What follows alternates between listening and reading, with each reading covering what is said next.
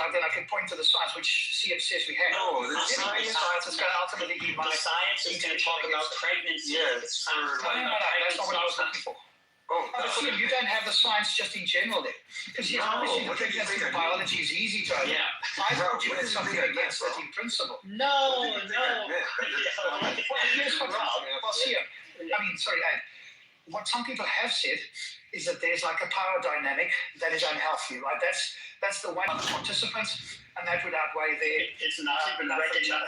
Hold on. So you're saying that even though they're saying we love each other and we want this, you're saying you know better than them? Well, I'm not being Rob, but psychology, right? That's been the one point that's been pressed. The same with like a Stockholm syndrome. We're not going to go, oh, well, if the kidnappee loves the kidnapper, who are you to say not, right?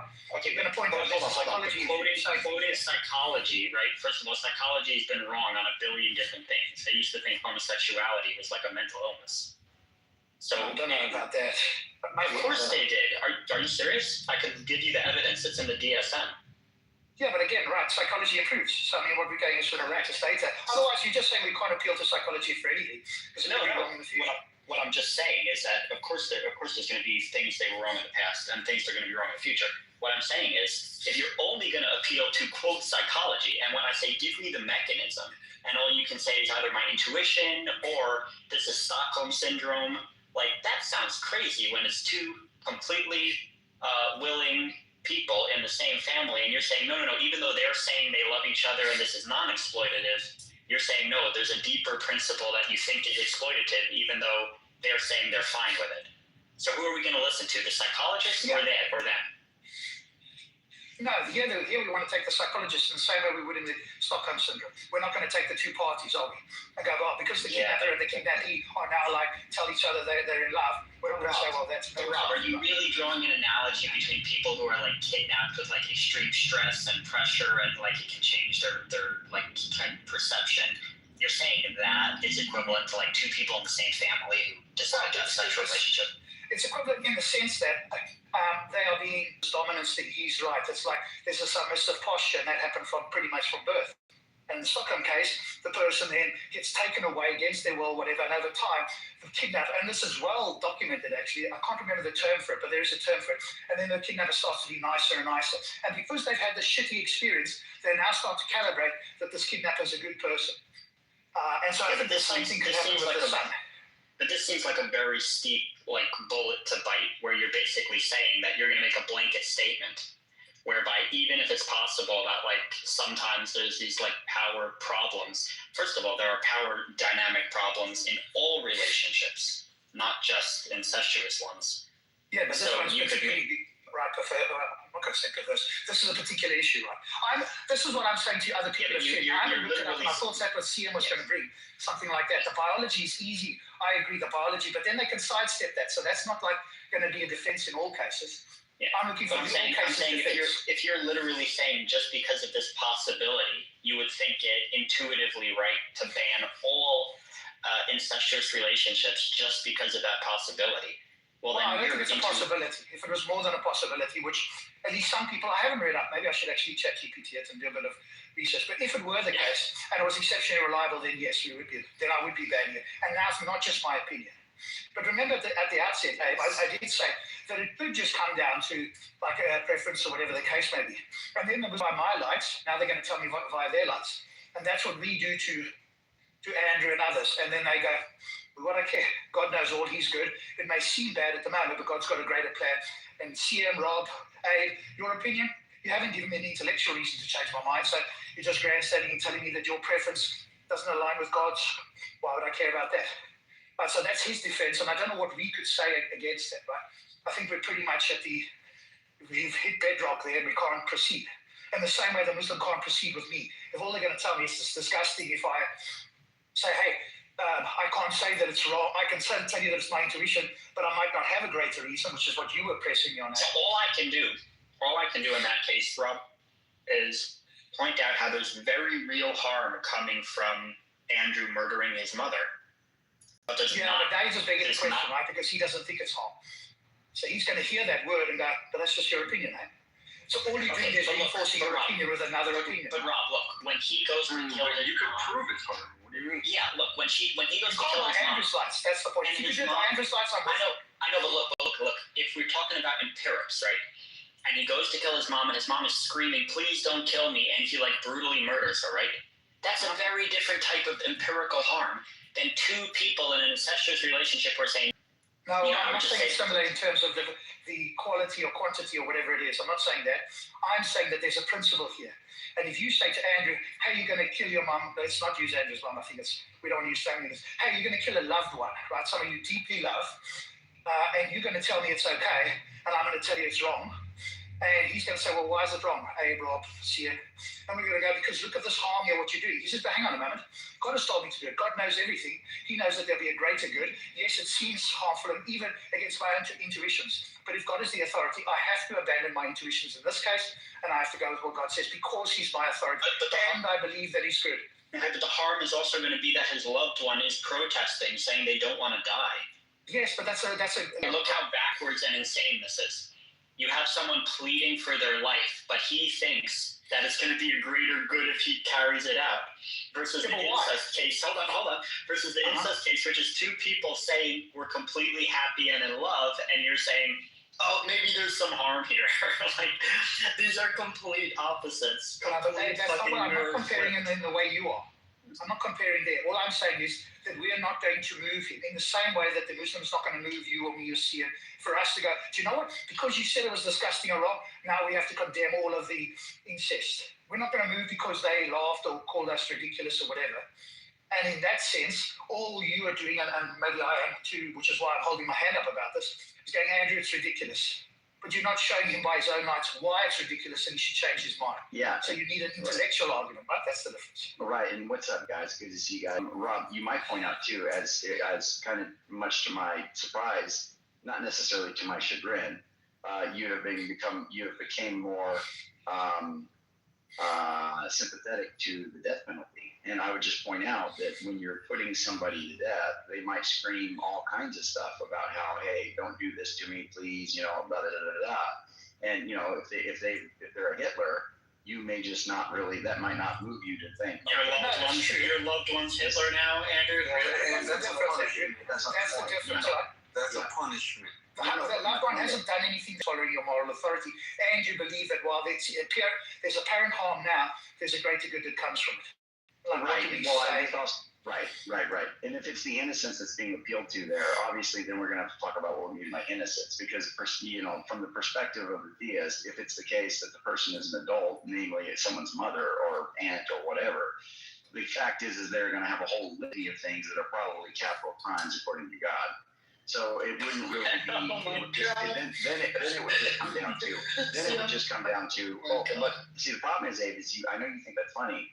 The problem is you're appealing to your sense of justice. And what has your poor grandmother done that requires her to have the death penalty in the eyes? He said, when I said, Andrew, do you think your grandmother, whatever your mom is Hitler? He's like, in the eyes of God, they have done things that warrant the death penalty. No. Well, let's see. Wait, I want to hear what she did. What did your grandmother or your mother do that requires God the death penalty in the eyes of God? Well, first of all, I wasn't talking about my family. I was making more distance. But my point is that I'm sure all kinds of family members have had people, and God's like, look, they escaped the justice system because you don't have any laws against it. I'm just giving you an example here.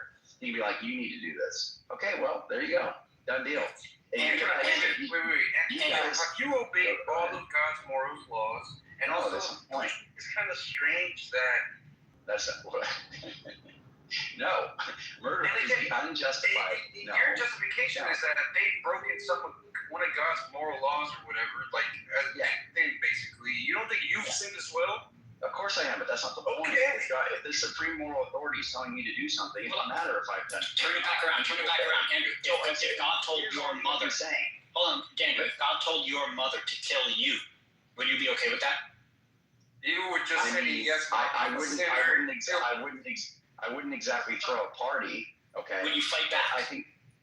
Well, I mean. Yeah, but hey, hold on. This is a good question. It's not a good question. It's not. If God told your mother to kill you, would you resist?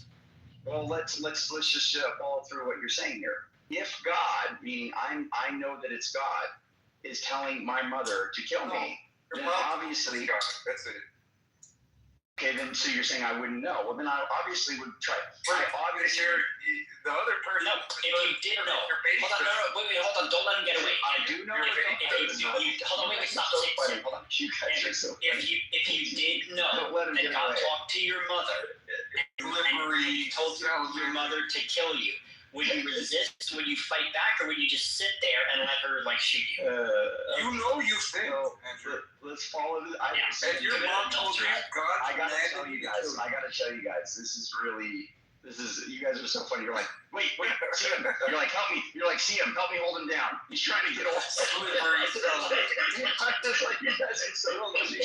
You guys are so funny. Okay, if it is the case, God has told my mother to kill me, and I know that if I believe that, let's say. No, it's him. You both are saying two different things. You said I don't know it. Yeah, let him answer mine first. Yeah, let him answer mine first. Okay. It's like, I don't know how you would know, but okay. You know, hold on. But you could be convinced. You don't have to know with certainty. Obviously, you could be just convinced of it for whatever reason. Okay. The point is, if I'm convinced and have knowledge of, okay, that it is the case that at least I believe I have knowledge, even if it's fake knowledge. God spoke to you when He spoke to her and said, "I'm trying to talk to you." So if the confidence I have that God is the one who told me that, what I ought, first of all, I would ask God if they're I would feel like I want to fight it, right? Of course. But at the same point, you're so funny. At the same point in time, I would be morally supposed to do it. So she is supposed to seek me out to kill me. So she's on her way to fulfill her moral duty. But God could have another plan for her, just in the same way He told Abraham to kill Isaac. Isaac didn't get killed. So God can tell somebody to do something, and the ultimate intent is not to finish it. Okay? Okay, but if he tells both of you, okay, look, thank you for the explanation, but look, if he talks to both of you, he says, Andrew, this is God. Yeah. I'm telling your mother to kill you. Stand still, don't move. Then he says to your mother, Andrew's mom, this is God. Go kill Andrew. Yeah, and so basically, and it's following through. He's not going to say your hand. Yes, so what it would be is, it's almost. Would you sit or would you fight? Yeah, it's almost trivially the case that I ought to stand still and not move and let her do that. Now, if you're asking me, would I? Well, I mean, obviously that's a pretty rough situation, and I'm not going to be like, yeah, that's obviously a crazy scenario. Yeah, but I mean, guys, you're not facing him intellectually. Twisting himself in knots. Yeah, you guys think they are. I don't see how he's twisting himself in knots. Tell me, just explain the knot. The knot is he's having to reframe, saying I am having a moral failure by not being able to sit and do nothing while somebody murders me. But how's that a knot? We all have moral failures. I mean. Because that's not a moral failing to defend yourself. According to you. No, the moral failing is not to follow God's command, right? He's got an intuition not to.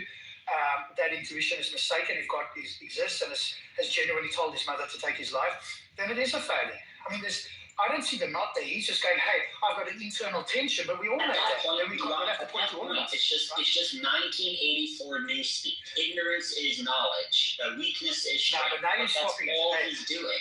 You're now just jumping from topic to topic. The moral question is, hey, is it right to do this? Then your other question is, would he do it? And he's going, yeah, I'm going to have a difficulty, like, just sitting still. Even if I trusted my mom implicitly, I don't want my life to end here. So how would you suggest we make progress then? I don't think you can intellectually make progress. That's my point. If you want to, I'm listening carefully. But at the moment, you're not making progress that by his lights, if he was like a rational being, he would go, do you know what, Adrian made a good point, by my lights, I've got to reconsider. All you point out is the tension, which he's going to acknowledge, which we're all going to acknowledge if we were in that position or indeed in other positions. So it's not like you've caught him out. You haven't done that. He's just going to go, yeah, I've got this tension where I don't want to die. Typically, my intuition is to try and live. God has commanded my mom. Hold on. Maybe I wouldn't sit there. I would be good if I could. I'd hold on to the chair and say, Mom, do a creak or whatever, right? Even if you're right that it's not like an out-and-out contradiction, at the very least, I can show how his view of, quote, morals are complete fucking mirror images of what your average person would call moral. Most people would say defending your life when someone attacks you and tries to kill you is a moral thing. In his God belief, it's the fucking opposite. So Yeah, at I least agree can with that. point out the inconsistency. Yeah. Well, it's not inconsistent because what you have to show inconsistency can't be from your point of view. It has to be from his, because he's going to reject that it's inconsistent. Well, it's I'm going to inconsistent show compared to that the way. rest of the people are right and he's wrong. Right? That's if you point to So that, what would he's you going to acknowledge a moral failing. What would you I suggest? don't think you can make progress here. That's my point. I'll listen, but I'll point out how if you make an intellectual progress by his light, or you get him to abandon his view and take on yours, then of course you could motivate that. But absent that, it's unclear to me entirely how you can make intellectual progress such that Andrew reconsiders. Not that we all go with you, hey, yes, we agree. That's not going to move Andrew. Yeah. It's in the opposite way. Yeah. All the theist said to you, hey, All right. if it's wrong to kill any human being, even when it's conception. And they go, hey, that's wrong. When you and I are not going to change our mind and go, oh, look at all these people that say, we shouldn't abort a blastocyst. Let's listen to them. We're not going to be moved, are we? Same way Andrew's not going to be moved. We need something by his lights, or we need to convert him to our view of thinking. Both of those are extremely hefty tasks. Yeah, well, all I could do is point out how, his conception of what is ethical, the reason he's having a difficult time sitting around and letting someone murder him is for this very fucking reason. It is unnatural, not the word unnatural, but it is going against his own personal feelings and biology. I'm not saying to him, hey, you should change your view. Right. He's just going to say, well, I've got a moral failing, God doesn't. I acknowledge my failing. Right. I don't know. That's right. Right. Hey, when you and I have a problem, we're just being inconsistent because the same result happens, but somehow pushing the guy is much worse for you and I than pushing a lever which doesn't entail making contact with another human. Yeah. And just go, look, you rob, you ate, you're inconsistent. Yeah. If you're going to save 5 to sacrifice 1, you've got to do it in every case. That's right. You guys are just inconsistent. We probably have to go, yeah, probably we are. But there's some underlying reason why the push feels different than pulling a lever. That's exactly right, Rob. And you're underlining, because what you're underlining the issue, because what's happening here is Abe thinks that he's showing some sort of internal consistency or inconsistency issue or struggle, inconsistency, right, within my view, because if God says to my mother, or we'll just say whoever, to kill me, and then tells me to stand still, that, the fact that I want to fight that is somehow some inconsistency with my moral view. And I would just point out they themselves are going to be in the exact same situation. It can be the case that, what I mean care about, not to use a family, but somebody they care about, let's say, okay, and they're in a situation where they have to fight that person. Well, part of them might, let's say the person's huge, the person has weapons, whatever, and Abe and CM do not, okay? They're going to have some concerns about their well-being in doing that. They're going to have this tension of ooh, I don't really want to do this. This is going to be tough. This is going to be, I might get hurt. This might be really sucky. But at the same point in time, they're going to feel morally obligated to defend the people that they care about. So that tension is also going to be there. It does nothing to move me, Abe, by you saying that I'm going to be wanting to fight for my life potentially, or have that desire, right? I mean, hopefully I could be as calm as a Hindu cow, let's say, if God tells me to stand still. Hindus don't kill Hindu cows, hate to break it to you. That's the point. That's the point. I'm saying I wouldn't move. Hopefully I could just stand there, and that my mother could just come up, or whoever could come up and just kill me, right? That's what I'm saying. That's what I would hope for. But my point is, likely I'm going to have that internal struggle, that fight for life, I'm glad you admit that you have some healthy instincts of survival. Exactly. That's all you're getting. That's the W. If the W out of this discussion ends in, I'm glad I see some signs of healthy instincts in you. I mean, okay, you got to some healthy humanity. That's good. Yes, I'll consider that a small But I just want to point out. Yeah, go ahead, brother. Deluded, and internally consistent or whatever. It's not to point that out. It's to show how it's completely contrary to your own intuition. That wait. Yes, it's not 100%. No. I mean, I know what you're gonna say. You're gonna be like, "Oh, but my intuitions aren't God's intuition." It's not an intuition. I know. No. It's fine. No. I mean, I'm not trying to point out a contradiction. Well, let me just point out, my intuition and my acknowledgement of who God is in his existence is way stronger then my confidence that my wanting to live should outweigh that. That is crazy. Like if God said to me, and God said to my whoever. Wait, Andrew. Let's just scrape down all the BS. If God commanded you to kill yourself, bro, let's just go straight to that. God commanded you to shoot that. Well, just to be clear, I think that's a counter. I don't think God asked. I don't think that God asked people to kill themselves. Oh, wait, why not? Isn't it against Bible teaching or something, or some interpretation? Yeah, killing or murdering. I think the point is it's just going to be like, I'm going to go off the precedents in Scripture, and there's nowhere where God has ever endorsed that, as far as I know. And I don't think that in the Christian church is just hell, which I'm going to say that is my point. Andrew, you said. What about? Okay, actually, I want to get back to the suicide, but what about just go up to your death? Like, God commands you to, I don't know, say there's some people that want to kill you.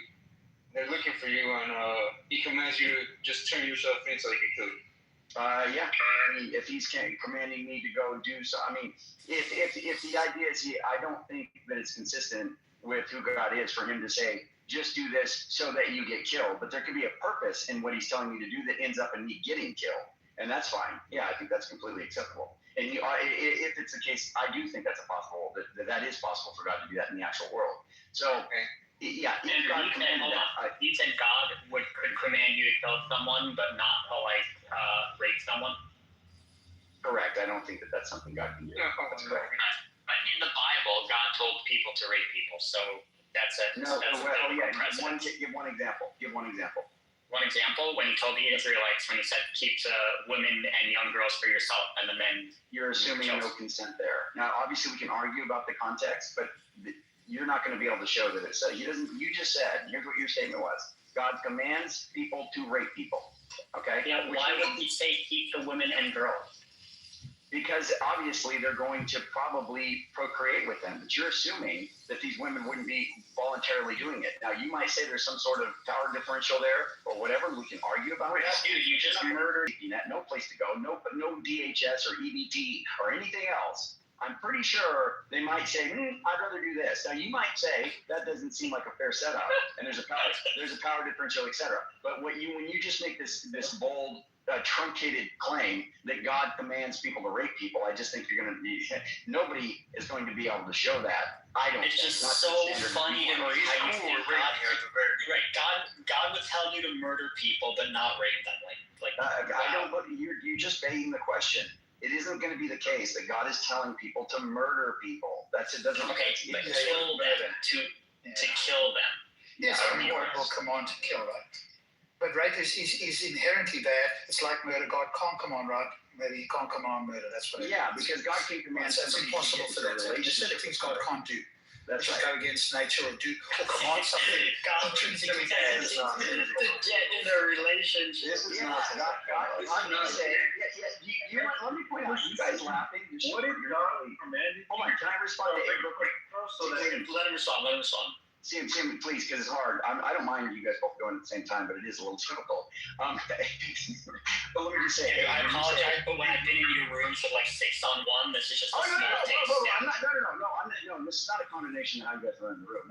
I'm just saying to try to engage with you guys. Yeah, sure. That's fine. But so what you're saying here is you're kind of laughing when I'm saying that God commands you to get into a relationship.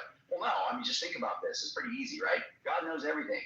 God's the ultimate matchmaker. God is going to know what is best for you more than you know what's best for you. So if it's the case that God says, hey, you should go be with this person and procreate, you should be like, andale. There's nothing about that. God, you just murdered my family, and now you're forcing me to have sex with the guys who did it. Andale. Well, that's a separate thing, because I was just talking about, first of all, we were talking about the rape thing you were saying is what God commands. But then we moved on, and I said, look, God's publicist for God. Change the word rape to relationship. I'm on your side of the fence, guys.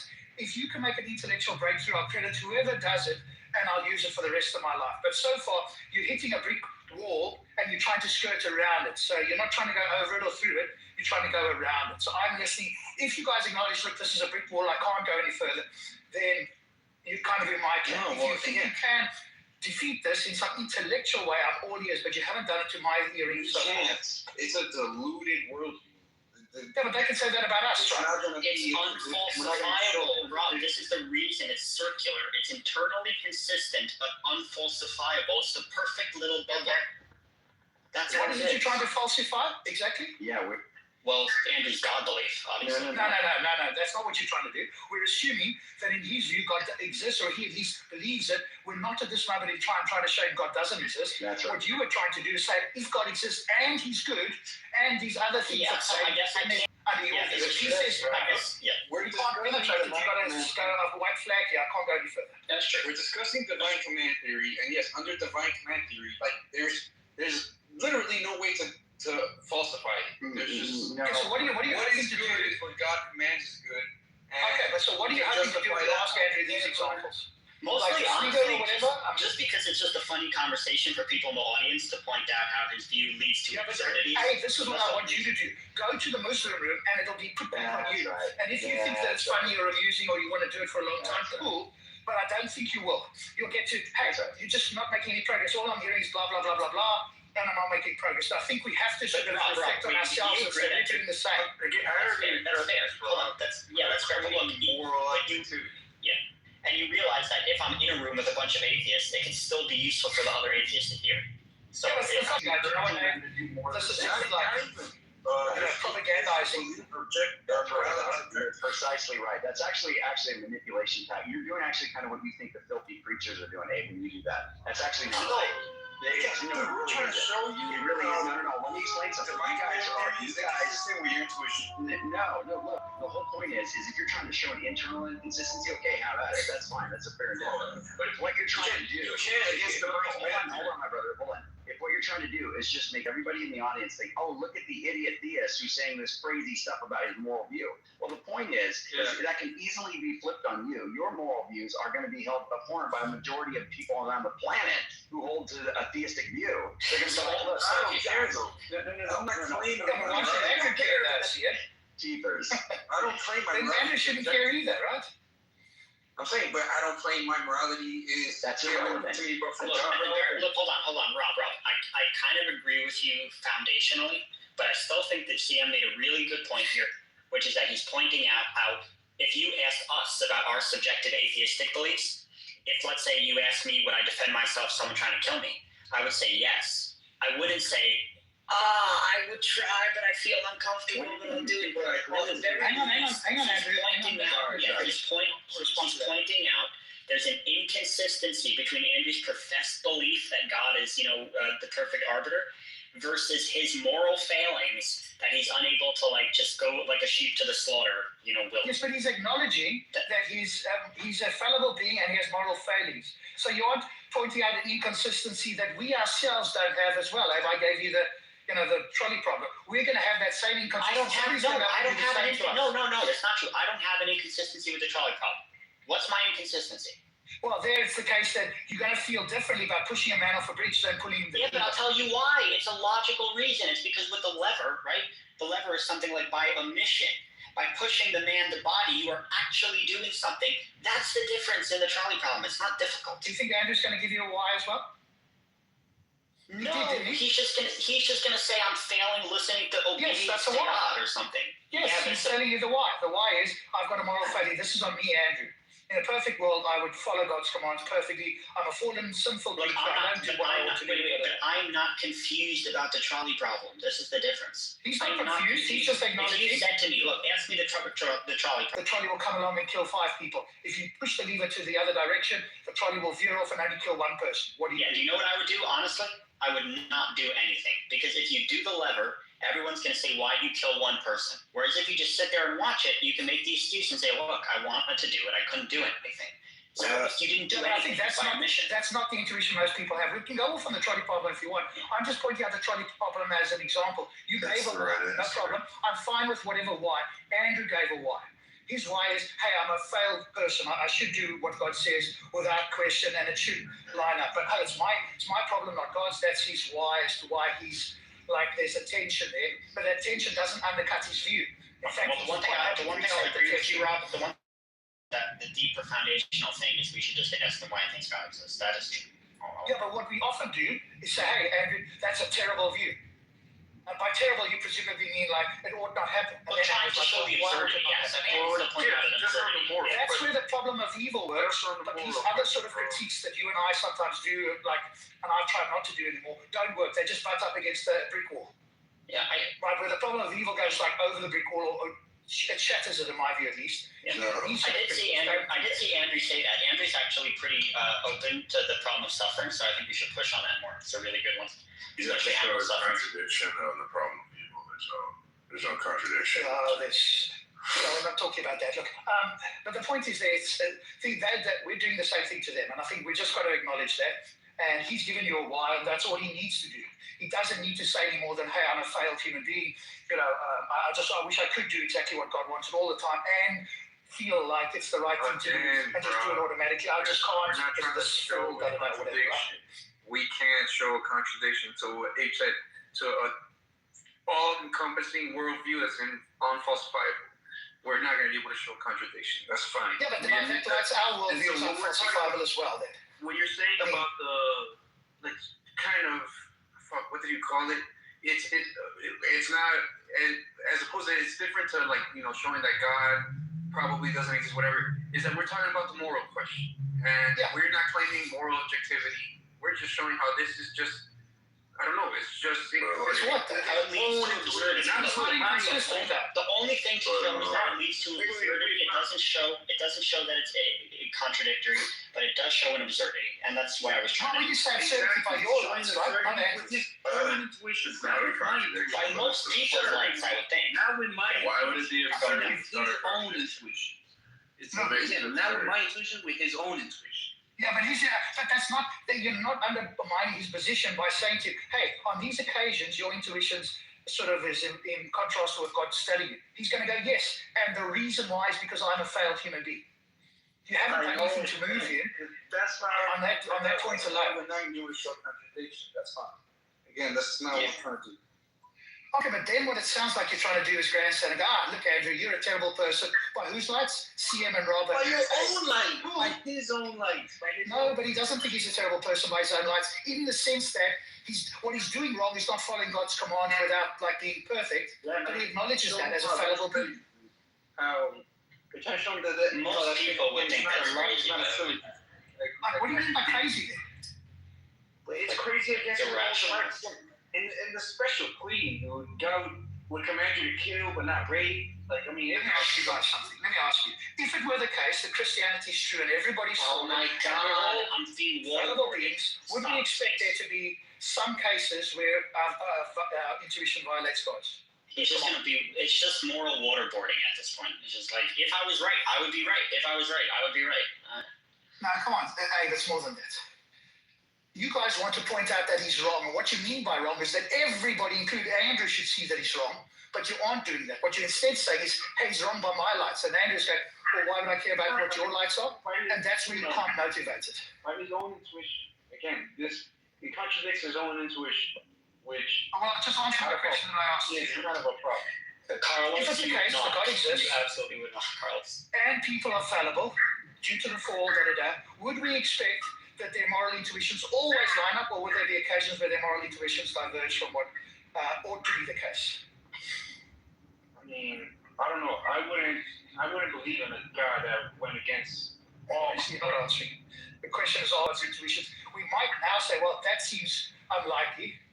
Right? But if one or two do, and he's a fallen being, and he's doing his best to be like in God's light or whatever. The only reason I'm going this, you guys, is to show you how hard this is to do, to actually show the other side that they're actually wrong by their lights. Because we can say they're wrong all day, like I did with the Muslims. They're just going to hear a lot of noise from us. What we want is something that penetrates their worldview. And I just don't think that this critiques are doing it. If I'm wrong, show me intellectual numbers. No, we're trying to, yes, again, this is not a logical kind of debate or whatever, show some contradiction. We're trying to show him that, again, it contradicts not even my intuitions, his own intuition. And he knows that. Again, they're not doing anything. Because he's assuming all this crazy shit, like, I'm a sinner, I'm fallible. Dude, stop trying to come on stage. We're having a conversation now. You come up later. Yeah, but you're not doing anything. He already knows this. You're not bringing anything new, and you're not showing him that he ought to change his mind about something. That's what you're not doing currently. As long as you acknowledge that, then anything else you're going to do is going to be grandstanding to the fellow atheist, which I agree. This is a more. But then going to do the same in the Christian rooms. This is the. You're going to see how infuriating it becomes after a while. This is the moral question. Again, we're not trying to show a contradiction in his worldview. You're not doing anything morally that moves him. And if that's your intention, then you have failed. Dude, I'm trying to. And that's what I realized. I'm like, I'm failing here. Somebody showing me how to do I was this. just talking to him, bro. You're saying slave and a fucking fallible and all that. I'm talking to him. I don't know why you're being like his lawyer here. Like, this is not The reason is because you're not going to move him. proof thing. But nothing that you're saying so far, Sian, is moving the dial at all. How do you So it's know? washing up against it. How do you know? Because you're saying that Because I was on the opposite side of the agree fence. It's not an intellectual argument. All right, I agree. It's not Okay. a perfect intellectual argument. I'm trying to get him to realize how this whole divine command theory is fucking like weird. It's wrong. Yes, it's not. I can't. Weird as long as it's your opinion about it. Okay, Rob, yes, we got it. Yes, yes. Okay, but that's not only. Okay, but then let's agree to move on to something else, guys. Because I want to do the intellectual along with you guys. If we agree this is non-intellectual, let's move on to something intellectual. There's plenty we can critique. Actually asked you guys. He said, Well, he's just claiming that a whole movie. He's claiming. Shut up, man. He's claiming a whole movie. No, it's not. How the It's not fuck a does matter- he know? You're not- I want to hear it from you. Dude, he's saying it ought not. If I'm being consistent with my own views, I'm not going to be moved by that intellectually. And as far as trying to show not true something, either. hold on. I'm not going to be moved by it intellectually. And if you're trying to show some moral tension, I pretty well have those hammered out. You're not going to make something. You're not going to be showing me something here. Like, Yes, I'm going to show you how you're contorting your own morality, your own intuition. how on earth are you going to do that? Again, it's not an intellectual argument, so it's fine. No, I know, but agree with that. give me an example of what you're even talking about. Look, God is the moral authority. Okay, yes, I am a slave to Christ. God is What now? not. When you start saying, "Oh, but you know what God would command and what He wouldn't command," that's already like a big problem for you. You know He wouldn't command you to rape. Under divine command theory, if He commanded you to rape, that would be correct. No, I don't have intuition. Do you understand the way we come to? No, hold on. The way that I come to my conclusions. If I come to a conclusion, which can be based on intuition and precedents set out in the Scripture, what I've seen him do, the character that I know he has. If I come to a conclusion based on that, who are you to tell me that I have to believe that it's possible for God to command contradictory things? I have an intuition and a conviction and a belief based on various different points of data that it is the case that God is not going to command certain things. And you just saying, well, you believe divine command theory, so if God commands a contradiction, It's a definition it's of just going divine to be the command case. theory. The problem is, I'm telling you that should ring bells. no. But what you're saying is, you're basically saying You're God not brainwashed. That should be ringing bells. Hold on, brother. You're saying God can command square circles, and I'm just saying no, He can't. Yeah, this entire It's idea not a of moral saying that God is the question. moral authority. First of all, nobody can be contradiction. hold on, nobody can be a moral authority on everything all the time, because that would imply Again, they think God is. yeah. Guys, But the point is, Except for rape, apparently. right. Why do you- So Oh my goodness. Okay, go ahead. yeah, the point is that this is the Kitover dilemma. So if things are bad, right, then they're bad regardless of God saying them or not. And if they're not, if it's only because God says so, then why the fuck are you saying God wouldn't say to rape someone? He could literally command it and it would be good. Because it's not So this is another fucking weird inconsistency in your No, view. it's not at all. Look, it's not Is rape bad because God said so, or because it's bad in and of itself? What constitutes our duties is what God commands. So He tells us no rape, that means no rape. Great. Okay, so it's only bad because He said so, right? But him saying that is him saying that. It's Hold on. You guys so gotta be easy. able to track something a little longer than just one sentence.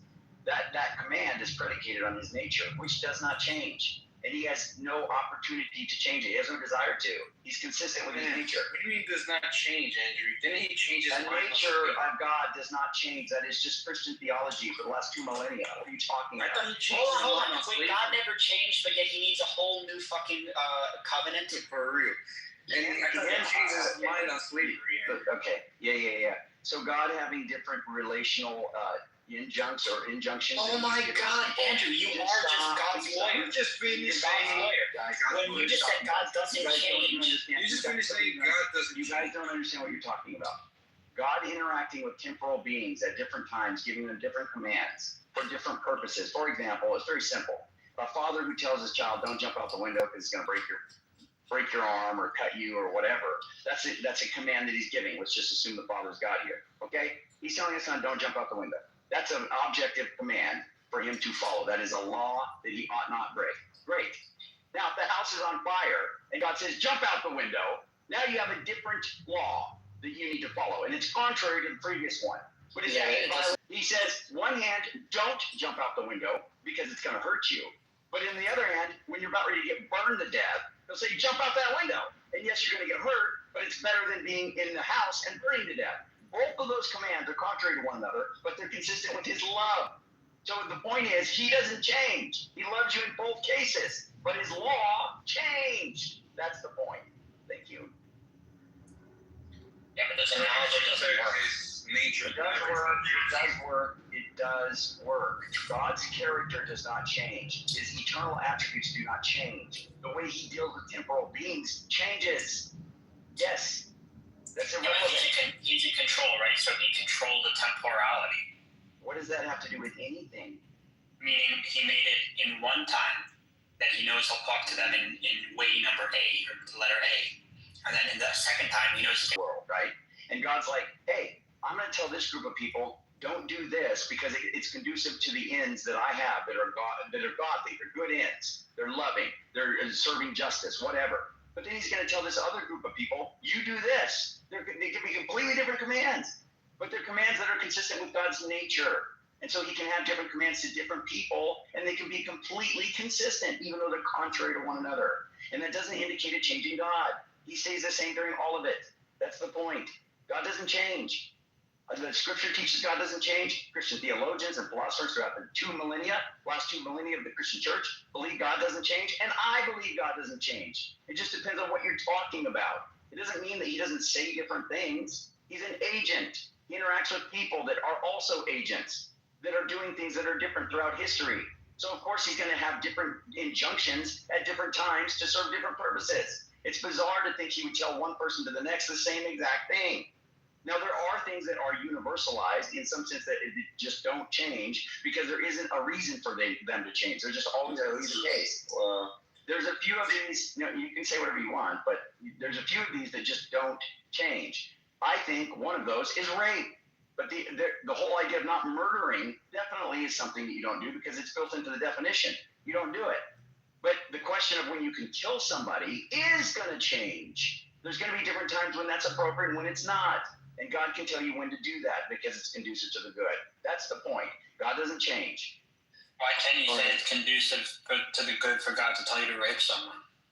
I don't believe that it is based on, there's several things. One is the precedence in Scripture, which is going to be huge for me. There's nowhere throughout the Old or New Testament that I believe that God has commanded in any way that you can show in any kind of persuasive way to rape somebody. He just hasn't done it.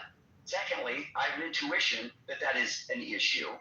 Thirdly, there's this passages all about union between two people and the kind of spiritual bonding that happens on those kinds of relationships. So if God's just telling you to do that, it's going against something that seems to be very significant to God. It's a huge thing, that whole being union or uniting with another person. So I don't think God's just going to flippantly say that because it's telling you to become union or united with somebody spiritually. And it's a very strange thing because you're supposed to be marrying people. So that doesn't Also make a sense. strange thing when God said, "Do not kill." You're saying that, and when he didn't say that. He said, "Do not murder." Ask any Jew, ask anybody that understands the Old Testament, ask anybody who understands the Bible. I know the fucking Old Testament. It's not do It's in not the Ten kill. Commandments. You're wrong. It is not do not kill. You're wrong. Any translation, look at any translation worth its freaking salt, and it's not going to say do not kill. You're wrong. Do not murder. What I'll grant you that. And you're affirming divine command here. It's so then murder is wrong because he says it's wrong, right? Murder is wrong. No, our duty is constituted by what he commands. So he says, do not murder. That's our duty. That's what we need to follow. The reason it's wrong is because God has commanded it. But the command is consistent. The command is consistent with His nature, which is objective, and it is something that does not change. Andrew, can I ask you about the murder thing? I think that's problematic, though. Yeah. Because if murder is inherently wrong, then it just cashes out to don't do the wrong. But in the other cases, they're not inherently wrong. Right? All of the other commands are not inherently wrong. They're wrong because God has commanded it. But in the case of murder, it is definitionally wrong. So there seems to be a difference. That's why I think it probably is don't kill in maybe a special way, or don't kill in an unjustified way or something. But if you're just going to say don't murder, then it's not because God says it's definitional, right? Whereas the others are not. Yeah, so I mean, we can talk about that, and that's an interesting point. I mean, you almost might say that it's like redundant to say "do not murder." Yeah, like if that's a redundant thing to say. But the point is it's supposed to be don't kill in an unlawful way. Now the question is that's fine. Yes. Right. And then it's going to be, well, which laws are we to follow and which ones aren't? And those are outlined by case law in the Old Testament. There's going to be various cases that you can say under those cases, at least as far as the Old Covenant goes, you could kill under, and then that's going to be laid out. So when he says do not kill, yes, in certain circumstances killing is justified. In these cases, it's not. Sure. And most people, and most people are going to be at least sympathetic to the reasoning if they're not in favor of capital punishment. They can understand that at least there's some reasoning they can be sympathetic. Now they're not going to agree if they're atheists particularly, or people that are opposed to Christianity. They're not going to agree with the cases that God says it's acceptable. Right. I mean, there's going to be disagreement in this case. And what I was pointing out is that saying don't murder is either superfluous, redundant, because it's not by God's command. It's rather that it's definitional. Right. In all the other cases, it's because God says it's wrong. In some cases, maybe you may think it's inherent, but in other cases not, which is why He needs to tell you whatever the case is. But with murder, it's always wrong. Right? Yeah, I think that's a fair point, and I think that can be brought out, and I appreciate you saying that. But let me just say, I think that Albedo has said that he's got a new argument that I definitely want to hear, and we should invite him up. But I just wanted to bring up, Rob. I just said something to Albedo in the comments. He wants to come up. But I think we made progress at least. TM, and I think maybe I did say it. I think what you did was good there, Rob. I think it's but good. TM has acknowledged that it's not an intellectual argument to say, oh, Andrew, this is ridiculous or this is bad. That's just like a hyperbole, or it's like grandstanding. That's progress, right? Because I'm looking for the intellectual argument. Because I realize when people do that to me, it's useless. So I can imagine it's going to be useless to you. Everybody in the audience that's on our side is going to cheer. The others are going to go, what's all this noise going on, right? Yeah, and I kind of, like I said, I do agree that technically, if we don't want to waste time, or not waste time, but if we want to be purely logical, we should just go to why he thinks God exists in the first place. I do think there was some merit to doing what we're doing, like CM said, and I agree with that, but yeah, I get it. Is the merit Andrew, one thing, Andrew, if you look up the word in Hebrew, where it says the Ten Commandments, it says, lo tirtzak, which basically means that, like, this is about murder, not killing, but that is your own little interpretation. That is not what the Hebrew says. Well, I'm just going to tell you that the scholarship on this is roundly against you. Now, we can go ahead and I'll just get some material on this and we can go over it. But there's a reason the people who translate the Bible have translated it, and you can try to argue, oh, they're all biased, which is an insane view, because there's people who are atheists that are part of these translations at times. But the translators render it, do not murder. There's a reason that they do that, because do not kill would obviously present a massive issue, and I don't think that it is due to biases that they're doing that. I think it's just due to that's not what was written down. That's not consistent with what is actually being expressed by the Jews or the authors of the Old Testament. I'm saying at best case scenario, it's unclear. Best case scenario is a word that has multiple meanings. You're not a translator. I mean, you're just reading what it says. I kind of am. Well. Okay. I mean, I mean, what's your understanding of Hebrew? I mean, what are you saying? I know Hebrew, Andrew. Oh, like you know Hebrew, like you have a degree, or you actually understand it in such a way? No, like I can read Hebrew. You can. Okay. Oh, fine. Okay. Cool. So, are you fluent? So the point, basically. Okay. Not perfectly, but basically. Okay. So the point is, at your best, if I'm steel manning your argument, the word has multiple meanings. It has something to do with taking blood. Of course, it's about shedding blood. The question is it saying that you just can't shed blood ever, which is an insane thing to say, because obviously within the context, there's all kinds of bloodshed going on that God is not only endorsing, but he's telling people to take animals and do it. Now, if you want to just say, Andrew, the authors, it also hold on. If you want to say that the authors are so myopic in their understanding that when they're writing things within the same paragraphs, but within the same 2 or 3 chapters, they're going to be writing things like, that is what I'm saying. That's 100% what I'm saying. This is what you're arguing for. Well, I just want to point out, this is where Dr. I'll tell you why. I'll tell you why. Well, let me just say this. I'm going to hear you, but I just want to say this. Dr. Josh points out, and I think rightly, people have this very weird view. They're like, a bunch of idiot sheepers riding a bull. It's like, you have no idea what you're talking about. These people are not dumb. The people that were coming up with these views or writing things down, the text that they're authoring, a lot of these people were very smart. And it is not the case that you just come out with they're this dumb, they're going to contradict themselves within one chapter to the next. I think it's pretty ridiculous, but go ahead. First of all, if multiple authors over a long period of time compared to the average person nowadays, of course they were dumb. And the reason that they're completely inconsistent is because they'll write like do not steal, which is another one of the 10 Commandments. And then they'll say, do not steal. And then they'll say, go take the slaves from the nations around you. What the fuck? I guess they only meant don't steal if it's in. It says, do not steal. And then God says to go take land that he created, that he owns. I didn't say land. I said people. People, Andrew. Yeah, God owns the land too, but God does not own the people. What the fuck? Really? And how do you define ownership, Abe? Go ahead. Yeah. Look, exactly. I know that just because it says in the Bible, your slaves are your property. That doesn't mean you're define ownership. God, you can't own people. Explain that. Go ahead. How is the case you can't own somebody? It's because of the rights of the Enlightenment, Andrew. When people started thinking more clearly about humans and their rights, they realized that all humans. We were actually talking about appealing to what you, by your own lights, is a subjective enlightenment. You can't own somebody. Are you kidding me? God owns the earth and all of the inhabitants of it. Yeah, so you're cool with God being a slave owner, basically. You're okay with slavery. And that's not why.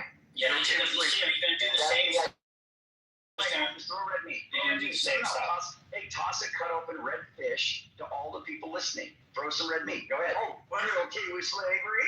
You're the one that's saying, you're the one that's denied what he was saying about. He says not steal, but then go steal people, basically. That's not denying it. Listen, God says do not steal. He's telling humans to not steal. God owns everything. If God says this land I promised you by way of a covenant, and these people that are on it are sacrificing babies and doing horrific things, go up and clean up shop. Or take the land from them. However it is that he wants to say it. It's his. Of course he can do that. And if you tell me that's wrong, by what standard? It's internally consistent, right? Like it's not wrong because it's internally consistent. It's internally consistent and it makes sense, but that's why. Yeah, the illusion defines them out of it. Morality. Oh my goodness. Oh yeah, how do you determine something? Abe, I think we talked about this before, but what statements can you make that are objective? Go ahead. I don't make objective statements. No, they're not moral. Related to the You don't believe in a statement.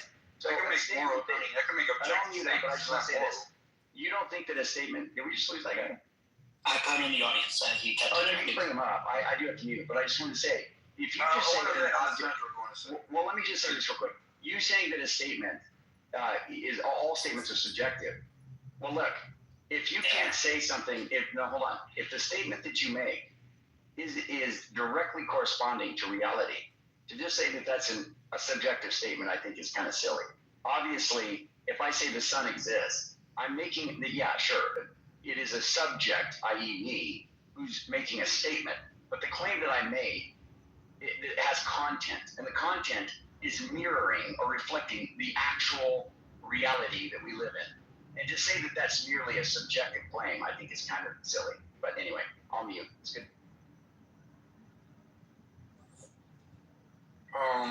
Well, yeah, I mean, even though you can move the guy to the audience, that was kind of the point, is that it's not internally consistent, really, even within the Bible. Unless you just, I don't know, just do these mental gymnastics to just talk your way out of it. Or whatever. Or, I don't know. Alessandro's typing some stuff in the comments. You want to go? Hey, just a quick point for you. You probably don't want to say that you don't believe anything's objective, because if Andrew asks you, is that statement objective, and you said no, then, it seems like it's sort of undermining your view. Presumably he's talking about morals. And presumably by objective you mean some fact of the matter that's not subject to our opinion or something like that. So just a small thing. I think you probably have to concede that there are those things. Maybe you don't label it objective, but there are some facts of the matter, and that's typically. You're not talking about moral objective? No, just statements. I don't think there are moral facts. No, exactly. I was basically talking about morals, but even if I wasn't, there are facts about the universe, but my assessment of them is subjective, yes. No, but that's not what's being meant there, right? That you're just appealing to a fact. There are facts in the world, whether you have epistemic access or not, there are facts, and those things are what we mean by objective. But I don't even like the word facts, because it like people are like all philosophical. They're going to start like talking about Platonism or whatever. I'm talking about there are facts of the world, meaning there is matter in motion, and sometimes it's at point A, sometimes it's at point B. That is not up for debate. That's a fact, yes? Okay. But that's what we call a fact. Yeah. Yeah. So in that sense, is objectively true. yeah, there is a case of what actually is existing at any moment in time. But my ability to figure that out is completely subjective, and I don't think there's a problem with saying that. Yes, but that's not what's being asked of you, I think. What they're asking is, do you believe that there are those mind-independent, quote-unquote, facts out there? No. You're going to say yes. No, I don't. But the fact is not, the fact is referring to something, right? Matter in motion. You paint yourself in a corner when you say yes. Then he's going to say, oh, you do it too. You can't concede that point. He's just going to say you do it too then, so I'm allowed to be delusional. I'm not delusional. I don't believe in objective, like anything you're sensing through your senses is going to be subjective. We do our best when CM uses words like we're doing math and science. These are human tools that we developed that attempt to be as objective as possible, and they do a really fucking good job of it. But they are still human tools, and that's okay. That's completely okay. What I think Andrew's referring to is the ontology, not the epistemology, not, do we have access to it? But rather, is there some state of affairs that is the case, independent of our opinion or our preferences or whatever? And you and I are going to say, yes, there are things like that. And I'm going to say that for every descriptive fact, even if I don't have access to it, but I'm going to deny it for the prescriptive case, i.e. the normative case. And you probably are too. And that's fine. If we say that, there's no problem. And he's not going to go, you're inconsistent. He can't say that. So we can deny prescriptive facts and accept descriptive facts, and it's not a problem. Well, to be clear though, Rob, when Abe and I have spoke about this before, I think he might be kind of walking it out a little bit. You gotta be careful, because as CM says, Abe's a little slippery salamander at times. That's a you word, not him. I know. I'm using your term. I think I can agree with that, hopefully, what I said. Well, here's what he said, though. He actually has said that any statement that he makes is subjective. And so if he wants to take it and say something different now, that's fine. But that actually okay.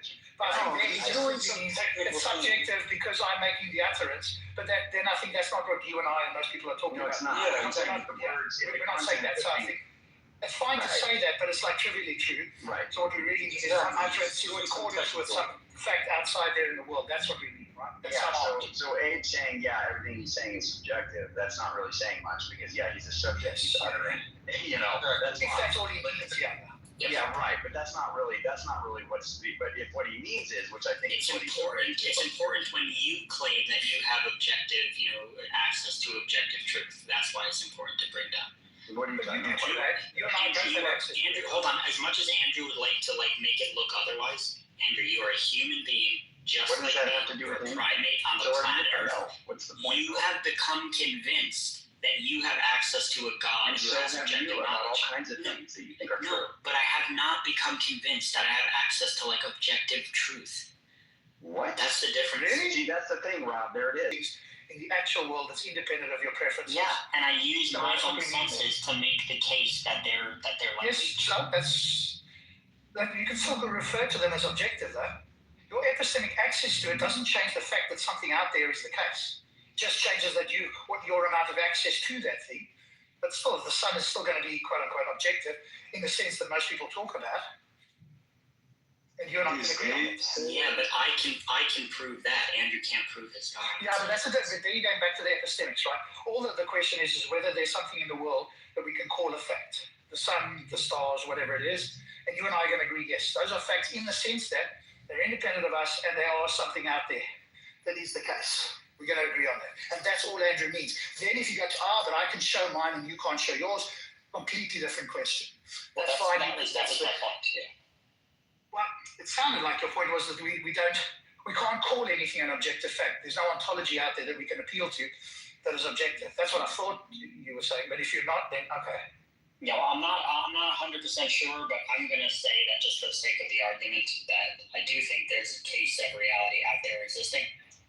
And the difference is I can show to your senses, to your subjective senses, that the sun is there. And I don't think Andrew could do the same for his God. That's all. Okay, that's fine, but that's just like an epistemic, disagreement with the ontology. We agree with Andrew that there's some state of affairs that's out there. He just thinks that's a different state of affairs to us. But now we're not arguing that there is some state of affairs out there, but rather it says which one of those is the correct one, and how do we assess that, right? That's fine. But I thought in case that, at least I thought you were saying, that there's no objective facts. That's fine. All right, so I think hopefully we've cleared that up, Andrew. He does think there's objective facts. You think there's objective facts. He thinks he's got access, epistemic access to the facts that are true. Yours are false. You're just making a technical point that he views them through his subjective, first-person experience. Yeah, we all do that. Which is technically true, and again, it's so he doesn't get cornered into some platonic discussion or whatever, which Andrew, not coincidentally, Andrew loves to do. Yeah. Alessandro, are you there? I think you wanted to say something. Yeah, I guess you were Andrew. Where you said maybe I came in later. Maybe I didn't track appropriately. Do you believe in divine command theory? Indeed, he does. That's what we've been talking about. Okay, and then you guys are saying that's objective morality. Right. He believes so. He can't speak now. I think he said he had some insight. Maybe he'll come back on as soon as he comes on. You'll hear it. He thinks that's objective.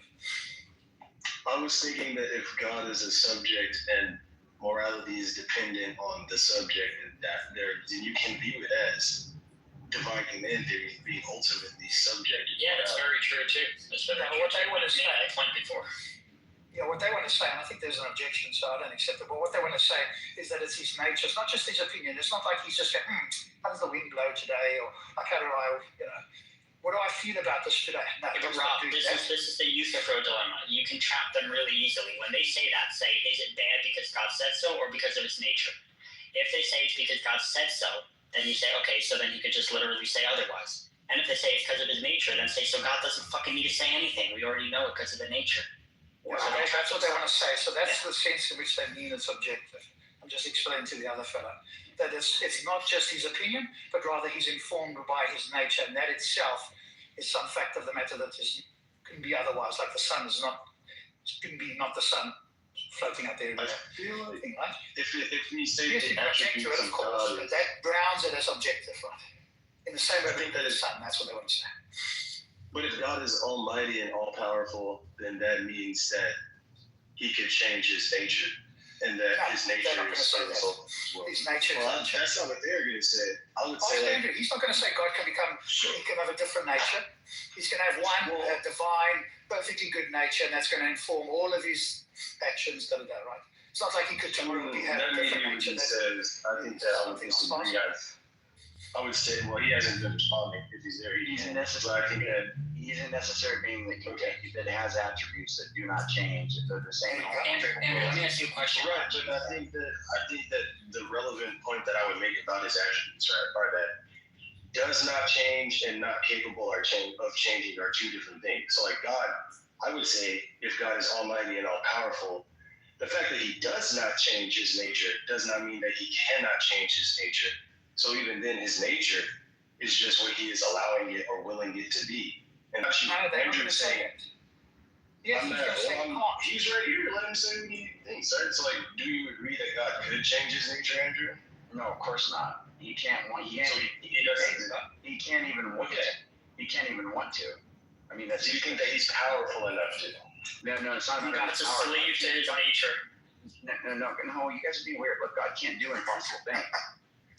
God can't do things that are impossible. You're basically. So you're saying that like it would be some sort of logical contradiction for God to change or something like that. Yeah, you're going to be ultimately boiling down to saying A and not A. And God is not doing that. He cannot do that. So it's just you're it's asking. not doing and cannot doing are two different distinctions that I'm trying to get you to make. What I'm saying is God does not do.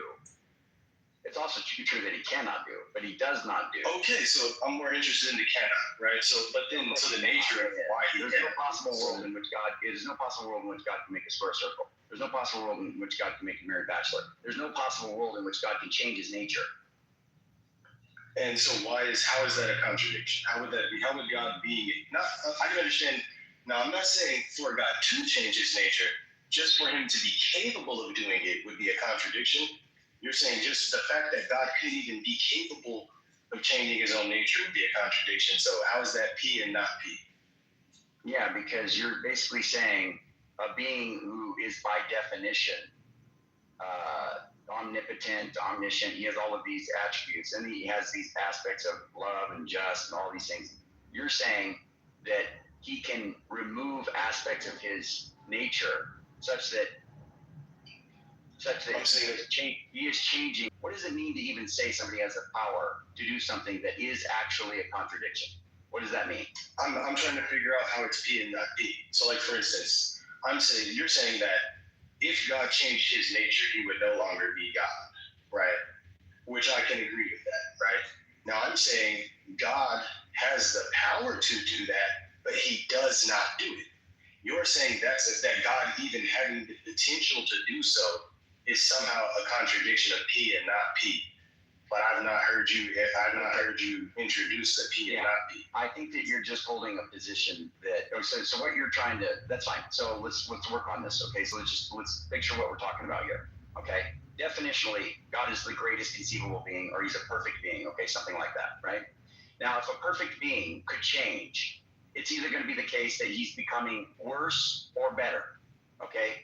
There's going to be some difference about who he is because we're talking about the greatest conceivable being. If you're going to say that he becomes worse, then he's no longer perfect. That's a problem. Right. If you say that he becomes better, then you're saying he wasn't perfect. That's a problem. So you can't have a perfect being becoming better, and you can't have a perfect being becoming worse. So what I'm saying is a perfect being. I'm saying to you, Andrew, I believe a perfect being. Understand why you keep pressing this point. It's This impossible can't be for the that. case. Yes, it's contradiction. He's God and not God. God can't be No, God. I'm not saying that he does. So wait. I'm not saying so I can be alive or dead, and I can kill myself. I have the capability of killing myself, but I'm not going to. Right? So God can be in a state of perfection, and in that state has the ability to become imperfect, but he does not do that. It's Schrodinger's God. He's only perfect when you're not looking at him. Do you see what I'm saying? Do you see a P and not P? I'm just saying that he can be not God. Come on now. I'm saying that he can change into a This is state of not being. philosophical shit, so whoever you ask, you're going to get a different answer. No, it's not true. I don't think any theist is going to accept that. I don't see the P and not P. I'm saying You're asking for the contradiction, and Andrew's saying to you that if his nature changes from a perfect nature to something that is not perfect, which must be the case for change, that's what Andrew's saying to you, then he's not God. So then you have God and not God. God cannot be not God. Very simple. so. God cannot. So God cannot change himself from being God. But God cannot be make not the. God. God is a slave. I'm saying God can make the world. God can make the place. So God can delete himself, right? God can make the world a place where there is no God. Why not? It's simple as this. Because then that's not P and not P. That's just the non-existence of God. A perfect being cannot change. Is God a necessary being that cannot fail to exist? That's what the Christians think. And there, the part cannot fail to exist is part of being God. So no, he cannot not exist. He must exist for him to be God. Otherwise, he's not God. This is very simple, Alexander. I don't know why you're getting caught. So they are saying that existence itself, by definition. So okay, look, I can see that you're saying I'm not saying God can be God and God cannot be God. I'm saying God can make the world a place where God does not exist by not existing. He can choose to not exist. And Andrew and I are saying that is impossible. You have to understand something, Alessandro. I appreciate your patience because I know that it doesn't seem like I'm trying to argue. I'm trying to walk with you. I appreciate your Listen, wait, Alessandro. Yeah, Alessandro, look, the point is this. Christianity and religion in general are ancient belief systems passed down. They're not interested in logic or truth or nuance. Let me finish. They're interested in conformity. What they do is they give you syllogisms that are internally consistent to get you to just drop the first domino, and after a billion more dominoes where they gaslight you to death, it's going to end with go to church and like tithes and give us money. Like that's all it is, okay? This first gaslighting is just your first taste into the cult. Many cults do it. It's the same as all of them. So yeah. You sound like a pastor for I think that by like a shady pastor for existence in such a way that God is a being that exists at all times. Yeah, that's what So it's to a creation being. So yes, I can understand that. I can understand that the act of doing that. I'm sorry, that an entailment of that is that he cannot stop himself from existing. Is that what you're saying, man? Yes, and in the same way, he's a perfect being. His nature is one of moral perfection. I hash it up, whatever words you want to use. He cannot fail to be that. Anything else, and he's not God. And I appreciate your patience in helping me get to that point. Evil or whatever, right? To undermine the goodness aspect. And if you undermine that, then it follows that God doesn't exist. So that's I my can endeavor. totally see that. I appreciate you pointing that out. This idea that God can do impossible things. Come on, dude. I think that. What is impossible? No problem. We can talk about it. No, yeah, man. I think that was a misunderstanding on my part. I was not familiar with that entailment, so I appreciate you clarifying that. On the whole, though, I think that then I think the original burden would really just be under the frameworks that you have. That's great. What would be like, Andrew? I guess I'm curious. What would be your method for trying to get someone who's skeptical to believe in your God? Yeah, Andrew, demonstrate that God exists, please. That's a good question. I love you, Abe. Obviously, that's going to be a long conversation. We're going to have a lot of different things to go down. You can start with things that you don't think are compelling. I can start with things that I think are compelling. We can just do a comparison of our particular commitments, about our worldviews, and see if we can give something that has the same strength and explanatory scope or depth or whatever about the various data points that we want to point to in the world. We can talk about consciousness and all kinds of other things. And I do think that there's a case that people should be able to reasonably, rationally work their way to God. I think there is a case to be made there. But there's more than I can probably do right now. But I'll just say this, Alessandro, I just wanted to help with that last thing that we were talking about. And we can talk more for sure, and I'll be listening. But I just want to say this. A necessary being. So you just, it's built in. God is a necessary being. So that means there's no possible world in which he doesn't exist. So to say that he can make himself not exist is just saying that there's a possible world in which he doesn't exist. And therefore, he's a contingent being. Therefore, he's not God. That's me. Right. So I think I was talking about like maybe all powerful, all knowing and stuff, but then also he is a necessary being. So that's an important part to include in the definition. I think engage in evangelism, dude. That's what we're trying to get to. Because I think that ultimately, like the internal consistency of your worldview and stuff is probably going to hold up because you're a very thoughtful person. But I think that like the internal consistency of a worldview is only going to get you by. That's why we have these conversations and whatnot. But I want it to be relational too. I do want to be able to give arguments and the best I can, but I'm not really the argument type person. Like, the premise one, premise two, although I like arguments. But, it's more just like dialoguing over reasons why you don't believe, arguing reasons why I think God does exist, and there's conversation being had there, and hopefully in good spirit, and good nature, good faith. And hopefully we can both concede where the other person makes good points. I think that's generally should be the aim.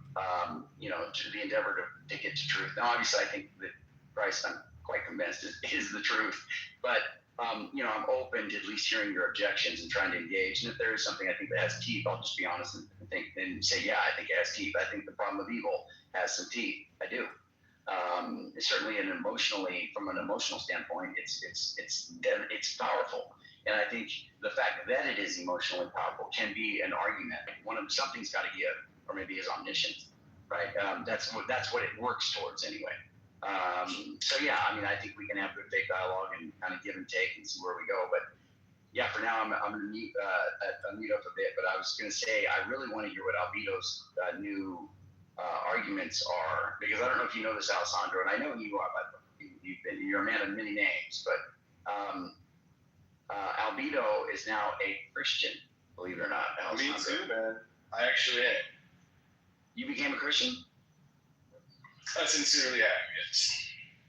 Now the thing is, I don't believe that Jesus is the only pathway towards. I don't believe that you're going to burn in hell if you don't worship Jesus. Right. Well, wait, but you believe that he died and rose from the dead? No, I do not believe in the resurrection. I don't. Wait a second. I mean, not to be tribalistic here, but we're really talking about the base. This is like you could do a Dawkins thing and just say you're a cultural Christian, but to say that you don't believe Jesus died and rose from the dead is basically almost like saying you don't believe God exists, but yet you're a Christian. I mean, that's pretty. Well, I think that's so. The way that I view it is okay, I've been an atheist, right? I've been an agnostic. And then, I think about what do I think about the nature of divinity? Can divinity, can human beings express divinity? I mean, we can define divinity, right? I mean, that's going to be a term that's hard to whatever, right? I believe in the divinity of Christ, right? I believe that I've had divine experiences. Yeah. You know what I'm saying? This is just so I do believe that Christ is operating in accordance with the will of the creator of the universe, called by God, or even a conduit through which, yes, Jesus is. I do believe in the power and effect of Jesus on this world today. I do believe in. Well, I'm not convinced that it would be an interesting conversation if someone could convince me of the annihilation of consciousness upon death. That would be an interesting conversation. Yeah. So I'm not persuaded that is the case. So yeah, I believe in Jesus. I believe that he was divine. I believe that he even was a vessel through which the highest level of divine energy did flow, right? And you should try to be like Jesus. Wow. And you should try to follow Jesus. Is this a recent thing? I'm sorry. Okay. Wow. For me, this is a quite recent thing. I mean, I've been a theist for a second, but I think that for me, this is, the divine. I think that also when I look at the compilation of the Bible, there are multiple versions. There are multiple church fathers who believe in different versions. You have apocrypha, right? And so I think that the church itself is not a unified body with explicit beliefs. You even have many churches that don't even believe in the Trinity, that don't even believe in the divinity of Jesus, and all of them would say they're Christians.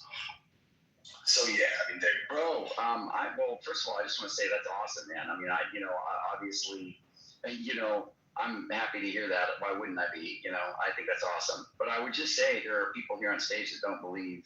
They're naturalists, or whatever, and they're going to say they don't think anything supernatural is true at all. So I'm very curious. I would love to hear, and I'm mute, and until Albedo comes up or whatever, I would love to hear you say what it is that convinced you or what brought you into, let's say, theism, because I didn't even know you were a theist. I always thought you were an atheist. And I'll listen, brother. I appreciate it. Yeah, I have a question. Alessandro, what makes you think you're still going to be conscious after you die? Which means I also subscribe to the tenseless theories of time, which means that causation, even in just a physical sense, at point A, from point A in time to point B in time, causation would be illusory, right? Like, do you follow? Not illusory, but it's not like the direct causation like an A model theory to time. It's not a causation in the sense that we mean when we say cause. Yeah, right? it's all existing, at the same time, but just you Well, sure, aware of it. Yeah. Right. It's not And so, in sense, but it's like some emergent kind of causation. It's not the same exact causation, but okay. Even I know the B theory of time. Okay, so cool. Like the tenseless theories of time, you got B and C theory, right? So there's not a moment in space-time that you would say, this moment in space-time exists because this moment did a thing and caused it to exist. Things are happening in space-time causing consciousness to exist. It seems to be the case that we are just conscious of various moments in space-time from the perspective of the organism that we call our body, right? And so since I don't believe, like I look at space-time as a place where nothing is happening. There's nothing happening in space-time. So it doesn't really make sense to say things that are happening, right? And so since for me, okay. You see what I'm saying? It's like for me, consciousness is not even dependent, or it's not emerging due to processes. Because like processes in that emergent sense of a sequence of events with an outcome, that's not the most advanced understanding of the configuration of space and time, right? But you think you can? Are you like a panpsychist? Do you think you have consciousness without your brain? No, I think it seems to be the case that like our consciousness is just peering into time and space from the perspective of our bodies, and I don't know what the cause of that is, but I thought know that you're not a dualist, right? I would say I'm not an emergent dualist. So like an emergent dualist is going to say consciousness exists because like a thing happened and now consciousness exists. Right? I don't look at causality like that. Okay, but you are a dualist, I guess. Just not emerging from your Do brain. you think consciousness is physical or non-physical? I believe that everything is probably physical. We just don't know what to call it yet. So why can't you just say consciousness is emergent? Well, because emergent, for something to emerge, like you're saying, like a thing happens and then causes a thing to exist, right? But I'm once again, I'm in. Are you saying you think consciousness is uncaused? I'm saying I don't know the cause of consciousness, but I don't believe that consciousness exists due to any of the physical processes that we're observing. Then why wouldn't you just say that you probably think it's non-physical? Because if you're saying you don't think it's caused by anything physical, then just call it non-physical. Well, I think so. Whatever we would call non-physical now is probably something that like for instance, people used to think light was non-physical, but we just had to discover photons. Do you see what I'm saying? So yeah, that's true. You didn't think that people would call super. Sure, I mean that may be the case, but I think that I don't make vast assertions about the nature of consciousness. I just look at like what we know about space and time, and like I'm going to say causality is not a thing. Straight up, full stop. Causality, according to the laws of physics, in accordance with like Lock universe theory, the relativity of time and space, and the passage of time, and the arrow of time, and all of that, all moments in time already exist, right? You know what you're saying? I don't think the conclusions you're drawing are actually correct. So what is incorrect? No, just because it's just, again, the problem is you're mistaking the word, like you're using the word for two things. So, okay, if you don't want to call it this causation, the same type of causation as you have in like A models, then we can invent a new word, or you can just put a prefix in front of it, like call it emergent causation or something. But something like emergent causation still exists in the B models. I mean, things don't happen for no reason. Of course not. I think that so here's what I'm saying. Still are separated, even though they might not be like CM said. They might not be like cause caused A to B to C, but they are still Right. spaced out in a way that is sequential. It's the I can reason that appreciate that. it's the reason why your experience right now is not like you as a child, you as an old man, you as a middle-aged person. Like, it's the reason it goes in order. There's a sequence of reels on a movie strip, right? And like say sequences of a book, of a pages within a book, right? Page 3, we can say like page 2 caused page 3 to exist, but also page 3 and page 2 exist at the same time, right? So no moment is privileged, right? So if, for instance, say event B must happen, then event C happens, and then consciousness exists. Like that's something that you guys are trying to say, right? Like event B happens, event C happens, and that's why consciousness exists. That's what you're saying, right?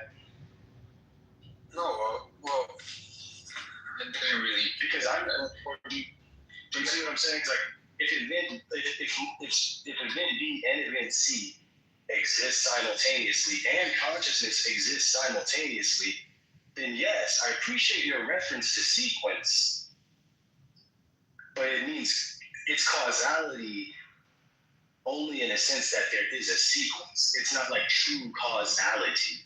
Do you see what I'm saying? That may hold for the sequence thing, and because you might be able to like play with kind of sequences in B models, but again, there's still some kind of, we agree that things don't happen for no reason. There's Of course. some kind of emergent causality, it's just. What do you mean when you say emergent? Because maybe I'll give you what I think, and then correct me. Because when you say emerge, it seems like you're saying did not exist, now does exist. Emerge. No. So right? there are two forms. Yeah, there are two Right. forms of emergence, right? Like, yeah. But let's just go with like the basic emergence, right? You have one water molecule, right? That there's nothing there. It's just the water molecule. But when you get billions of water molecules together, then you have like temperature because they're hitting each other. So temperature emerged out of what was not there before. There was no temperature with one molecule. I love that example right now. Let's say in one moment in time, you have one molecule. In another moment in time, you have all the molecules and temperature. The problem with causation is both of those moments exist simultaneously, and the second moment didn't wait for the first moment to happen before the second moment existed in space-time, right? So yes, there is this sequence and there is this order, but there's no causation in the colloquial sense. So Okay. the temperature was not caused, right? Okay, I kind of understand what you're doing, but So even in space-time, each state of affairs is an eternal attribute of space-time in its own right? We can't even say that like for instance, this moment where we're talking on the phone has always is a clumsy word, but it's an eternal attribute. You know what I mean? Like that's I follow not. you. I'm just saying. So what's your point, though? So then I'm saying it wouldn't make sense. We can't even say things are the way they are because things happened. Like we can't say because things took place, things are the way they are. How do you also get from doesn't- get from this to God? He asked me about consciousness, so I was saying like, why do you? The consciousness? Yeah. So I would say I don't believe in emergent consciousness because I don't believe like events You are just don't taking believe in place. emergence, period. Yeah. Thank you. It's not Well, I mean, about so consciousness. but then that's me saying too though, like consciousness. That's why I'm saying I don't believe our consciousness is being created by our bodies. But you shouldn't word it that way because it completely throws people off the trail. It makes them think that you think that consciousness is special. But you're not even saying that. You're saying you don't even believe that like me kicking a rock is some type of like causation. You don't even believe that's I don't. Yeah. Right. So that's separate. So you just Your consciousness exists because like a thing had to happen, and now you got like you see what I'm saying? So then what does this imply for your worldview? If you don't believe in causation, then what? Well, I guess if it was to say, why do we? Because he's saying, why do we have? Why do you believe that your consciousness can exist without your body? And that's because I'm saying it seems to be the case that my consciousness is just aware of different moments in space time. Because you believe that every moment in space time exists without something else. So yeah, okay, fine. But that's fine. Like, hold on. Do you think? Were you conscious before you were born? Probably not. Okay, exactly. So then, I mean, well, but then again, because what he's doing is he's just equating his consciousness to moments in time. Like, literally, that's exactly what he's doing. no, I would say that it's awareness. So, like, for instance, I would say my consciousness would be what I consider me, and my body is like this organism that there are at different points in space and time, there's this organism that I seem to be aware of. You know what I'm saying? So, like, but I seem to constantly be shifting through moments in time, even though my body isn't. But maybe I'm Right? maybe Your I'm body struggling is. it, How's but your body not? No, because like Go ahead. I'm just trying to clarify, kind of like, what was the reason you think God exists? Okay. Well, God exists. Yeah, man. That's just gonna be like my own.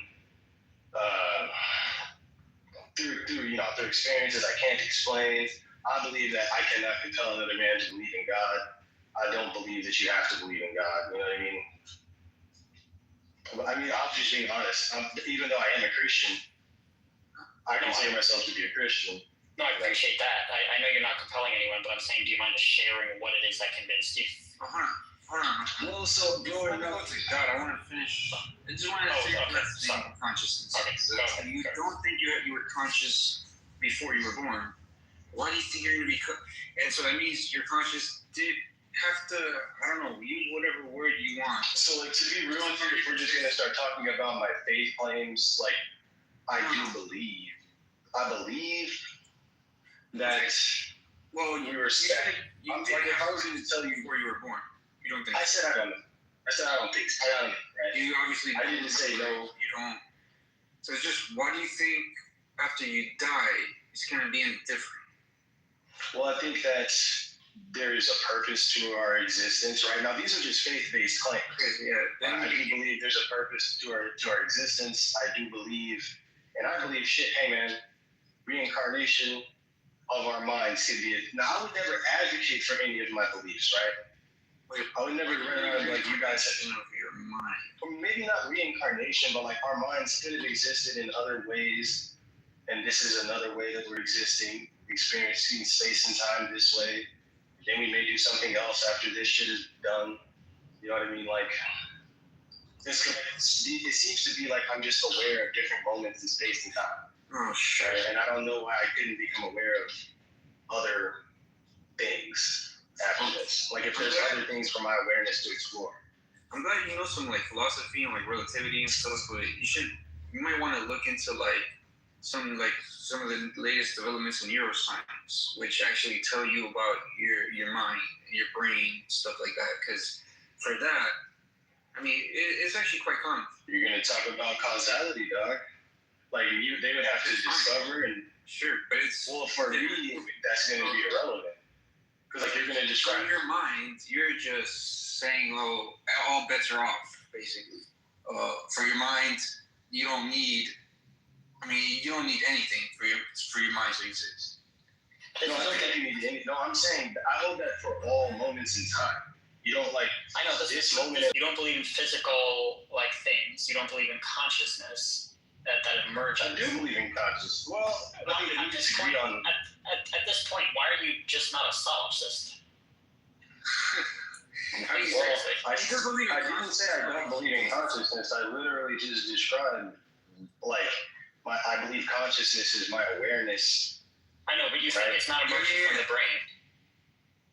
No, so again, I don't think anything. I don't believe in emergence. Period. I know you don't believe in causation. So I'm saying, like, why are you not just a solipsist? Causation or emergence? You believe you're conscious because you're conscious now. Like I said, I heard you a bunch of times. I was picking up on this that you're kind of almost equating your consciousness to the moment in time in which you are conscious. No. Consciousness is my awareness. Consciousness is my awareness. No, Like, my you're consciousness. tying it to moments in time. Like, you're conscious now. Like, it's not because you're conscious now because you're conscious now, not because you were conscious before or yesterday, but because you're conscious. So, like, it actually sounds more, well, I guess philosophically, like a presentist, but whatever. Regardless, if you're tying consciousness to moments of time, then, but you also say, obviously, you weren't conscious during the Roman Empire. Like, why do you think you're going to be conscious again in the future, 1,000 years from now? Like, Right. So what I'm saying is, what it looks like to me is happening, right? Is be aware of moments in space-time from the perspective of biological organisms, right? So it seems to me to be the case that, like, okay, but so now use that. Now use that. If when you cease to be a biological organism, can you be feature of space-time, right? Across all the moments and times of its life. sorry? So it's like, no, but like, okay, like what you're saying is like, it's not the case that the past, the present, and the future are all real. I'm telling you that it is, right? They could all be If we real. dispute, I mean, Yeah, but they then could all, why are you like, not physically real. conscious right now of like when you were a baby? right? Because I don't think that my consciousness and my body are the same thing. That's one of the things I'm trying to point out. But why is it that you're not conscious right now in this moment of you being a baby? That's a great question, because I believe we're only conscious of one moment at a time, similar to like reading why? a book. Why? Maybe that's more of like that's a question I cannot answer. But it seems to be the case that I'm only aware Okay, of hold on. I appreciate your honesty. The reason I'm going to press on this point very strongly is because it's pointing out that there are highlighted moments, whether there's no causation, whether your consciousness is not emergent, whether anything. But if you acknowledge that you do not have access to you being a baby right now, and your consciousness is only aware of you right now, it follows logically that there will be a moment in the future or in the whatever time slice where it is highlighted that you are dead and you will not be conscious. Oh, the way that I view that, right? So I view that as like reaching the end of a book, right? It's like if Okay, when you reach the end of the book, you will not be conscious of any more words, right? no, but like I'll just be looking at something else. So like I think that it seems to me that like if these are Hold on, wait. literally like If you say there'll be something else, then why aren't you conscious of before you were born? because I'm not in that, like I'm not in those moments. Like the problem, No, like, but what I'm saying is you don't even remember them. Why not? I think that it seems to be the case, like, okay, I think that what's happening is something like this, and this is going to be my faith, right? Space-time is something that consciousness can peer into. While we're doing that, we experience what it's like to be these organisms. When it dies, we go back to wherever we were. Like, that's what seems like. I think that, like, okay, he's throwing his hands up. Like he's no, I'm literally saying when to it you, comes like, to consciousness, he's just unconsciousness. Can't see it. Awareness. Okay, cool. So, Or subjectivity. what is it that help me understand the ontology of consciousness? It's very easy. It's an emergent property of your brain. Can you? So, I mean, in the context of what I was talking about, telling me that it's an emergent property may seem kind of vague, right? Like, what can you tell us a little more? Like, it emerges, but what about it? I can't fully explain. We've only literally studied the brain for like 50 years, and it's has like 100 billion neurons, so I can't fully explain it yet. But Of course, like, the answer is like we don't know. We don't know what generating. Your brain is generating in the same way it generates, chemicals and emotions and stuff. It's generating this sense of awareness, and we don't fully understand it, but that's probably what's happening. Okay, that's fair, but like we cannot fully describe consciousness, right? Not so, like, yet. Not yet. But yeah, So, like I said, I literally just said yeah. I said yeah, you can't describe it yet.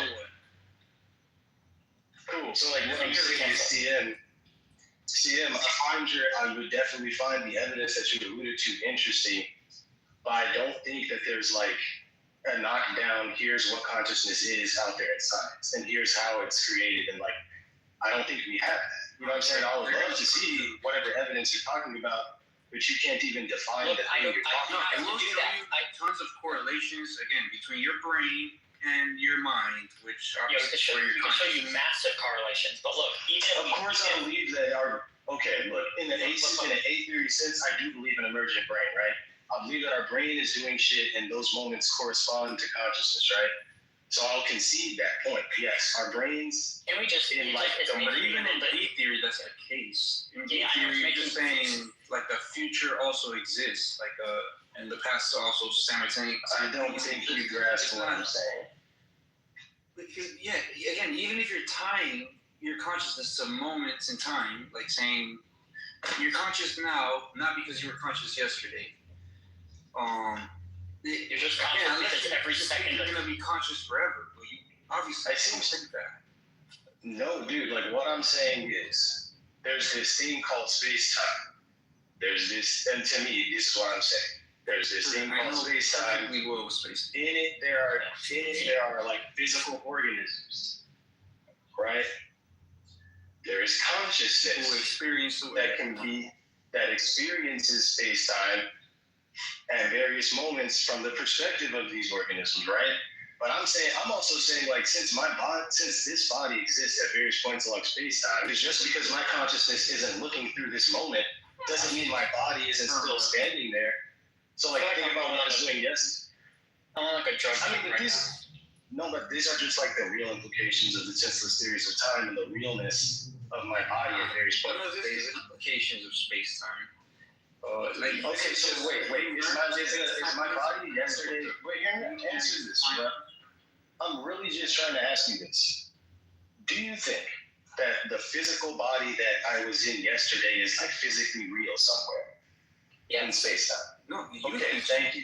You think I do, but you don't see him, right? I mean, Because you don't understand what I'm talking about. Right. Thank you.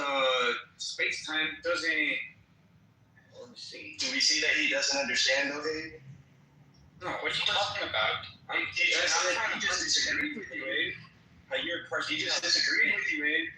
You said yes and he said no. I never see him thinks that people have physical bodies in space time. I don't know what you meant when what you were asking. So I was asking you, do you believe that there are moments in my life that are like physically real that my consciousness right now is not aware of? I'm really getting confused. Across space-time, right? It's like within space-time, that the past, the present, and the future are equally real. There's a place where the baby version of me is like is there in space-time, right? Yeah, but it's not. You're no longer conscious of it. Yeah, you're no I'm longer aware conscious of of it. that. So what I make of that is that the life of a physical organism is a point that any consciousness can probably peer into and see what it's like to exist. Your life is a book that not only your I'm gonna have to consciousness take a can read. break if you want us. If you want to continue talking with him. Yeah. So I'm saying. You're good. I just feel like what I'm saying is not like completely fucking like. There's a lot of assumptions, but there's nothing in it that you're gonna be like that's unscientific. I'm not gonna be like. Honestly, Here's I think the whole thing's pretty unscientific, but it's okay.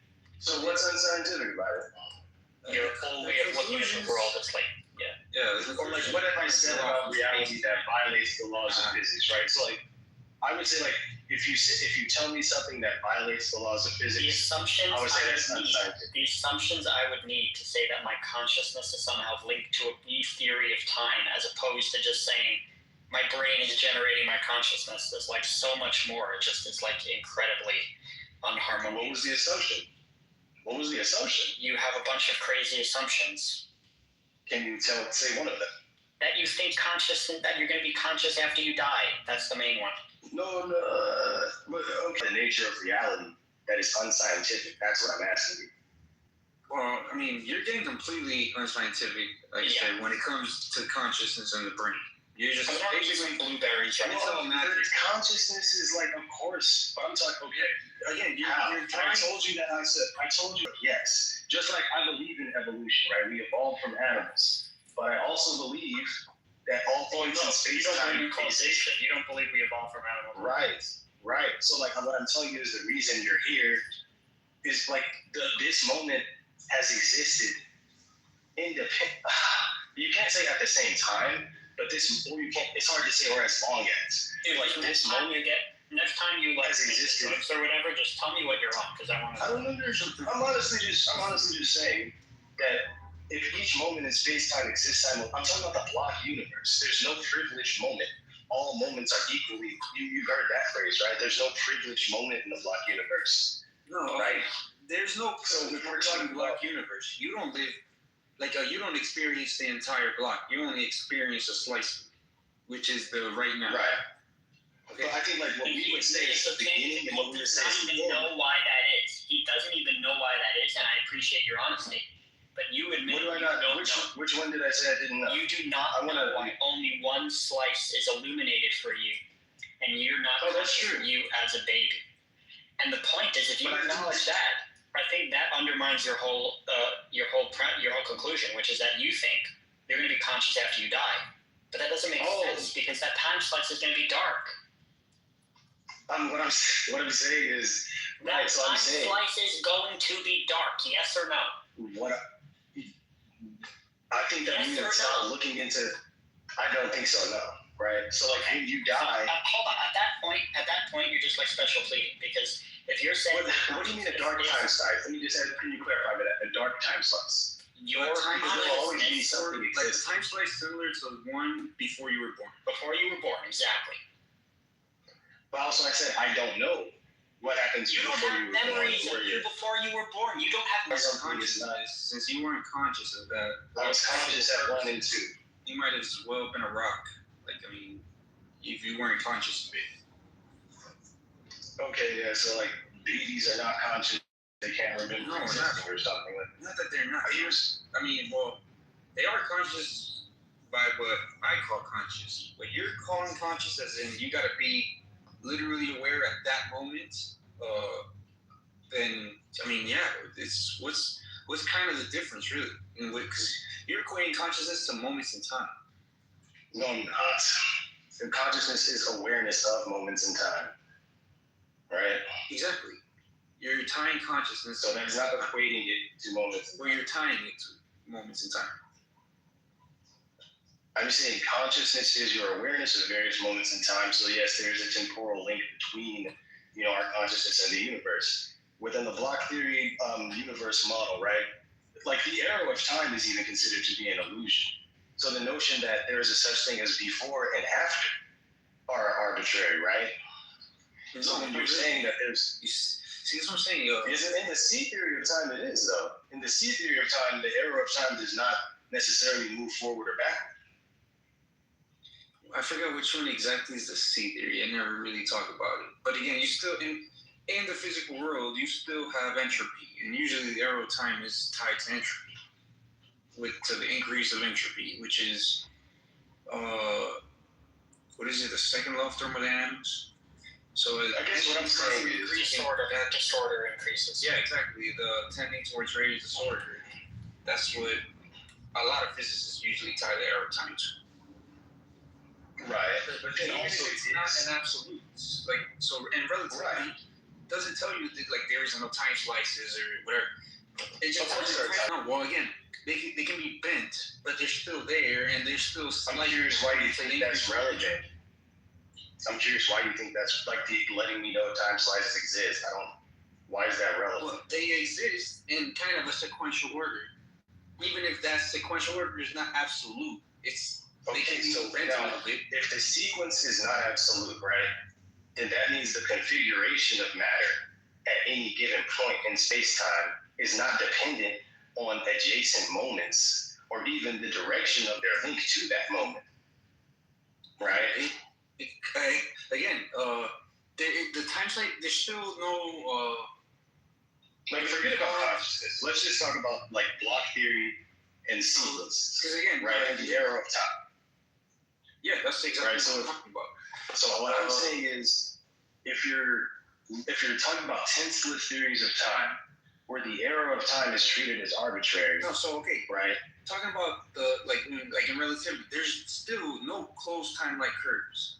Meaning there's still no, in this case, I guess, time traveling shit to the past. You can't do. There's no circles the time slices are still planes in the block computers. There's even if they wiggle, they're not circles. They don't close in on themselves. Sure. And this Did I is say kind they of close in on themselves, or like? Did I say they close in on themselves or something? Like I'm trying to figure out why you're saying this. no, because then if there's still planes slicing, even if they're not completely perpendicular every second, like so this is what I mean by they're not absolute. You can slice at like different angles a little bit. What's it called? It's like what would be physically taking place now, billions of light years away, can change depending on where I'm standing right now, what I would consider now, billions of light years away, right? So that's what you mean by location, time, and movement in the universe, affecting what you would consider to be now. I understand. So of course I understand all of this. Like I understand all of this. Okay. I mean, I guess it was like I really get caught up in and like take consciousness out of it, just causality, right? If the arrow of time doesn't matter, then like adjacent time slices, right? But with remembering that I'm saying the arrow of time is arbitrary, the fact that you're saying that this is just, it all just is. So is that what you're doing? I mean, again, even then, I don't think that gets you where you want to get you, but you're rejecting the arrow of time? I'm rejecting the arrow of time, and I'm also accepting the real implications of causality being reduced to a description of adjacent time slices. Causality is not some explanation for how things emerge or how things come to be. Causality is a description of adjacent time slices. No, it's that still all an exist explanation. simultaneously. It's just the type of emergence. This emergence is trivial. Again, the fact that you didn't have consciousness before you were born means that emergence. We're not even talking about consciousness. I just want to like appreciate what I'm talking about with emergence in general. Because if you can't even appreciate that, then we don't need to talk about consciousness. No, dude. So then fine. Time is a time. Look, here's the thing. When we asked you about your God belief or whatever, at least you didn't bring up dumb arguments like miracles or whatever. But you basically had to throw out the entire fucking laws of physics in order to think that you live after death. So, yeah. Which laws did I throw out, bro? Please, I've asked you, what have I said that's unscientific? And I can understand that, but I'm never, those are not the parts. Of course, my assumptions are going to be unscientific. But what I'm saying is they're based on at least me talking about what I'm giving you accurate descriptions of reality and physics itself, right? If I've said some shit about physics that's not true, please let me know. Have I said anything about physics that's not true? Yes. Okay, cool. So where am I wrong? Well, yeah. You claim that after you die, your time slice, even though it'll be completely black, somehow you'll be conscious. Even according to all your philosophical assumption about that's a philosophical assumption. Because that's a philosophical assumption. That's not about physics. You're bringing in consciousness. Your entire theory of mind is just. I asked you, what did I say about physics that was incorrect when you started talking about consciousness, right? For the most part, I mean, yeah, it's. I'm not going to. Okay, bro. I'm asking. That's not that important, right? Without my theories of consciousness. It's the you're going to be conscious after you die. That's the unscientific part. Well, okay. I think that I would never dispute that. Obviously, my theories of consciousness and God and stuff are not scientific. Okay, but I thank you. I didn't say anything about physics that was unscientific. Thank you. So I mean, like all that I'm saying is like, and I appreciate that that everybody can't rock with what I'm saying, but I think that when it comes to consciousness, I think that we will be able to discover what it is and explain it a little more better in physics at some point. You know, we're just not there yet. And even we may be able to describe things that people consider to be supernatural. You know, like I guess when they say like they're speaking to other forms of consciousness, maybe that's just like some disruption in some field that we're unaware of that causes someone to hallucinate or something. You know, if we were to do that, then it wouldn't be supernatural. Go on. Yeah. So the whole thing. Of course, by definition, It's like So I think supernatural. like tying your consciousness to time slices, basically. It's just you got to think you're gonna be experiencing every time slice if you want to exist after you die. If you want to be conscious in the future after you die, you got to think you're experiencing every time slice after you die, and that's what's completely unfounded. Like, Or you come into the universe, you look at the universe through the eyes of this physical organism, and then your consciousness goes to some other, like, see, now this is assumptions and shit, bro. This is like some other dimension. I don't want to say dimension, but other, like, place, right? which is where you're looking the at point. it. You're trying to be.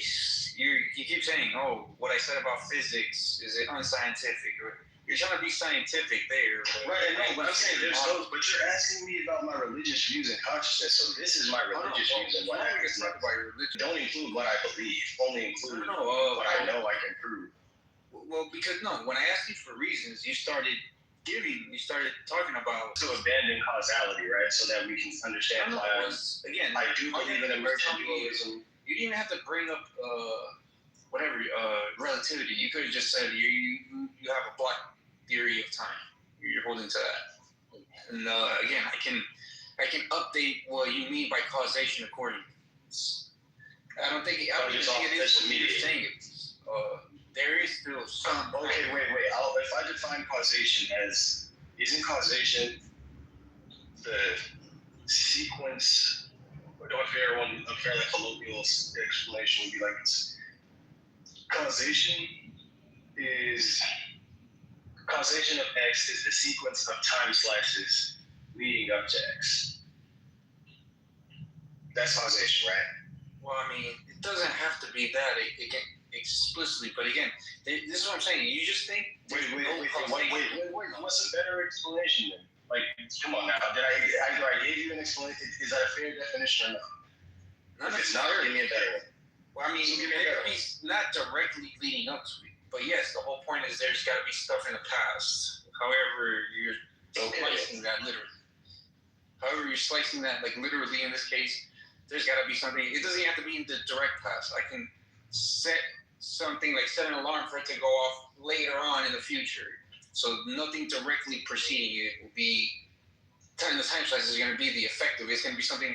It's going to be a gap way before. But that's not. Again, so. I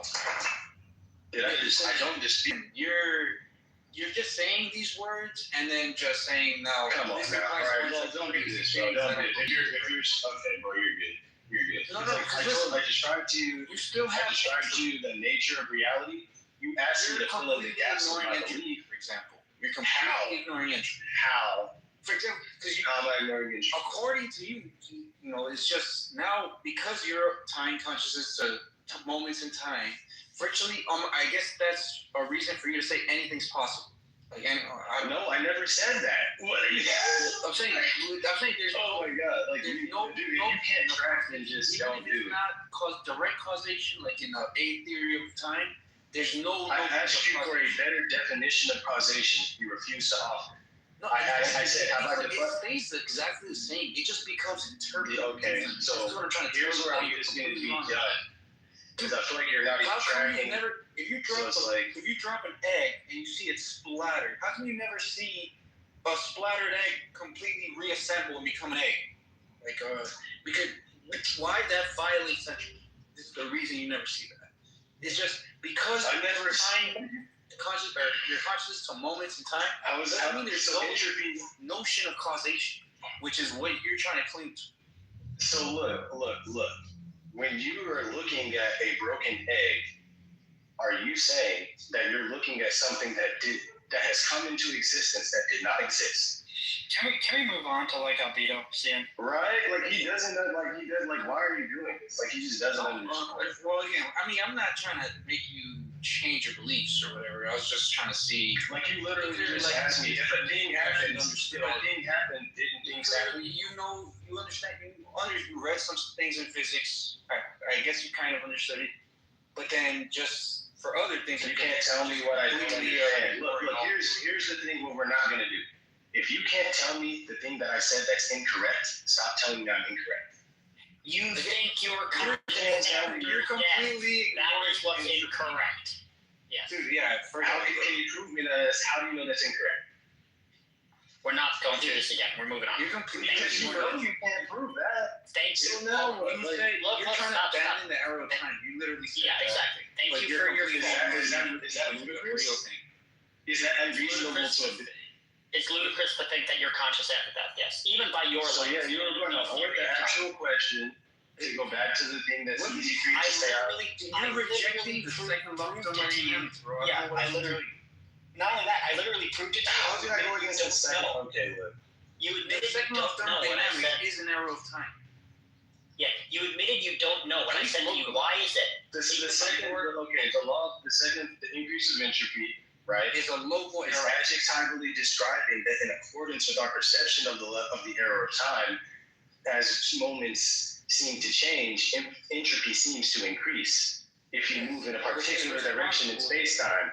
However, because all moments exist simultaneously, this is just a feature that we observe as we move in one direction. We observe entropy. You can move in the other direction in space-time, and you would observe entropy moving in the opposite direction. Even if those moments in the past exist, you can't move in that direction.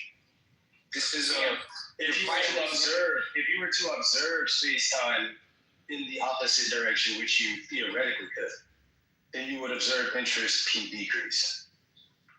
you would have to be made of antimatter to go back. Look, theoretically, there could be methods produced in which you could, like, this is not like applied, but in theoretical physics, yes, there's no reason why you could not move backwards. No, but then you would have to accept the multiverse or parallel universe. I do believe that we probably live in many worlds. Like, there's not one universe. There's not one planet. There's not one star. There's not one solar system. I mean, We're probably not so special. We're not so special that there's No, only but I'm one talking about universe. I'm talking about, because if you got time travel to the past, you run into paradoxes if you only have one universe. The grandfather paradox. Like, you're talking I don't about want to get into get into all the paradoxes of time travel that's tangentially relevant. I can honestly think that I'll say strongest evidence against time travel in the past, which is what you're talking I'm about. not saying that you can time travel, bro. I'm not saying that you can time travel. Maybe that confused you. Wasn't trying to do that. Well, you were talking about traveling backwards in time. I didn't talk about. I said travel. Okay, cool. Well, I think that this is the type of philosophical thing when someone redefines everything to instead of saying I walk to my front door, they say I did not move at all, and the entire universe moved 6 inches toward me. Yeah, but okay, it's fine. or if I tried to do something like I didn't walk to my door, I'm just aware of this moment in space-time as argument. I'm not trying to be that pedantic, but I feel like that would be the you were trying, but you succeeded. If you want, we can move on from this topic. I mean, again, we can. I mean, I feel like you guys were good sports, and we thoroughly addressed it. Sure, like you want. It's Of course they don't follow. Of course they don't follow. That's a fair point. I would never claim that it follows logically. And you're also biting some really difficult bullets. You're literally saying, I admit that I don't know why my time slice is only illuminated. But I think that maybe when you're saying your time slice is illuminated, when you're saying your time slice is illuminated, I think that we need to. You're experiencing a moment in time. That's what we need. Actually, man, if you guys were gonna go talk or do something else, I'll do it. Well, if you want, just really fast, we can drop this thing if you want. I think A wanted to ask you. Yeah, what else would you religious ideas? Okay, cool. So Yeah, I mean, I guess here you get to be as wishy-washy as you want. It's not a problem. I mean, if he wishy-washy with physics, I don't even know if I need to go into the God belief now because it's. Dude, I feel like physics is fine, bro. I think the assumptions that I draw from my physics are not justified by my. Okay, so let me just ask simply, right? Why do you think a God exists? Try to explain it. So for me, Right. So I believe God exists because I have experienced forces that I cannot explain. That I through through the things that I've seen in my life, I'm convinced that it's God. Right now, since I'm not stupid, I know anything that I tell you could be a coincidence. I can't prove to you that it's not. That's fair. Okay, do you mind giving one example of something you think is attributed to God as opposed to coincidence? I was going through probably like a time in life where I was trying to where I couldn't really see a way out, and you know what I'm saying? Through prayer, actually in that moment, I did feel the Spirit of God come over me, you know what I'm saying? And I was delivered, And so, with that being said, and the person did pray in the name of Jesus and all of that, right? And it was an experience that I couldn't really explain. You were like depressed, or what do you mean by that? Well, I mean, like I was just in like a struggling. I was struggling with something in my life. I don't want to go into details about. It's like I saw someone do a miracle. No one healed me from cancer. No one you know what I'm saying? But like I did not view myself as being able to solve this problem, right? And then a few things happened. Like a few things moved out of the way. Opportunities came. Things shifted. You know what I'm saying? And for that reason, I have been convinced that God was praised to and responded to to prayer. Is it also possible you were praying for that? Someone else prayed for me. You know what I'm saying? And then I could feel the Spirit of the Lord, right? Is it also possible that you felt camaraderie with the person praying for you and it made you feel better and comforted? Is that also a possible option? Well, in this case, I feel like I've also been I can. It's great. It's like there's more of a realness to the sensation of the Spirit of God for me. That it's not just like I'm feeling like, oh yeah, these are some cool people. Yeah, you know what? Why not believe in Jesus? Like it's not that simple for me. Like there's actually like a supernatural experience that I cannot explain, that I can physically feel when no one's touching me. That I can physically feel that some people emanate. That I have learned to emanate it sometimes. What did it feel like? Well, it's hard to describe, and I've tried to describe it to other people, and everyone hasn't had this experience. So there may not be words, but I mean, if it's just a universally welcoming energy washing over you, a sense of clarity in your mind. You know what I'm saying? And a sense of faith. You know what I'm saying? That comes over you. Can that be attributed to your neurochemistry? Right. I mean, I would consider that, but I think that it's also the real events in my life that took place, and the realness of the change in me that took place. So it's like that's possible that people can also have big changes that are just natural. That may be the case as well. But I think that there's this ongoing relationship and feeling of the realness of another consciousness that is not mine in my life, that I can feel as when some people say they believe in God, what they mean is they can feel His presence, right? They can commune with God. I believe that is true for me, right? And that's what some people mean when they another mind that hears their prayers. But also, man, I've been an atheist. And during those times, I would, and I'm an atheist who used to be, before I was an atheist, I was a Christian fundamentalist. So I've sought God. And when I was a Christian fundamentalist, I didn't feel God the way I do now, right? And when I was an atheist, I know I couldn't feel God. So I don't expect everyone to be able to. That's why I don't believe you have to believe in Jesus or you're going to burn in hell. I don't believe all of that stuff. You know what I'm saying? Because I know everyone can't feel what I can't experience what I have. But I'm going to be a boring theist to argue with because I'm not going to be like, you're going to burn or something. No, I mean, I wish more theists were like you then. Alessandro, I do got to point out though, what you were explaining now, you're kind of going back on your earlier commitments about like causation. Like somebody prayed for you and things got better. That's kind of implying some form of causation. Unless you meant to word it like I was in a time slice where I was depressed, and the next time slice. So Right, I think that, well, I would say my experience in this universe is such that I have observed, and experienced things that have caused me to conclude God exists. Right, so maybe that's but that's a fair point, yeah. Maybe That's the causation stuff. That's a fair point. I do think that, but I kind of was saying that, like, from the perspective of our bodies, and like, I think the observations that I've had are such that I've been led to conclude God exists as I move through space and time, right?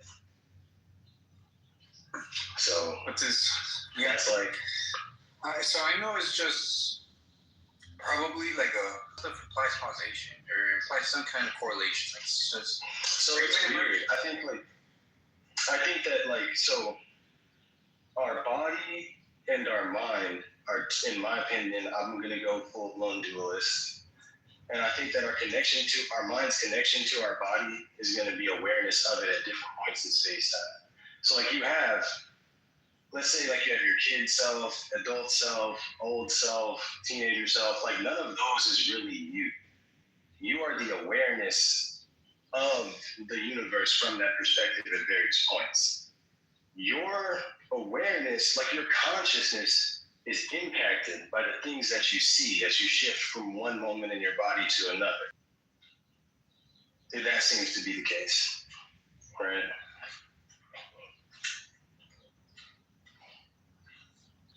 sure. I'm not sure if that's saying much, but this just seems to be trivially true. So, I mean, I don't know.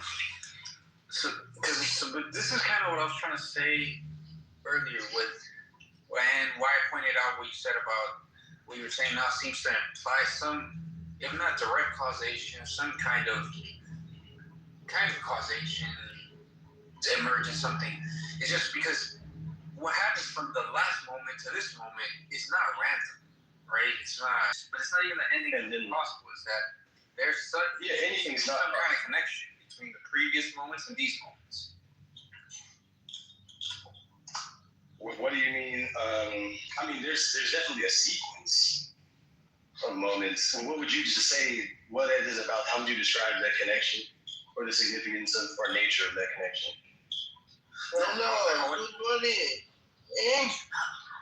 However you want to describe it. However you want to describe it is just, again, from one point in time to another point in time, say shortly after or whatever.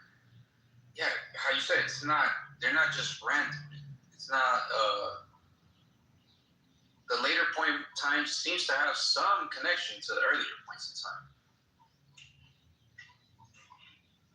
Whatever, I guess, but that's going back to the causation. But that connection is not derivative. Right? Like, these moments in times are not derived from other moments in time. Again, words here are just like failing us. You're again arguing for direct causation or whatever. I'm not arguing for it. I'm literally arguing against it. You won't give me yours. Well, like define causation. Causation, I mean, it's hard to define causation. That seems to be a pretty, elementary concept. Again, I know what you're asking. I know what you're asking. Like, you come on now. Like, define the term. It's an atomic concept. It's a concept in which we explain everything else. But they're like forces in nature. You can't really. I could Google the Oxford Dictionary definition of causation. I'm pretty sure there's definitions of causations within physics and other fields. pick whichever one you like, because I gave you mine. Of the multitude of definitions of causation, just offer one. Yeah, pick any. I mean, So I gave you mine, and you're telling me like you want to criticize it. So like, just tell me. I'm just trying to agree to terms, because it doesn't really seem like if you're telling me I have this misconception of causation, I'm thinking of causation wrong, and I'm okay, bro. If that's true, I'm trying to define myself out of the conversation, but I guess because you're just gonna start talking about moments in time and like etc. Like, no, like I'm gonna work with whatever concepts you think is best. But what I'm trying to say about causation is some kind of influence from one moment to the next moment. Like again, from one moment to the next moment is not completely random. Like what is the nature of that influence? Use the word influence. What is the nature of the influence of one moment on a following moment? What is the nature of that influence? Or the substance of that influence, or the process of that influence? See, this is what I'm saying. At the end of the day, it's going to be hard to not go in circles in terms of definitions here. Because I'm going to have to, if I keep going, it's the same thing with defining, like, not the case. Okay, so any word in the English language, bro, every word in the English language is defined using other words in the English language. It's all circular. Like, I'll show you an example. Define what's real. You're gonna define don't define it, just describe it. Because like you're saying, moments in space-time influence each other, and I'm saying, okay, I have the influence of this mayonnaise jar opposing the. Or we get, like I said, this is what I'm saying, or have some connection or something. Again, from one moment of space-time to the next one. So describe that connection. Random. I never said it was random. Exactly. Like that's. What does it mean? Stop saying that if it's just not relevant.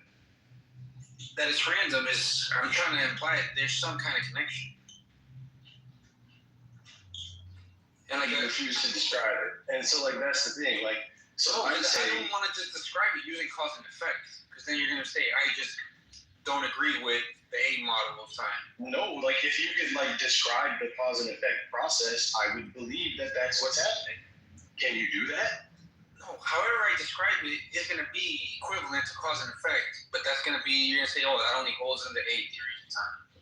Or you're going to conflate moments in space-time. Like you're going to say this moment became the next moment, right? Or something like that. Not became, but again, influence is connected to, in a lot of cases, yes, literally became.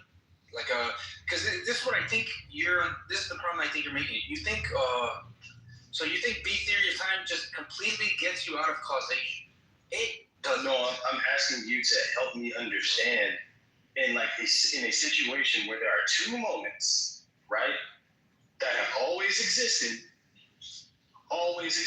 You're like you can't be like, even if this one like wait. One moment was not derived from the other. They have always existed.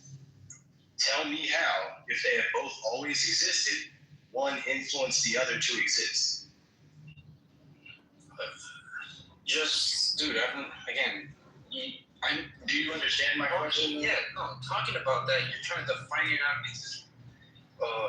I'm asking you a question, dude. Again, you're using thermodynamics, you're just looking at shit. You drop a glass, an egg, the glass falls. I mean, you don't, even if you didn't say you letting go of the egg is what caused the thing to fall. It was just at one moment, the egg was in your hand. At the other moment, the egg was fucking just flying down to the floor. Even if you want to, again, not use this language of causation, there is some connection, like I'm saying, between moment A and moment B. Like, it's not, moment A was you had a egg in your hand, and moment B, the egg just became a chicken. Like, I think it's probably more like moments in space-time fit together like puzzle pieces, right? Like this puzzle piece didn't cause the other puzzle piece to exist. Yes, I'm good with that. So now at this, it's like if these puzzle pieces go together, now the problem is the image that's written on the puzzle piece doesn't exist because the image that was written on the other piece did anything. Right? So like these moments, they're adjacent, but but they fit together like puzzle pieces that have always existed at the same, that always exist. This puzzle piece may go next to this one, and they fit together, and the image makes sense when you look at it, but they didn't cause each other to exist. That's fine. Is that you could even talk about retrocustom. They fit almost identically going backwards in time, but there's still a connection. So do you acknowledge I can describe the adjacency of moments in space-time and the nature of causality with more accuracy than you, right? No, because I asked you to describe it and you couldn't do it. Dude, now I just did it, but you're going to tell me I don't understand science about that. This is what you're confused about. You think causation or influence or connections from one moment to another, they just completely go out the window in a B theory of time. They don't. No, I don't. Why are you saying that? I never said that. Reinterpreted. The causation that you know from A theories of time just become reinterpreted in a B theory of time. They otherwise remain identical. It's still. No, they don't. I punch you in the face, your teeth break. It's just you're using different language and saying, okay, it's possible that it's just in 1 second you were swinging your fist, in the other second I had my teeth were broken, but it didn't directly. You're just getting rid of the cause and effect paradigm. But again, I think that here's what's happening. Here's what's happening. You keep describing moments in time that are adjacent, and then saying, "See, causality," and I'm like, "Okay, I don't dispute that. I already defined causality as if X, the causative factors of X are going to be all of the preceding moments in space-time that came before it, even back to the origins of the universe, right? All of those moments in space-time took place and caused this moment X, right? So when you just describe things happening, you're not even disagreeing with what I'm saying. Right? And when you say that, so it's I completely agree to that. I said that already. I said the puzzle piece thing already. So I don't understand what you agree with the puzzle piece example. So what are you saying I don't understand? Since you said the puzzle piece, I said, okay, that's good enough. I said any connection. Like I said, what I was trying to get away from was you thinking one thing, there's no connection between one moment in time and the next moment in time or the adjacent moment. You're trying to completely get rid of causation. Which again, you can define how to look. I think that I can appreciate what you. I think that you assumed I meant that moments in time are like a deck of cards that you can shuffle. No, I don't think shuffle. But of course not. Yeah, you can't take the time of the dinosaurs and then move it and put it over here because causation doesn't matter. No, that's not what I'm saying. I'm not saying that you just reach back and move the time slice. Yeah. Of course not. If that's what you thought I was saying, I don't know why. So then, about that. I'm talking about. You just said a connection between adjacent moments, that kind of still have something that looks like causation, even if it's not causation. It's for all. This is what I'm saying. It's just the words are what's failing us here because you're just trying to speed theory. And like I said, because I don't know why you think in B theory, you just read somewhere, there's no direct causation doesn't exist in B theory. When did I say direct causation doesn't exist? I literally just explained to you causation through physical things, through space and time. No, so you do accept causation. This is what I'm saying. I think that you feel like the spirit of causation. You don't like that I'm not embracing the spirit that you have because you refuse to offer your definition. So there's just something about the way that every time, and I've offered multiple definitions that you agreed to. I've done multiple analogies that you agreed to. Work in this B theory of time. I gave you 2 analogies that you agreed to and a definition that you agreed to. I don't know why you're arguing with me, and you refuse to define your term. So it's I told you the terms that I wanted to use about some connection. But you didn't want to define them, so it's meaningless. Oh my goodness, bro. Again, because you're trying to define causation out of existence, which again, and you're saying, have you ever heard of the B theory time? even in the B theories of time, dude, I think what you want me to say is like, not I think what you want me to say, bro. Here's what you want me to say. You want me to say that like this moment is happening to cause your next moment to exist, and the next moment doesn't exist until we go into that moment. Like you want me to say some shit. Like you want me to say like there's, or you want me to say there's some spoken power. Pieces is good enough for me. You got to. Again, I was just trying to get rid of. There's no connection between one moment in time and the next moment. I've never said there's no connection. I just feel like but you're a vibes person, right? Explain the connection. No. I've been giving you clear definitions, but you're just vibing, right? You're just vibing. So you feel like I'm giving you a hippie vibe, and so since that's what you feel like, but it's responding how you're responding. When you gave a good definition, I agree. Like I said, it works for you should keep pushing back. No, I said the puzzle pieces or whatever, again, that works for everything I'm trying to do. I said that the moment you said it. Because you just kind of give me a definition. I'm not giving you the definition because I'm following you in time. You continued to push back after I said that for like 10 minutes and try to explain to me that there's this thing I keep wanting to do. I ask you what's that thing? You can't explain. Okay, can you define causation? I refuse to define it because words are just words defined by words. Like, you see what I'm saying? Like, I mean, like, I would take your criticism way more seriously. You telling me to define causation. I'm eventually going to go in a circle. It's like defining what's real. Real is what exists. Defining what exists, you're eventually going to go back to what's real. Like, we could do this shit forever, though, man. I think that, honestly, it's because, like, a lot of times I encounter, because I do believe that you guys at least understand what the hell I'm trying to say. So, like, I think a lot of times I don't encounter people that can even understand the basic concept I'm trying to refer to. And I definitely try not to bastardize the science while I'm trying to do it. Of course, my assumptions are unscientific. You are right. My assumptions are unscientific. You know what I'm saying? Like regarding consciousness and God. But I would never claim that they are. No, yeah. You know what I mean?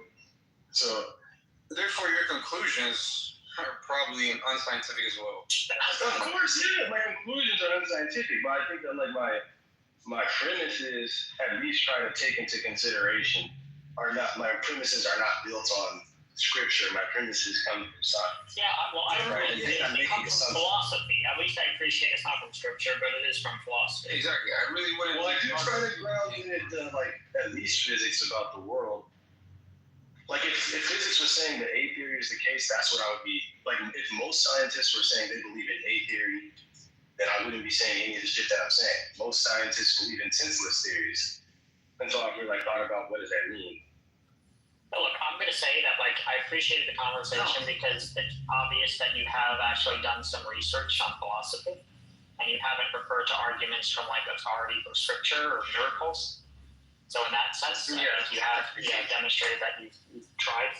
With that being said, I think that the philosophical assumptions and conclusions you're drawing are pretty wild and they're pretty far-fetched from what we know about modern cosmology and physics.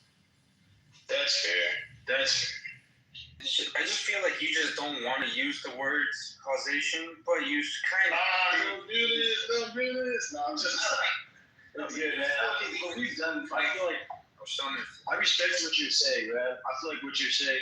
I mean, I guess I would just want maybe a more clear objection, where if you could be like, hey, man, because you're criticizing my conception I'll give you the clearest objection I could give you, besides for all the science and I'm going to go to present moment and why you are not aware currently of you being a baby. So you do not have an explanation for why your time slice is dark when you're a baby, but why your current time slice is light when you're an adult. And by your own and illumined, and that's just a fact. If that's the case, it does follow that when you die, your time slice will be dark. I would question. Yeah, do you want to? I would sincerely question: does it necessarily follow that your consciousness ceases to exist? Because when you're saying your time slice will be dark when you die, I'm saying that I don't think you are one with your time slice. I think that your consciousness Hold on. shifting from one time slot And to if the you're next. not one with it, why are you not conscious of being a baby right now? Because I feel like, like we are like a light flashing through a movie reel, Yeah, no, but illuminating why is your light illuminating an adult to you and not a baby? because it already went through that part of the movie of the Okay, film's reel. what do you mean when it went through the reel? How is it doing that? How is it going through the reel? It seems to be the case that I'm aware of the reel when I'm a baby, then the reel when I'm 5, then the reel when I'm like a light shining through the different reels. Why is it doing that? Why is it doing that? I don't know. Like, do you mean like what are the physical mechanisms accommodating that, or do you mean like what is the purpose behind it? Everything. Like, if you're asking me about this, What's the mechanism? What's the mechanism doing that? I couldn't describe that to you. That would be, but it does seem to be the case.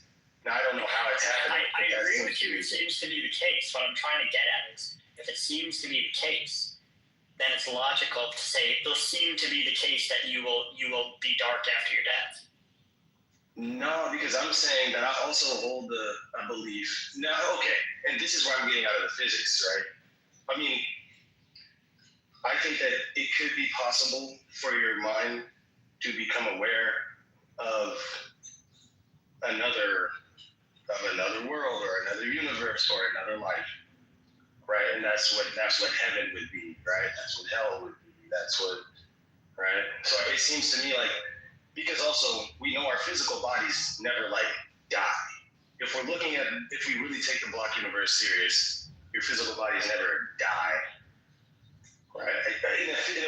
In the realist sense, right? Now death is a moment in space time, so it's like these are smuggling in words. You never die, but you were never born. Read through looking at the world through your eyes. Your life is like a book that maybe anybody could pick up at any point and just read through it. If the conscious entity or the mechanism by which it's highlighting pages, if you admit that you're not conscious currently as a baby, then it stands to reason that it is certainly the case that it's possible that state can repeat itself after you die, and you won't remember, you won't be conscious. That's true. It might not, but it might not. The hard thing about have you seen Rick and Morty, right? A little bit. And there's a video game where it's like you put it on and it's called Dave, and anybody can play it because Dave's life is always there in the game to be played, right? It's like Abe is a game. You're some dude. I understand. I certainly understand the mechanism. Yeah, I mean, so it's like. In Rick and Morty, one of my favorite was when he made the butter robot. Oh, it's been a minute since I saw it, but no, Rick and Morty is wild. It's wild. I think it's good. Rick, he makes a robot. It's like a tiny little robot, maybe like 3 inches tall or 4 inches tall. Oh, and he says, "Pass me the butter." And the robot's like depressed. He's like, "That's it," and he's like, "Yep." And the robot goes, "Aw." That's like the whole scene. I kind of felt bad for the robot. The Rick and Morty is free. Yeah, it's kind of a cartoon that has to do with like time travel and physics, but it's also very like existential and absurdist. So Rick, the scientist guy, who's kind of like a nihilist, so he made a conscious robot and he made it its purpose to pass him butter. And then when the robot says is that all, he's like, "Welcome to the real world, pal," or something like that. It's kind of like sad. Yeah. No, I've seen at least the first 3 or 4 seasons. But that was a meta commentary on the nature of like Rick's inventions, because all of Rick's inventions seem to be strangely imbued with sentience, right? Yeah, I wasn't aware of that. I've just seen like different clips and different parts. Yeah, it's one of my favorite clips, like absolutely, because it's such a commentary on the existential crisis. Yeah, that's exactly what it is. Just last thing, I think I figured out the issue. I just thought about it. I was like washing some dishes. I think essentially what it is that you're a dualist. This is actually the real issue here. You're a dualist who thinks your consciousness exists independent of the world or the matter. Exists independent of the matter, dependent of your brain, however you want to put it. But I think at the end of the day, that's what I think it is. And this is, I don't know, we kind of did waste a lot of time. I don't know why I didn't notice this earlier. We kind of did waste a lot of time talking about causation and B theories of time, which I guess, again, for me, it just becomes some form of emergence. But again, there's still that A theories and B theories of time are identical in terms of what happens. It's just the words that you use for 1 second to the next second, 1 moment to the next moment, just become different. But what actually happens is still the same. But anyways, I think I just appreciate more like you're referencing emergence, but if that which you claim has emerged has always existed, then emergence is trivial. no, okay. So It's emerged to your awareness. It's emerged to your awareness. It's the same, yeah, however you want to word it. It's we can come up with a new word, but it's essentially depending. It doesn't matter what we call it. It's still gonna be. We're still talking about something. Again, there's still just a way that some connection, causal influence. Again, so like you know the B theories of time.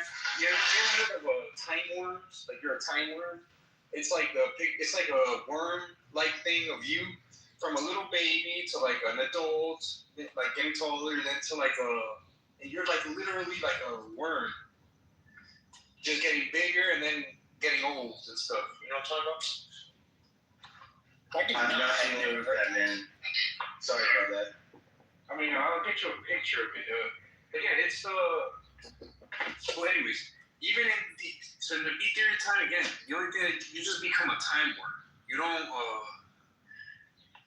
I always felt like a time worm. No, I'm just kidding. What'd you say?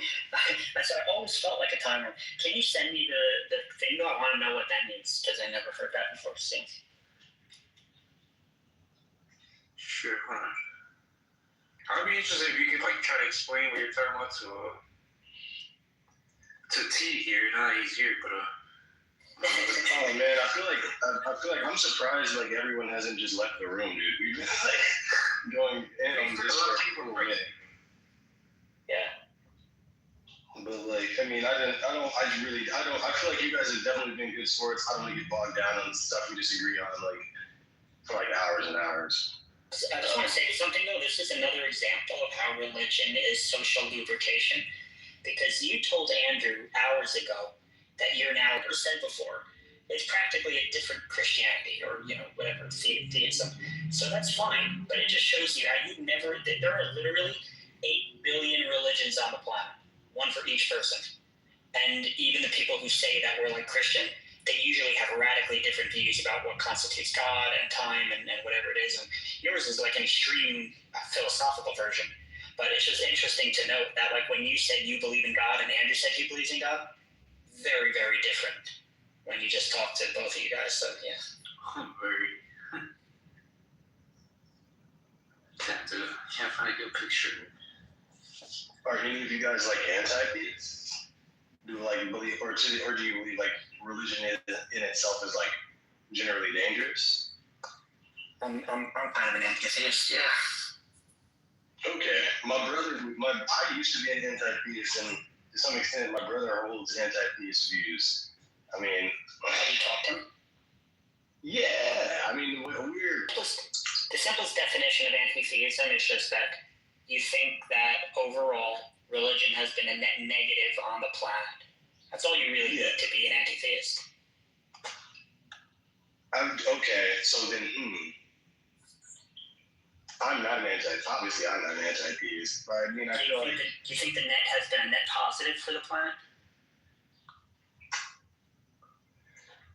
I would say we may disagree on what actions are kind of be constituted as like really truly religious conflicts, and so I'm going to say no. I don't think it's a net negative. I think religion has been a net positive. So you think that all the Inquisitions and the Crusades and the Holy Wars and the torture and the persecution and the killings and like all that doesn't count as still a net positive?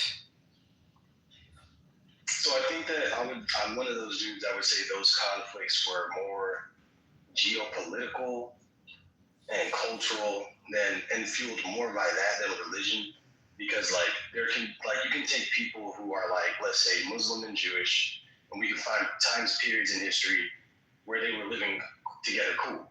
Now the religions were the same, but the geopolitical relationship was different, and so everybody was fine. Now when you change the geopolitical, but here's the issue with it. Even though it is true that there were certain times in history that people weren't being killed, but in general, especially when the religions themselves are preaching the teachings and the doctrines, you're going to have a much harder time of kind of justifying that, especially when like the Catholic Church was preaching that like Jews were responsible for the death of Jesus up until like the 1970s or something, and that's like guilty of deicide. I can show you. You're right. Yeah. Give me 1 second. I'm not going to no true Scotsman's it either. I'm not going to say, oh, those aren't really Christians, because like that's just I wouldn't do that. So I mean, but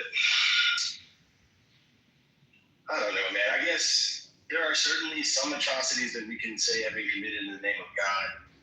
I think that when we look at most believers, they have led like upstanding, good lives. You know what I'm saying? Like most Christian people who have ever lived were honestly just trying to like do their best to be a good person and be like Jesus. You know, and so with that being said, I think that since most Christians are good people, can be considered good. Well, respectfully, I think that's begging the question, because we then have to ask the question, is acting like Jesus? Turn all that water into wine, we're going to have a problem, you know. That's a good point. Fair. I do think a sincere reading of the teachings of Jesus Christ,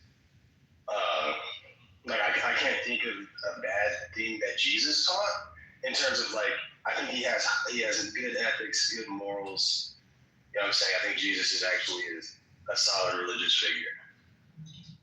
Yeah, you see, I think the problem is that, Christianity did reasonably well during the time when it was still persecuted, but once it had wore the mantle of state responsibility, of course, the state, by letting go in a secular state, at least in Europe. In the US, we see a reversal that I find very worrying right now, but at least in Europe, Christianity has been able to let go of power, and it's done it good. I can think of a number of teachings of Jesus that just are completely reprehensible, like, for example, hating their mothers and fathers, hating themselves in order to follow him, and not here to bring peace but a sword. Like, I don't agree with any of that, right? Or ignoring the mothers and brothers when they come to see him, speaking in parables in order to confuse people. The whole end of the world speeches, I mean, they're just completely evil, right? Pregnant women may not escape, and the hope that the end of the world isn't on a Sabbath day. The man burying his father tells him to follow him and leave his father behind and let the dad bury the dead. Not very loving, it's just there's so many examples that can go on and on and on about this. Can we so I'm thinking like I'm not my first thought about Jesus and all of those things is I'm gonna have to pull a Charlie Kirk supporter, and I need those in context. Right? We know the context of that one, right? He called them robbers. You know the context of that, right?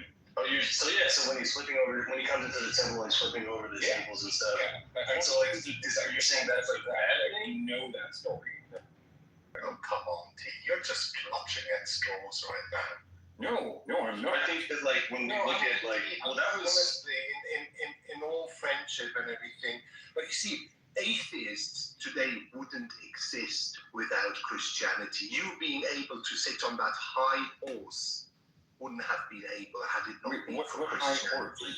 I don't know what high horse. I would like to engage with your example though. I feel like you honestly gave an example that you thought, you know what I'm saying? And so in the context of that, right, from what I've read, the temples, while they were being occupied by Rome. They were only allowed to they're in that area, the authorities, that the Pharisees, Sadducees, right? They were allowed to meet in a building that was adjacent to the Roman state building, right? So the authorities could be aware of how their theocratic society was functioning, right? And the problem with that, having the temple adjacent to the Roman state building, is that they are starting to do things that they don't typically do, like sell goods outside and even inside the temple, right? And so Jesus is saying, right, this is not how we traditionally worship in the temple. You're not supposed to be in here changing money and selling stuff. Get this out of here. Like, imagine if you came into church and there was like a dude selling random like football jerseys and like some dude over here selling cigarettes. You know what I mean? Like, but a real person would be like, that we're all aware of, right? So I'm not sure why you're bringing it up. oh, I think that, okay. And trashing the temple being used by money changers and people selling their merchandise, right? It's not a building that was owned by him. He was calling them robbers. I think that there's if this type of behavior today would just get you thrown in jail, right? It wouldn't actually result in any sort of lasting change, right?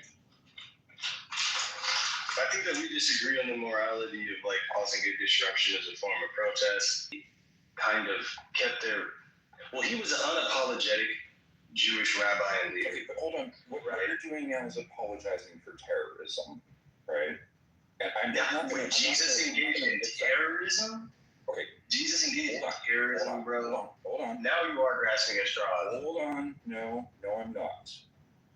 Terrorism is the threat of violence or violence for political change. That's what we're fucking discussing here. The threat of violence or violence for political change. I'm just not going to be okay with that at any point, right? You can dismiss it as terrorism when it is in fact the threat of violence or violence for political change, but I'm still not going to be okay with it. I think that there are, so the Roman occupation of the Jews is, the history of that is so incredibly violent and brutal that even armed resistance would not have been unreasonable. I mean, in my opinion, I'm saying all of that is equally bad, right? So would you say all forms of armed resistance are unreasonable? Not unreasonable. No, distasteful.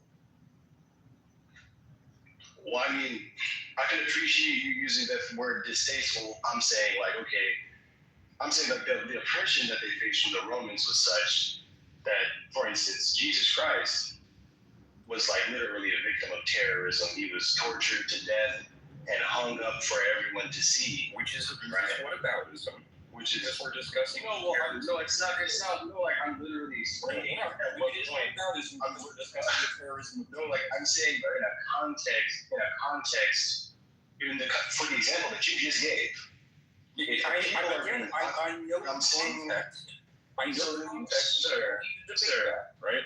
Sir, then I think that we just disagree. Context, right? Let's just agree to disagree. I think it's fine to flip over a table. You want a teaching of the person, which I'm not going to accept, it's terrorism, right? Okay, yeah. I mean, cool. So like, if you're being occupied by a ruling force that crucifies people for political, right?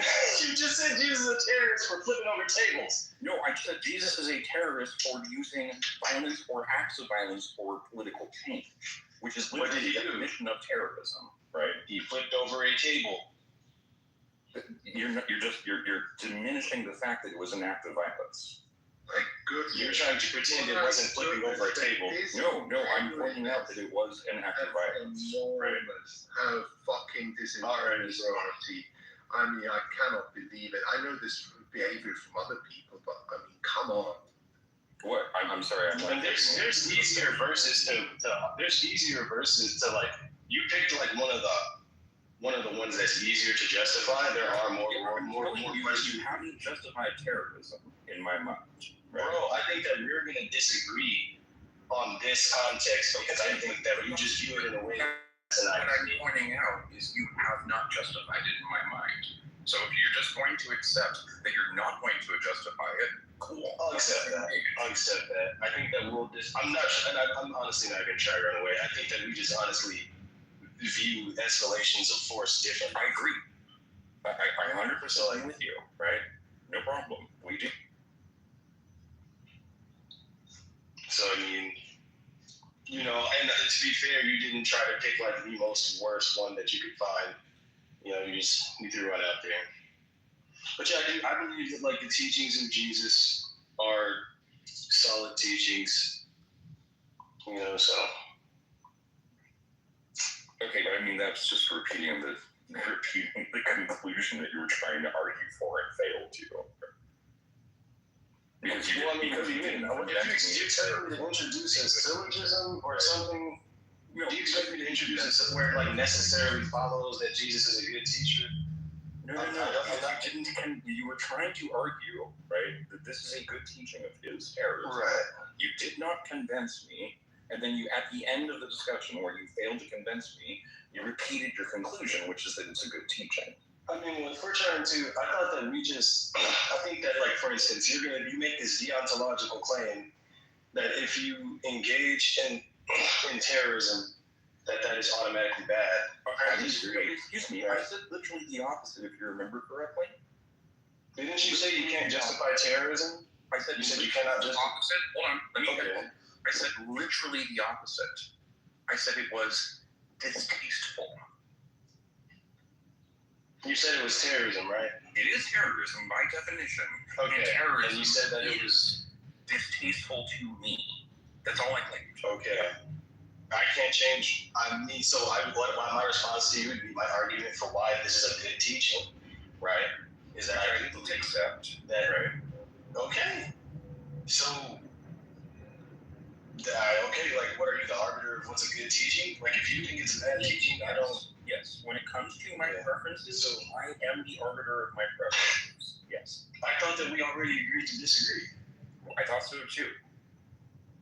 So okay, so why are you pushing the issue? Because as I pointed out, at the end of the discussion, you decided to just declare victory when you lost. I never declared victory. You said, I still think it's a good teaching when you I lost. said, how is that? If I say that I think it's a good teaching, how is that me declaring victory over convincing your you? conclusion that you failed to convince me of. Okay, I'm sorry. I didn't know I hurt your feelings. All right, my bad. No, not at all. No feelings hurt at all. I'm just pointing out that it was in poor form. That's all. I was not trying to declare victory. It's not that serious. Okay, cool. I have won. You have lost. Victory. That's declaring No, that's all yours, right? I'm just messing with you, dog. Hey, buddy, it's cool. And you did have ones. You had a whole list, though. I feel like the first ones that you offered would have been much like even when he's like saying, "Leave your mothers, leave your fathers, don't marry." You know what I'm saying? There's some teachings that are hard to hand you a softball, right? I think you're less likely to convince me that those are good teachings, right? For sure. I think that the context in which Jesus lived was such a very revolutionary time and hard to even come to grips with, that I do think that overall, the fact that he advocated for peace, you know what I'm saying, even though he was met with violent death, you know what I'm saying, I think that that's a generally good principle. And I do concede. He contradicts that, right? He says, I came with a sword not for peace, right? I think that's there. I believe he's speaking proverbially there. Well, that's the problem, right? That's okay, but that was another objection of mine, was using proverbs to confuse people, right? These are just bad teachings all around. Like, you're not going to get around this. You're not going to convince me that any of this is good. You know, I'll say, given the Bible, a reasonable mind could conclude that Jesus is not a good teacher for them. You know, I'm not going to say that it's unreasonable, right? Especially if you're saying that he's coming to fulfill Old Testament law and that he's one with the God of the Old Testament.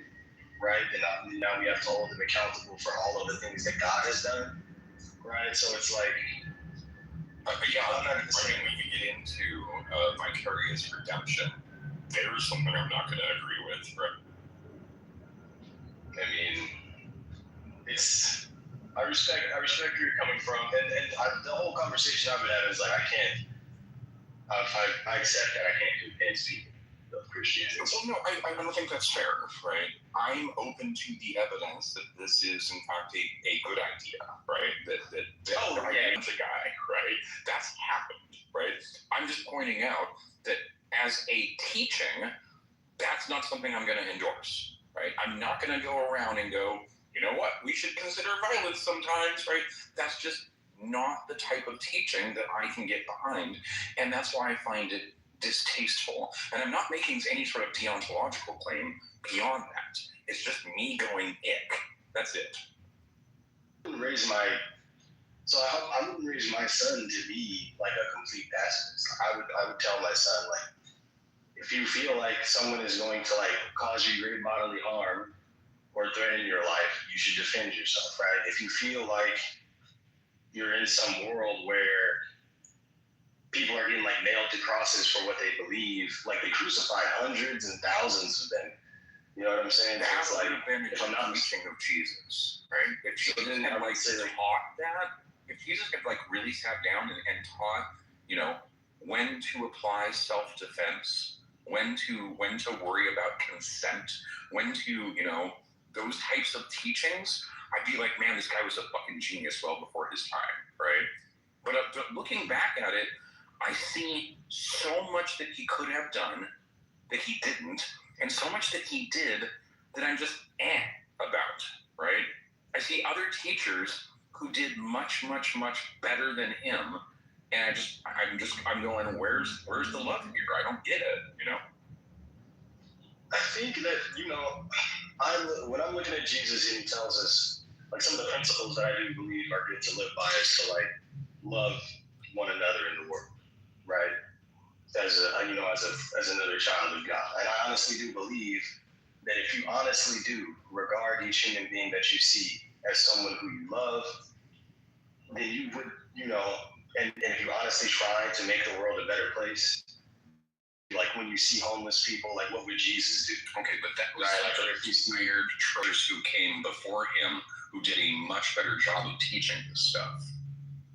Well, I mean, I'm saying that like these principles are principles that I'm not saying he invented, right? And he is building on scripture and things that came before him.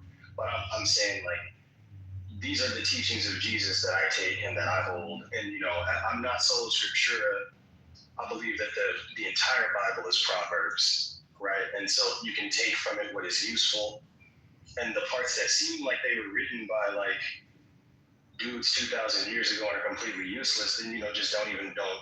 You're free to sort that out how you want. I believe that like Okay, but that's like 98% of the book, right? I think that like on occasion you moral lesson, something really nice, like, oh good, you should love each other. But then the rest of it is like, you know, God did this and God did that, and all these stories and you know history timelines that aren't real, and it's 98% crap, right? And 2%, oh, this seems nice. I wouldn't necessarily say 98% crap, because like for me, obviously, you know, persecution of other people down to the last man, woman, and baby, that's obviously crap. But I don't think that's most of the Bible. I find meaning in life through trying to be virtuous and good people. Yeah, that's the crap I'm you know, like, right? Literally, right? Instead of like, you know, one or two sentencing that, they go pages and pages and pages and pages of boring, right? It's crap literature. Of course. Well, I mean, if in terms of like if you were to be like writing me a compilation of stories by today's modern standards, like they lack introduction, they don't set up the characters, they don't give you backstory, the dialogue is shit. You know what I mean? Like it's not a well-written compilation of Yeah, stories. we're finally on the same page. You keep on saying that, but I think that in some way it's not. It's But crap. I think that's more of like a literature critique. you're good enough of a writer to give it that critique as a writer. Right, because and the reason that I'm saying you're holding this thing in high regard, and I can give you source material that's going to get so much quicker to the point, going to be so much more reasonably argued, going to ditch 98% of the narrative bullshit that gets in the way of actually teaching the lesson. Right? That's the problem, is it's got all this narrative that gets in the way of actually teaching the lesson. I could see how if I was some person that only believed in the virtues of in similar virtues to Jesus, that I would definitely use other things. But I do believe in I do believe in the power of I'm become a theist. I believe in Jesus, you know what I'm saying? And so with that being said, I do believe that there is something to be gained from becoming familiar with the Holy Scriptures. Okay, but that's presupposing the point, isn't it? Of course it is, yeah. I accept that. I accept it. You can't be an honest theist if you're not going to acknowledge that there's presupposition. Well, for me, I'm sure on some level I'm presupposing, but I've caused, my faith in Jesus does come from experiences that I've had, right? No, I don't understand. But I'm sure because faith is something that is that you use to justify a belief external of any evidence for it. So if you have experiences that raise the probability, I would just consider that evidence, and then you wouldn't need faith to justify it, right? No, my faith doesn't justify my beliefs. Oh, I'm sorry. Then we're talking about two different things. Usually, when people talk about faith, they talk about I believe it on faith, right? What they're doing is they're signifying that they have a belief, and they're providing the justification for the belief, faith, right? That I don't have good evidence for you, and so I'm going to put a placeholder for that evidence, a placeholder justification, and I'm going to call it faith, right? When you say take it on faith, that's what that language sounds like, but the definition of faith that I'm using is faith is the act of placing trust. So faith is the belief itself, not the justification. Correct. And so that's why I'm pointing out I don't need a separate word for that, right? No, well, I think you're just using faith differently from me. It's no, I'm trying to point out that we have a separate word for a reason, right? We have the word belief. Belief refers to a propositional attitude. Fine, but that's still a belief. Okay? You just said that I was using faith as evidence. I'm saying no, I wasn't. Yes, right? So we have a belief, propositional attitude, things. Independent of our belief, we want to have justifications for holding those beliefs. Why do I believe that? That's called a justification for the belief. When people say, I believe it on faith, what they are doing is they are providing a justification for the belief. The justification is on faith. Do you understand what I'm saying? I mean, most people don't use the word that way. Most people would say most Christians that most people don't use it that way. Most Christians, I'm going to disagree with that. So, right? That's why when I look up the definition with my personal experience now, right? No, here's all I'm saying, bro. I'm making an argument that we should just use faith the way it's defined. And I'm making the argument that obfuscates. No, it doesn't. No, it doesn't. If I use words, telling you why what they say when you look them up. I'm telling you why. I heard you make your case, and you said you were using different words. What should we supply for a justification that lacks evidence? The word that we use in the English language is called faith, right? That's just what that means. It's a justification. That's not what that means. I'm going to disagree with you. No, I'm telling you that's what I mean by the word. Show me the definition that says that. I'm telling you that's what I mean by the word. I'm telling you I just mean what it means. And that's what I mean by the word. When I say the word, okay, I'm saying. Hold on, I'm not done. When I say the word faith, what I'm referring to is a justification for a belief. That's what I mean by faith, right? That's not what I meant. So we have different words. We have different words here because they actually do mean, in this context, in this conversation, per the semantic that I provided, different things. I'm just going to ask that we go with the definitions of words that are available. And I'm going to ask that you don't use it in a sense that does not obfuscate the language. I don't think it does. And I think I'm that all telling that I'm you saying why it is, does. but you're telling me because in most of your experience, No, that wasn't the reason. No, that wasn't the reason it obfuscates the language. No, okay, listen very carefully. The reason it obfuscates the language is because belief refers to a propositional attitude and faith refers to a justification for it. You see, what I'm doing is I'm drawing a distinction. Now, what you want to do is you want to erase that distinction, which obfuscates the language. But I think your distinction is not justified because that's not what faith means.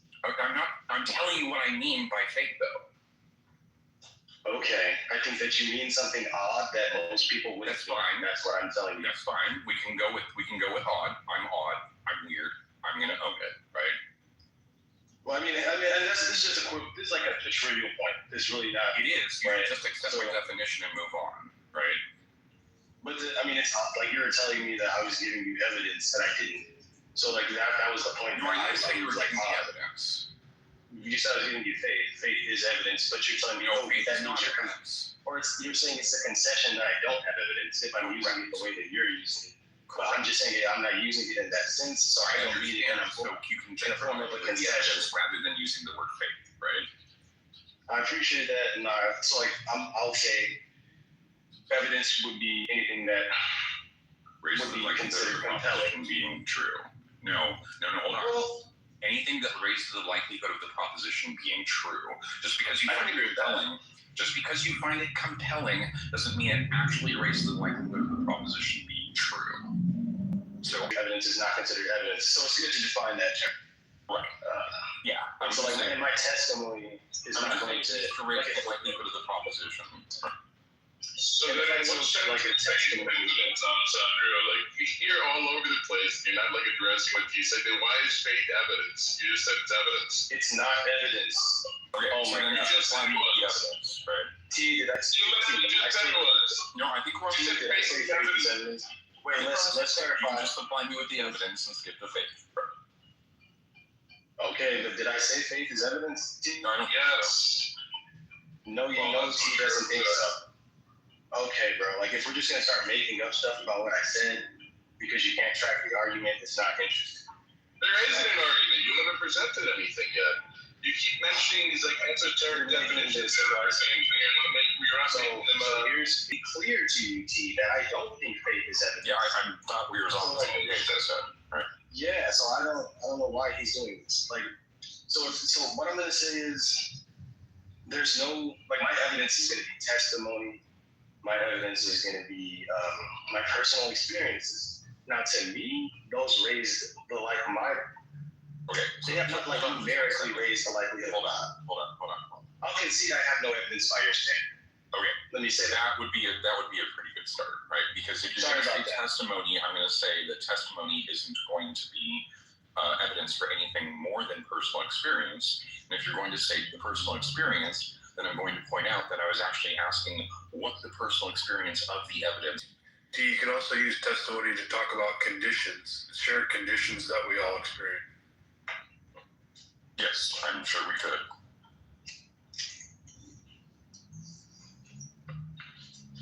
Yeah, usually when we talk about evidence, we talk about it in terms of like a hypothesis, and we're going to predict the observation that we want to make that would falsify that hypothesis, right? Certainly under the scientific method, and that's a reasonable standard. That's definitely a reasonable standard. I'm curious though, Andrew, like if you're there, if you had any thoughts about like the virtues of the teachings of Jesus. We were for a moment going back and forth about like, are the teachings of Jesus even virtuous? Right, but Not all of them. Some. If you had a list of teachings of Jesus, it would be under 20 things. Right. Like you're making it. I mean, what are the teachings that maybe I'm missing something? Doesn't Andrew love Jesus still?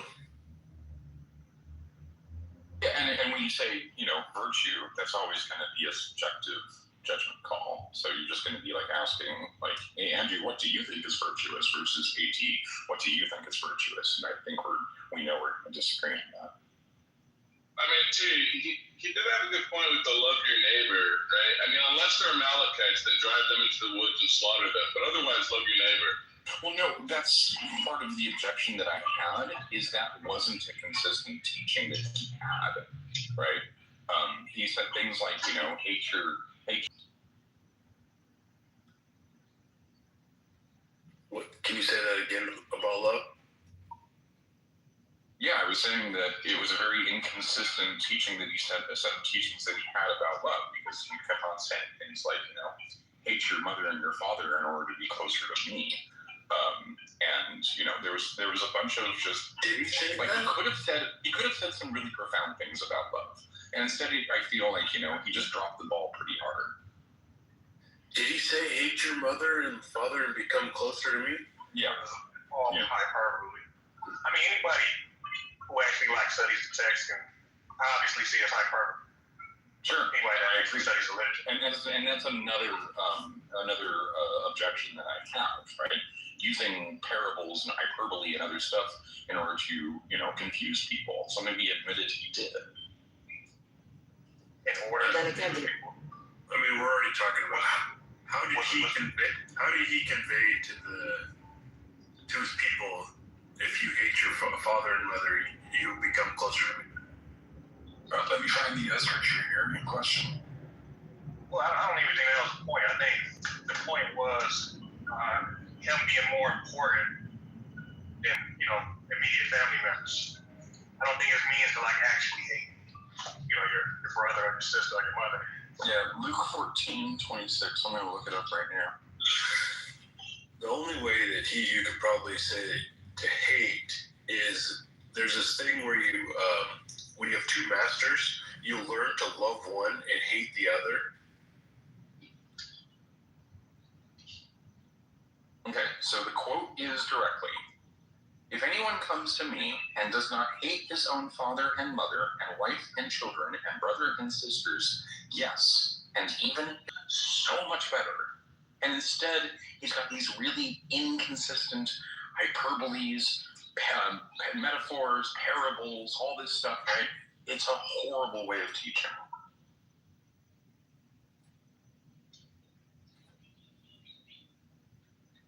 I mean, I guess that's just your subjective opinion, because there's people that would disagree. Yes, and say it that is my great. subjective opinion.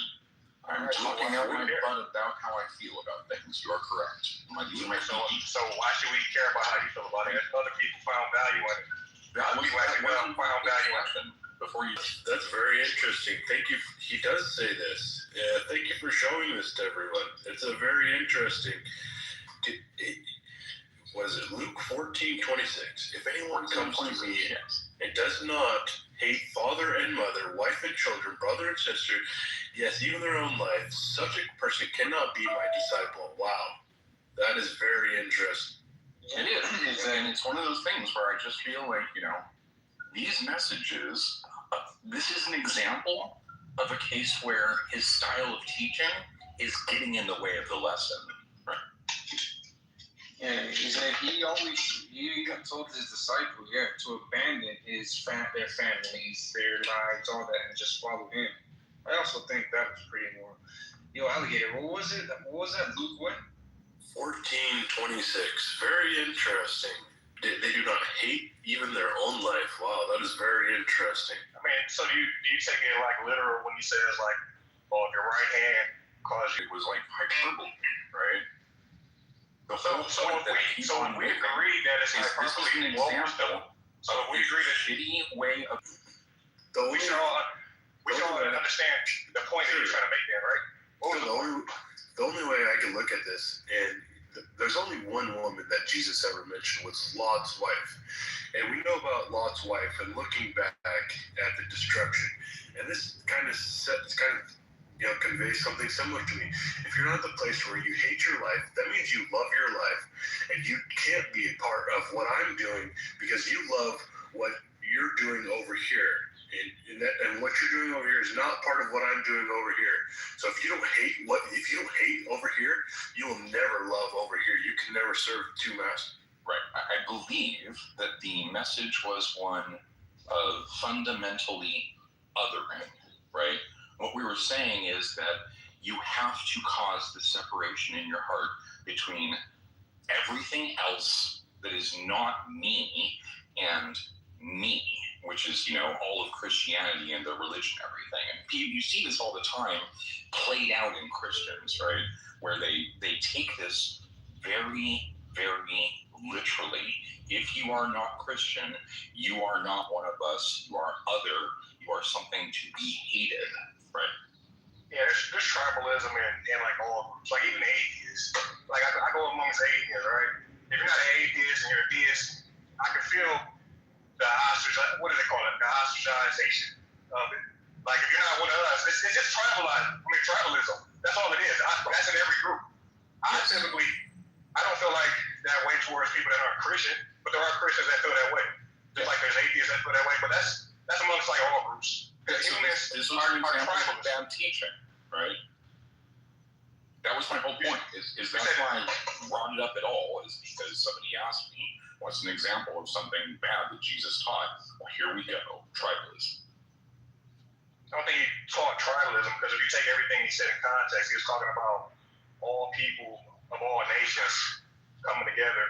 No, pretty much. We just covered the tribalism that he taught, right? But if we get the whole context, he says there's no Jew, no Greek, which are all different tribes, and we are all one through Christ. I mean, it's like breaking down the barriers.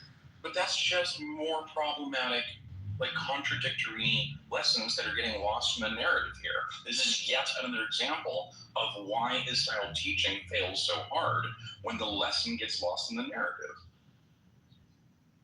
But there was certain racist tropes that Jews pretty much used to use against the Gentiles, and you can see that Jesus was trying to get and break down these barriers to have Jews no longer be separated from the other nations, because Jews around that time weren't allowed to even communicate with Gentiles.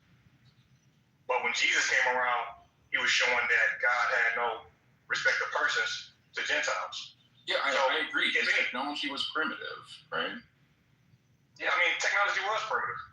His technology was primitive. Specifically, this idea of like, I can use God to show this and achieve this political goal. It was primitive technology. I agree, right? And for its time, it was advanced, right? It was advanced technology. I mean, it's revolutionary, and by today's standards, it's antiquated. It's still revolutionary by today's standards. It's still revolutionary. No, it's not. It's changing a lot of people. No, it's not. No. So Christianity isn't changing. Years has this trick. So Christianity isn't changing people's lives today. Are you saying that? No, that's not what I'm saying at all. That's not what I'm saying at all. So is Satanism, the Church of Satan, changing people's lives also? Not a positive perspective. Not in my opinion. It's not a positive way of changing people's lives. No. In what way is it not positive? Of course it can be positive. Well, it depends on the group. Honestly, you have to show me the group and the beliefs. I've seen a lot more positive changes when it comes to Christianity. Like there's people that know used to be. What change is the temple not anything that is not positive? Are they a monolith? Do they all have the same beliefs? Again, no. What? You don't have to all have the same beliefs in order to be positive. What change? No, I'm asking. Give me a perspective that is not positive.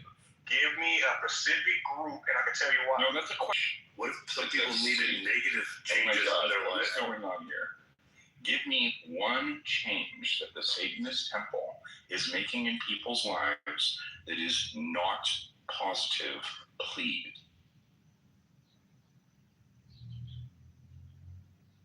Because I'm not aware of any. I don't have it right now. I'm sorry, I don't have it right now. I thought you were making it. No, I'm not talking. I'm talking to some homeless guy. So you're asking me to give you one thing that repeat the question because there's some guy talking. About the 8th time now. One thing that the Satanist temple has done, the changes that they have made in people's lives, that is not positive. That's not positive. I mean, it depends on the group because there's actual Satanists that believe in Satan, and then there's atheists. No, that wasn't the question. That wasn't the question. The question was not, what do Satanists believe? The question that has an impact on whether or not it changes their lives in a positive way. That wasn't the question. That wasn't the question. So you're saying that belief doesn't impact how they change their lives? No, that wasn't the question.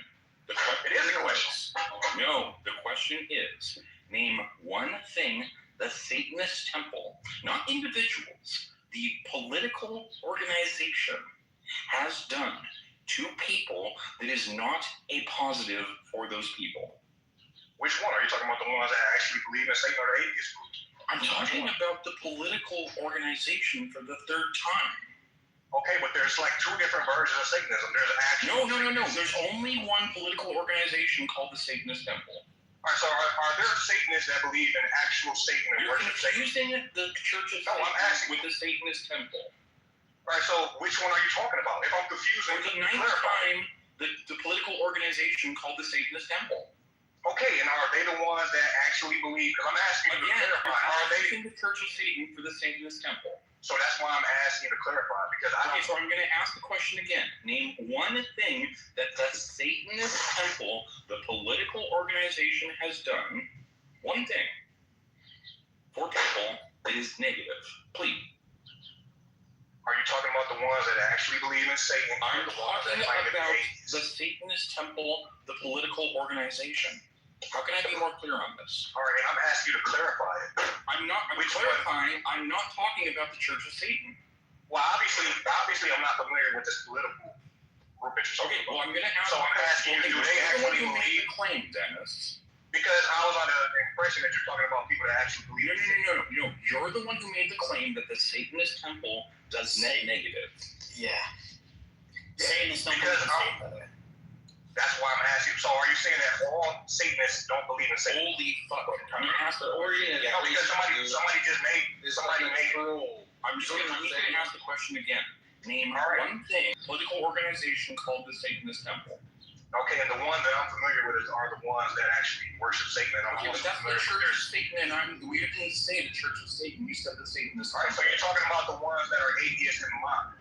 So we can just clarify that. How hard is it for you to clarify? I've done so repeatedly. All right, so you're saying that it's the group that doesn't specifically believe in Satan as a real being, but are atheists. You're talking about that group? That's a political organization. Last I checked. Okay, that's all you had to say. I did say 9 times at this point. From my opinion, being atheist has negative results on that. That wasn't the question. That would be one thing that I think wasn't the question. Yeah, hold on. Let me just ask him kind of. You're doing a good job, T, but I just want to kind of ask him, Dennis. You seem to be making claims, and then you kind of either change it or you don't bring evidence. You just made another claim. You said that something, I'm paraphrasing you, but you said something like being an atheist is like bad or harmful for your life. Did you say that? I said, under my opinion, I think that would be one thing that would cause some type of harm. Okay. From my worldview. Okay, I understand. Explain what the harm is by somebody being an atheist. Go ahead. All right. From my worldview as being a Christian, if you don't believe in God, that would be a negative. Because I believe that God is real and I believe that He exists. But that's your key claim. Where the harm is. The harm would be the harm will be separation from God. From my so that's not the issue. Yeah. Right. So you're saying it's hard. From a Christian standpoint, separation, we mean it from like a spiritual sense. We don't mean like a literal sense. It's harm in a completely imperceptible way. Yeah, I mean, from your perspective, it would be exactly what you said. From your perspective, it's imperceptible, right? No, from my perspective, it is. No, it is. Because even when we look at scientific studies, there's actually evidence that shows that having a relationship with God can have positive effects on well-being. So I mean, do you know there's scientific studies that having a belief in God can have negative effects if you're afraid of hell and shit? That can be. Well, actually, I mean, I don't believe in eternal torture chamber. I know there's Christians that do. Some people. So I have. But then, So we can say that about any belief. There's some atheists that have beliefs that you think is harmful, right? So I'm just saying that you can say that about any belief. Okay, but Dennis, do you understand why that's fallacious? Why? What is fallacious? Saying that because there's scientific evidence that there can be positive benefits from believing in God, that should therefore apply to me, as if therefore I believe in God that will have net positives. Well, that's a fallacy. Well, actually, that's a fallacy. It's not. I'm not done yet. Tell you why. Dennis, I'm not done yet. I'm not done yet.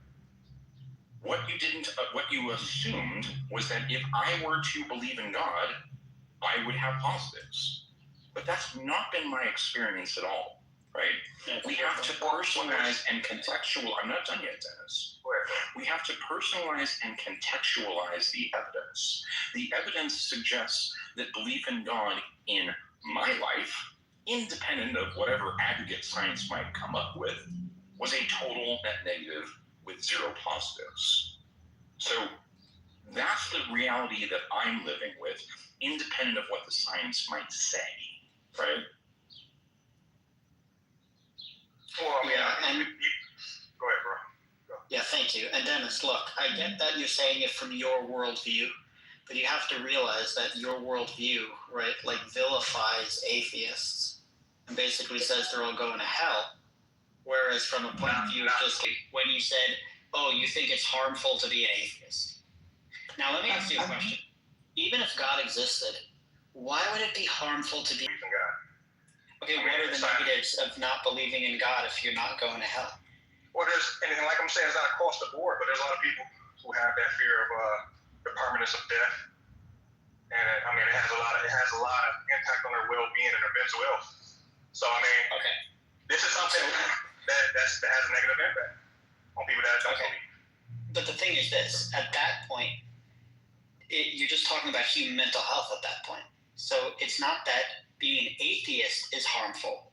It's that living in reality and acknowledging that reality is sometimes not the best or what we want it to be, that can have negative effects on your mental health. That has nothing to do with atheism. That has to do with like fear of mortality. And wait a sec, I'm just finishing with Dennis. No, I'm just saying, how do you know that's the reality though? Like, how do you come to that conclusion that you're living in reality? How do you know that you're not in a position that you think deists are in? How do I know? Type of out of body. Type of. I have overwhelming evidence that I'm going to die one day. Yeah, but you don't know what happens after that, though, do you? I have overwhelming evidence that nothing happens after that. And what's this overwhelming evidence? Have you died before? Do you know people that died before? Like, I mean, has science proven that there's no life after death? Whoa. Science has been in the business of proving things. Yeah, science doesn't prove science. Well, science you know when I use that word, you know what I mean by it, right? Science gives us the best explanation based on the available data. Has science given us the best evidence? So has science given us the best evidence that there is no life after death? Yes, that's definitely. Based on what study? I can give you a bunch of them. One of them is the very fact that I'll give you the biggest one, and then I'll go smaller. The biggest one is that the universe itself is governed by entropy, so that because everything's losing energy. So that's number one. And what does that tell us about afterwards? You know? Like, what does that tell us about afterwards? Our experience. There is no afterwards. As the universe loses heat, eventually everything will start to slow down. And eventually everything reaches the same equilibrium, and there will be no more movement, and there will be no more time. And that means that everything is dead. So do we ignore like the amount of the studies that actually talks about people having these experiences where they have these sort of out-of-body experiences where it seems that they shouldn't be able to have Hold on. We could go to NDEs in a moment. Okay, there's like millions of them. So like, how do we explain those? I mean, if we're going into this certainty of that there's no life after death, man. If we're going to have a certainty. Yeah, I'd be happy to go into that. But all I'm pointing out is the universe itself is dying. That's number one. Once you acknowledge that, it kind of makes sense that humans die too. So I just want to say that. Number two is that humans are made out of atoms, right? We don't have souls or disembodied oxygen. The brain shuts down. There's no more synapses. There's no more electricity running through them. And then your brain rots. There is no more brain. Therefore, that is entailed by the laws of physics. All right, well, If you need a brain to be conscious and you have no brain, then when you have no brain, you will not be conscious. so what about the evidence of consciousness when the heart stops beating? Like, I mean, should you be able to have experiences while your heart is not beating? Sure. So the problem with NDEs is that even though not according to science, not according to what we know about science, like no. So if the heart stops beating, no, I'm saying if the heart stops beating for several minutes, it's impossible. So to have, here's the important point. It's impossible to have a conscious experience. Death is not a single thing. It's a process. Death is not a singular event. It's a process. And when people are having near-death experiences, right, look at the first word. The first word is near-death experience. No one has ever died, been clinically dead for like 7 days, and then got up and said, oh, wow, I had a near-death experience. Never happened. You're talking about people who've been clinically dead for like 5 minutes, 10 minutes, whatever. They got back on the oxygen table. They were dead. They were dying. I don't deny that. They were dying, but that doesn't mean they were dead. I mean, but according to science, though, like we should not be able to have, once the heart stops beating, within like several minutes, you should not be able to have a conscious experience. Yet there's been reports of people reporting their environment with 99% accuracy when they should not be able to do so. So here's the thing. That's not true, though. There is certainly truth that there have been events and experiences of people who they were out cold on the operating table and they were able to, let's say, come back and they were able to like recover a conversation that the doctors had at their bedside when they were unconscious. Now, what I would say to that is that, number one, yeah, that's interesting, but most likely there was some type of like subconscious processing going on because obviously they heard something. And number two is that there's never been any good evidence that these near-death experiences were like supernatural. Like, for example, all these people who say, oh, I floated up off the table and I saw the doctors and I was floating above them.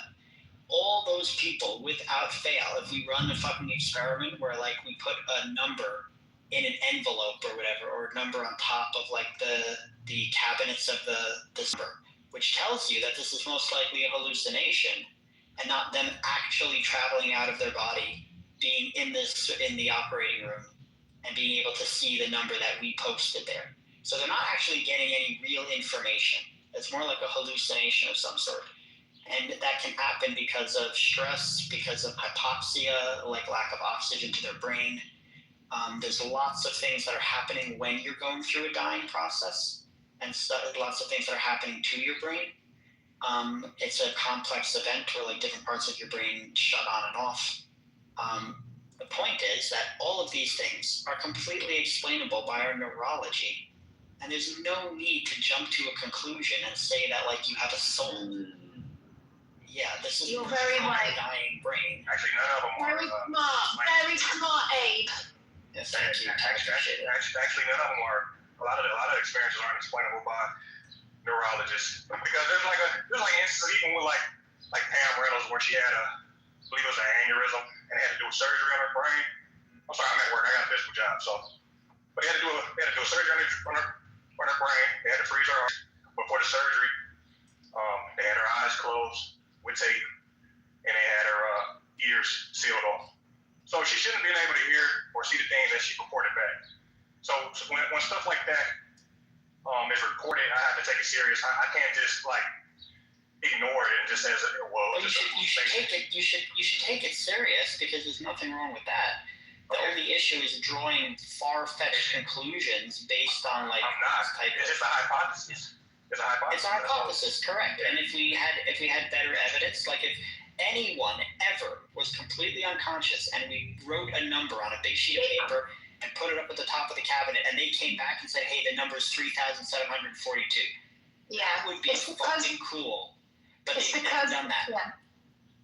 Because the body is going through shock.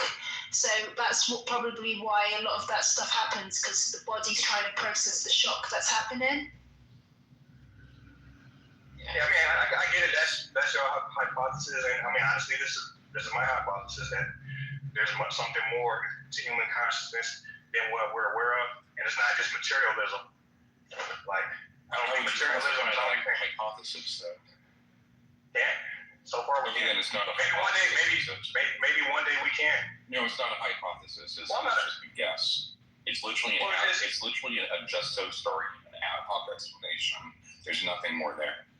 Okay, well, maybe one day we'll be able to falsify. Okay, As of right now, we don't have that's called wishful thinking, right? Okay, wishful thinking. Okay, well then, I'm sorry. I don't know why we would like. You're right. Go ahead, bro. Go ahead. I'm a moderator, right? Yeah, that's how that works, right? I don't know why we would compare some wishful thinking, like wishy-washy bullshit that you just, seem to like for no reason at all, to an actual hypothesis which is falsifiable. Like, why would we sit around and do that? Do we have nothing better to do? Well, is God falsifiable? I'm asking Why do you sit around and talk about God if it's? I'm not sitting around talking about God. You are. So you don't have conversations with theists or believers about God. But All right, so why? I mean, it's unfalsifiable. Yeah, I don't propose it as Divine command theory, which was actually called something else earlier, but you don't go in those rooms for those discussions. That's crazy. You know how long this room has been open? And how many times the topic has changed? Nah, I don't. It's probably been open for over a day now. It's been open over 24 hours, and I can't count the number of times the topic has changed. Okay, I'm just saying, like, we like to have conversations about the unknown.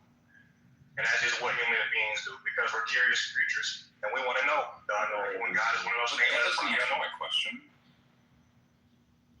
What question? The question was, why would we sit around and talk about your wishy-washy bullshit, made-up guesses based on nothing worth thinking? Why is that interesting? You're actually entertaining it right now. So, I mean, I'm asking you why are you bringing it up at all? I mean, you're entertaining it. No, I'm asking you why you're bringing it up. Do I need to stop entertaining it? I mean, if you want to. I brought it up because we was having a conversation about God, and that's part of the topic. That's what I brought it up. Dennis, can I just ask you before we kind of switch? I'm assuming you're a theist of sorts. Are you a Christian? Yeah, I'm a Christian. And what's the main reason you think God exists in the first place? I think the thing about Paul is very interesting. How he was one persecuting Christians and killing them, and it seemed pretty interesting that Paul changed his tone after having the experience. And from my opinion, you would only change that your tone or something like that because you actually believe something. I mean, you can say that about other. You can probably say that about a lot of other religions, and I can say that about a lot of the apostles. A lot of them put their lives on the line. So it makes me feel like something had to occur in that it was some made up BS. I mean, and there's other reasons why I believe in God, but I'm kind of like at work. No, that's fine. That's fine. Yeah, that's the main. Yeah, that might not be like the only reason, but you're saying that's an important one. So here, let me kind of give you something to think about. You said that seeing that Paul, kind of just the story about he's going around and giving up his life. So here's the thing. It is one option. I don't deny that people can be sincerely convinced, right? But are you not? If I'm being honest, yeah, those are all possibilities, but so why would you be impressed by somebody who is delusional? Well, I don't think that's the case with Paul. Right, but So, can it be the case? Well, it can be the case, but I don't think that is the case. Okay, but how would you know whether it's the case or not? Like, how can we tell the difference between a sincere Paul versus a delusional Paul? Well, I would weigh his character out. I would look at some of his writings, get an idea what type of guy he is, and I would base my conclusion on that. He comes off as a genius. That's your methodology? Yes. Well, first of all, someone could be a genius and still be delusional. Yeah. So even like why you would turn to them and let me check their explain. character to see if they're delusional? Because hold on. Even in the court of law, don't we weigh credibility of witnesses based off of what we know about the individual? Don't we weigh their credibility? First of all, hold on. No. And if we did, it would still be wrong. I hate how people, by the way, always bring down stuff about modern day courts and law. Modern day courts are a fucking medieval, like, horror house. Okay, modern day courts are really bad. All right, so even when though you they're better choose, than they used to be. when you So choose to don't bring believe down somebody modern you know, courts as if that's you like the way to do epistemology. so when somebody tells you something, you don't weigh their credibility based on what you know about that person. No, what I do is I weigh their credibility. The main witness testimony in the cases, right? Who's people in talking? jail. Who's coughing? Dennis, the way you weigh their credibility has nothing to do with their character. You look at their claim and you look at the evidence for their claim. That's it. Yeah, of course we look at the evidence and we look at the claim, but if we have circumstantial evidence, which is what this is circumstantial evidence, we have to go based off of credibility of the witness. No, hold on, wait, pause. You just said if we don't have evidence, if it's circumstantial evidence, we have evidence, but it's circumstantial evidence, we have to go based on credibility. No, in that case, you know what we do? If we don't have good empirical evidence, then you should remain agnostic. You should say, I don't yet have enough evidence to come to a conclusion. In that type of situation, it would be like, and I hate to compare it with a lot of like court cases, like you said, you don't like comparing it to court cases, but it's like modern day events. Like we believe a man killed a man. I mean, we believe a man killed somebody, right? But all we have is circumstantial evidence, and we got people that are claiming that he killed them, and that's pretty much all we got to go off of. Are we going to let this guy go free just because it's circumstantial? If you cannot prove it, yes. If you can't prove it, it's circumstantial. So we have witnesses, right? Doesn't matter. Witnesses are notoriously mistaken. They're really bad at giving back. There's plenty of examples where people are like spending the rest of their lives in jail because of like the whole believe all women situation that's going on right now. I mean, are we You are literally proving my point. I'm saying if there's only circumstantial evidence, you should not put people. Why is that difficult? Right, but there's situations where it's just the one man, and we have to go off her ability. We can't just ignore the claim. You should not ever go off someone's credibility or to put someone else in jail. That's bad. But the thing is, that's a lot of people getting away with crime.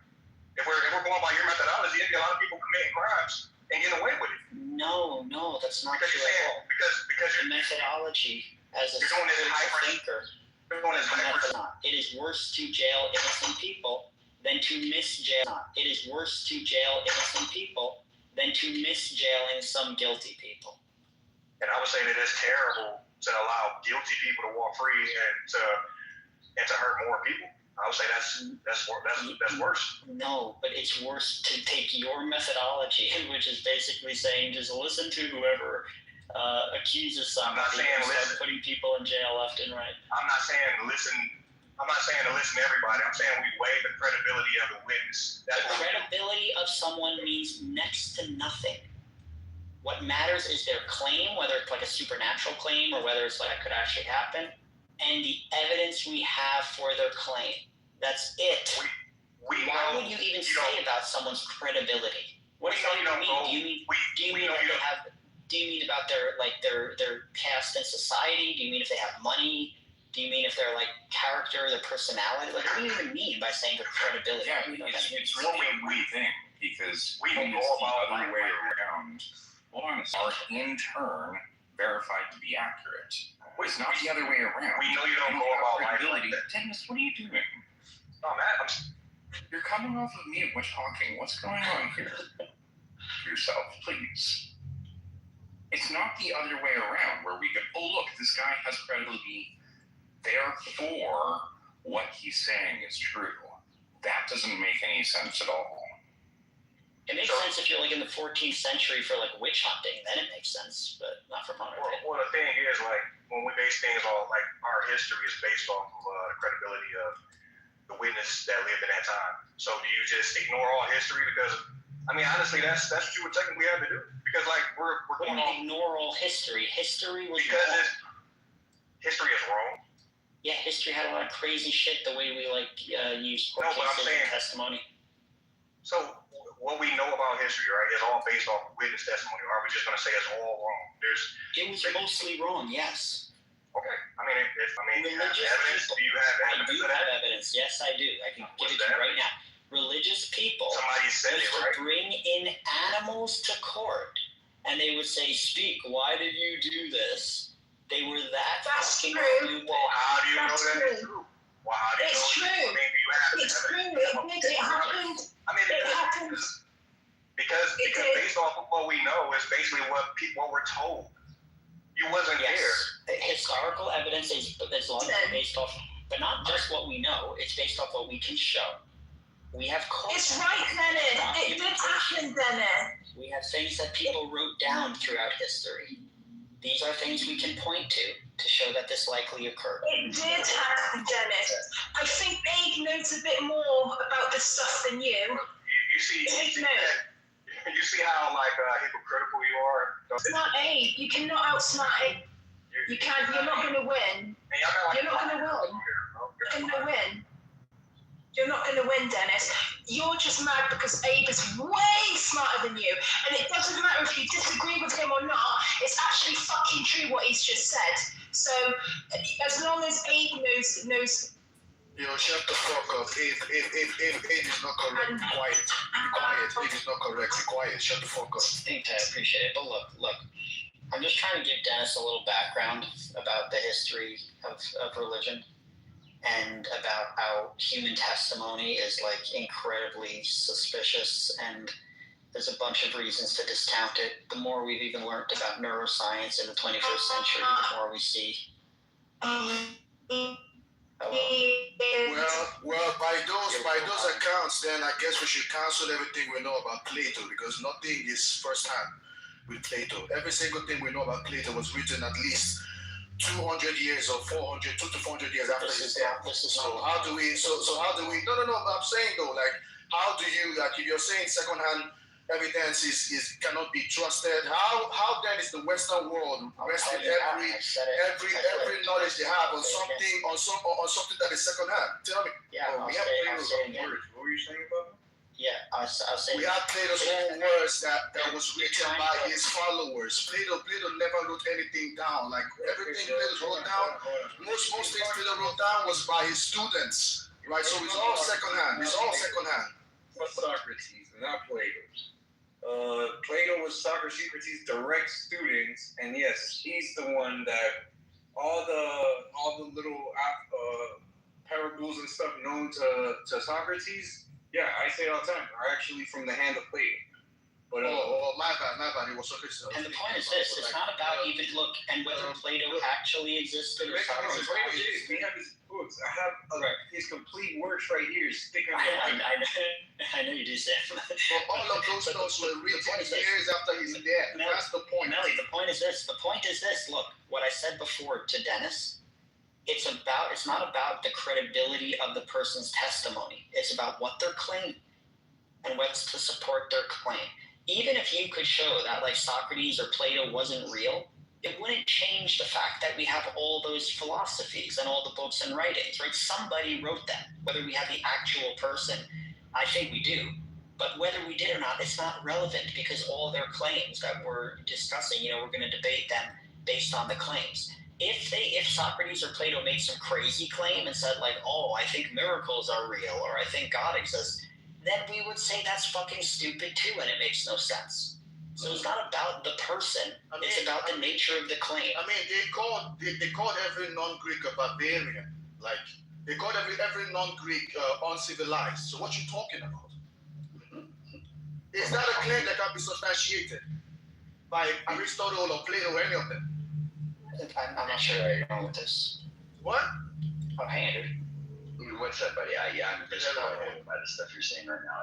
It's pretty hard to listen to, bro. It's hard to listen to. What exactly did I say that you disagree with? You're telling Dennis that history is pretty much entirely wrong. You literally just told him. Basically, that's exactly what he's saying, Andrew. Hold on. No. Hold on. That sounded like what you were saying.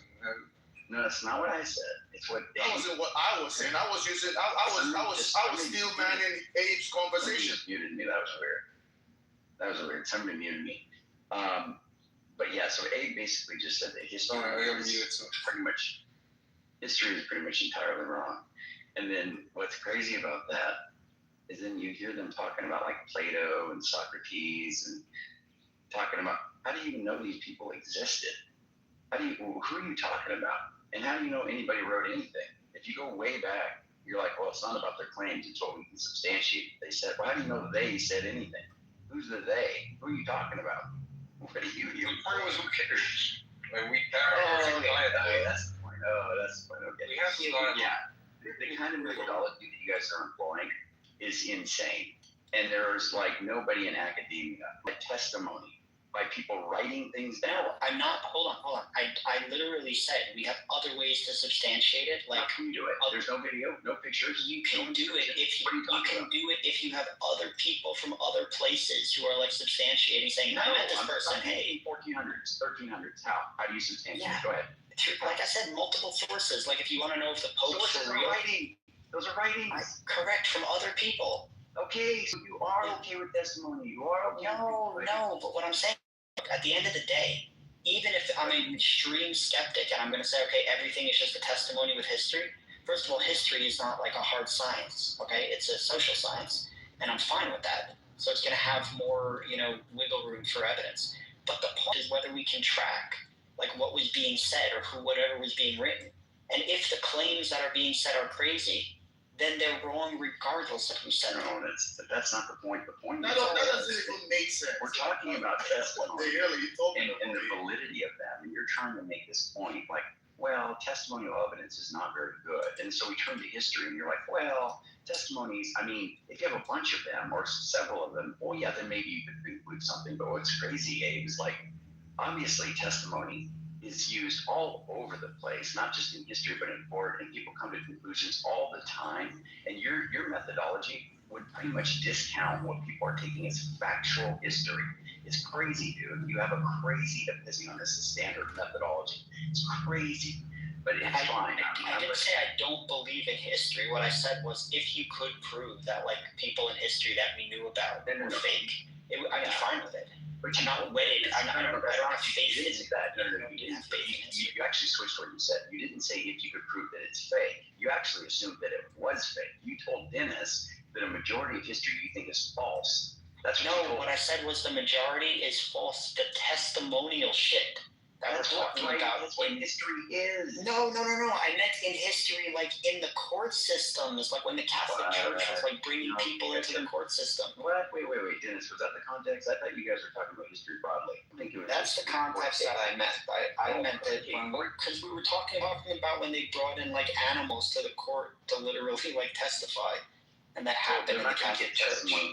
From animals, so that's kind of. They believed they could, Andrew. They were that dumb. No. Okay, look. Here's the point. The point is that even if they literally like bring in the donkey and say like, you stepped on this guy's toe. What were you thinking? And the donkey just sat there. You're telling me that when you told that to Dennis, people. Right. So you're saying when you said that to Dennis about you think the majority of history is pretty much false, because he actually asked you outright, you think the majority of history, like pretty much all of history, and you're like, yeah, I think the majority of it is false. You're telling me that was just meant to be in a narrow context of like these animal trials and stuff like that? That was talking about trials. Yes, in court cases and testimonies with people. Controlled your speech. Yeah, trials are usually. And they were false. No, wait. Dude, they were not controlled. Are you fucking kidding me? They allowed even spectral evidence. They were completely out of their fucking minds. That's what I'm talking about. Well, that's the trials. trials. I'm talking about witch trials, right? Yes, but I'm talking about in general the way they went about gathering evidence. Like they had no clue what evidence was. They did not know anything about critical thinking. People understood what it means to say, I heard something, I saw something, I was there. They did certain. Yeah, and then you had to say, I dreamed something, and they're like, oh shit, you dreamed something? It's real. Like they were that dumb. I don't think they were that dumb. They literally were. You don't give these ancient people enough credit, man. They built pyramids. They weren't that dumb, man. Okay, hold on. Taking big rocks and putting them in a circle in the shape of a triangle is not that fucking hard. Especially when you have slaves. Stop it, bro. Especially when you have slaves. Okay, that's cool. But by the same time, I can't remember what I forget the name of this Egyptian school, but it has a detailed recordings of certain anatomical parts of the human body, certain like like the bedrock of medicine can be found in certain papyrus that was from Egypt. I forget what it's called. The same thing with engineering. So to say that these people were just carrying stones here and there is actually stupid. Like in Babylonia, they had a clear understanding of astronomy, although at the beginning stages they understood, certain things that layman history where there was like an influx of knowledge or scientific, growth. But what I was talking about was more in the context of like Western Europe, and that was the Dark Ages when they lost most of this information from like Greek and Roman times, and they were just going around burning witches, and that lasted for like a good at least 800 years, if not more. So yeah, it's pretty messed up. I agree to that, but like all I'm saying is that don't paint history with a straight brush. Like we know that something called the late Bronze Age happened, that many civilizations actually lost a lot of their technologies, either through natural disasters or they getting I guess infiltrated by something called the sea peoples or something like this. So many civilizations at that time, I wouldn't say it was the first time, but like over several times they lost a lot of the technology. So many of them had to start over again. The same thing that happened with the Dark Ages. So I just don't want you to paint like history with a straight brush. That's all I'm saying. And then like hold on, one last thing. And then your idea about claims, and the claim has to be substantiated. Nobody does anything in history. Like we have kings that made claims. We have Egyptian kings, Persian kings that made claims that clearly weren't real. But in their time, they probably thought they could get away with it because, kings want to write good about themselves. They want to, it's like a propaganda, the same thing we do today. They did that today with their claim. So you cannot say like a claim has to be substantiated for it to be true. That's not true. What I'm saying is it depends on the nature of the claim. If you're making a claim in history and you just say that, there was this king, and then after this king came this king, and this was King X, and that was King Y. These are very mundane claims. We know that kings existed, and we know that monarchies changed. But if you say King X was a king, and then King Y came in flying through the sky on a winged horse, that's fucking bullshit. And we know that claim is wrong. That's all I'm saying. It depends on the nature of your claim. If your claim is going to be supernatural, the bar for claiming that it's actually evidence-based or empirical, you're going to need a lot more than just saying, this is a historical claim. But you wasn't saying that at first. You were just pretty much saying that about any claim. I mean, you wasn't really saying that at first. Well, it was in context of, who was I talking to? Was it about near-death experiences? I forgot what it was, but it was in the context of some supernatural. I understand that. I understand what you're saying. But like, it's of course hard to Robert, pyramids aren't triangles. What do you mean by that? I'm saying like it's definitely hard to substantiate supernatural claims though that have been made historically. But there's a lot that have been made historically. If I could tell everyone in this room one thing to like help your life, here's the one fucking thing that will help your life. There is no supernatural. Okay, just that will literally help you in everything in your life. Like, there's no magic, there's no astrology, there's no tarot cards, there's no reading tea leaves, spending your time to actually do like important shit in your life. Is there? I choose absolutely not to agree to that, and I believe my life is going to be as great as yours. So like, don't even go there. No, it's not. You're going to waste your time believing in supernatural nonsense. That would be you trying to conclude that 100%, like you're 100% sure about how. I am 99.9% sure there is no supernatural. I'm going to take my chances with the 0.001%. No, because here's the point. 99.9 repeating decimal actually equals 100. So it's really 100%. No, it does not. Yes, it does. That is actually true. That is 100% true, and I can demonstrate that mathematically. You don't understand math. You don't understand what repeating integers are. Yes. 99.9 repeating decimal place, repeating 99.9999 infinite decimal means. Now it's infinite. Now you're infinitely sure. Now you're infinitely sure, right? There is no supernatural. at the very least, I can say this. I'm 100% sure that there is no good empirical evidence for the supernatural throughout all of human fucking history. We've been on this planet for roughly, give or take, 150,000 years. We have never had any good evidence whatsoever for answer. In the world right now, and people who have lived historically would disagree with you. So, and they're mistaken. And of course you have people who agree with you too. And you could be mistaken too. So, like, I don't even know why you're trying to make it look like as though like science is the. I understand and I work with science, but like to think that science is the only mechanism we can use to understand this world is actually insane. Right? We have spiritual methods. We have hold on 1 second. We have philosophical methods. We have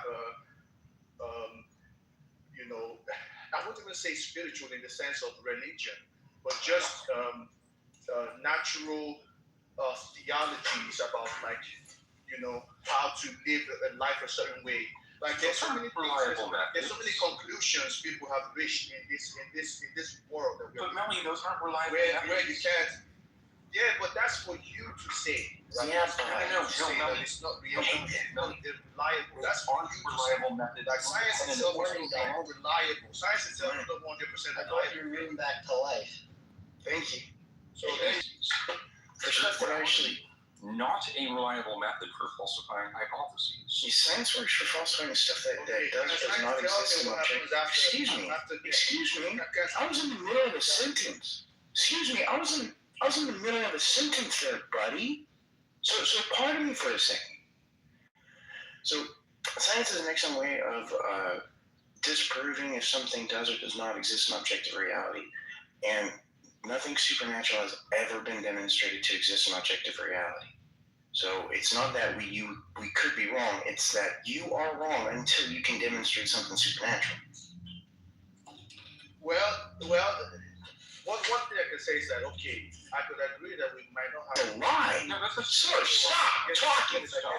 No, stop talking. No, you just lied. You shut up, right? You shut up, right? Because right. We know things about quantum physics that doesn't... Thank you. So you lied. You said that we just don't have the tools to investigate the supernatural. That's false. It's that there's nothing to investigate. There is no supernatural. No supernatural thing has ever been demonstrated to exist. No healings, no magic, nothing. So it's not that we don't have the tools to investigate it. It's that there's nothing to investigate. Every time that there is a hypothesis, we investigate it. And so this idea that we don't have the tools to investigate it, when we go around investigating it all the fucking time, only to demonstrate that it's just not the case, is a straight up lie. And I don't know why you would lie like that, Melanie. It doesn't make any sense. Well, I wouldn't call it a lie. He just didn't agree with that point. It's not a matter of agreement. It's not a matter of facts, right? It's a fact. It's a fact that we go around testing hypotheses using science all the time. And we can test supernatural hypotheses. Like, listen, if prayer works, we can test that. We can set up, double-blind experiments that show whether or not prayer works. And guess what? We've done it, and it doesn't. It definitely works for a lot of people because... No, it doesn't. It doesn't work at all. Yes, it does because experience... You pretend that it works, but that doesn't actually make it work. Yeah. That's what you say. But no, we've done tests. No, stop. Come back in the fucking audience. Put it back in the fucking audience. Put it back in the goddamn audience. Motherfucker, when we talk, listen. Don't just sit there and fucking preach. Nobody's got to put up with that shit here. So listen. We have investigated this shit. Prayer does not do anything. I don't care about your stupid anecdotal personal preference or personal experience bullshit. We've run the tests. Prayer does nothing. Bring him back up, Leon. Bring him back up now. What a fucking asshole. Well, I don't know, bro. I ain't gonna lie, bro. Cause if we having a discussion about whether or not God exists, bro, you can't just say like, oh, this what you know, it is your room, but because it's your room, you can't say, oh, it doesn't work. That's fine. I'm not saying that. We've run experiments on this. It's not me saying this. This is objective reality saying this. Right. It's Millie who's making the claim that it doesn't work, not us. And he's the one who can. That we absolutely have the tools to investigate hypotheses when they're proposed. Well, so if I say that prayer does work, I mean that's not valid to you, right? Well, it would be strictly anecdotal, right? Yeah, I mean, you can say I think it works. Any claim that you're going to make is going to be based on anecdotal evidence, and it's going to be contrary to the actual science that we have observed. Man, these guys are talking shit, right? Like personal experience. Garbage. It's garbage. Yeah. It's embarrassing. Yeah, look, in order to say that your anecdotal evidence counts for anything, it would have to be reproducible, okay? The reason anecdotes are not reproducible is because of that. They're just stories. If you want it to be worth something more, then you have to set up an experiment, set the variables, run the experiment, and publish your findings in a peer-reviewed study where other people can run your same experiment. And if they find the same conclusions, then we're onto something. But if they don't, then it's just your story.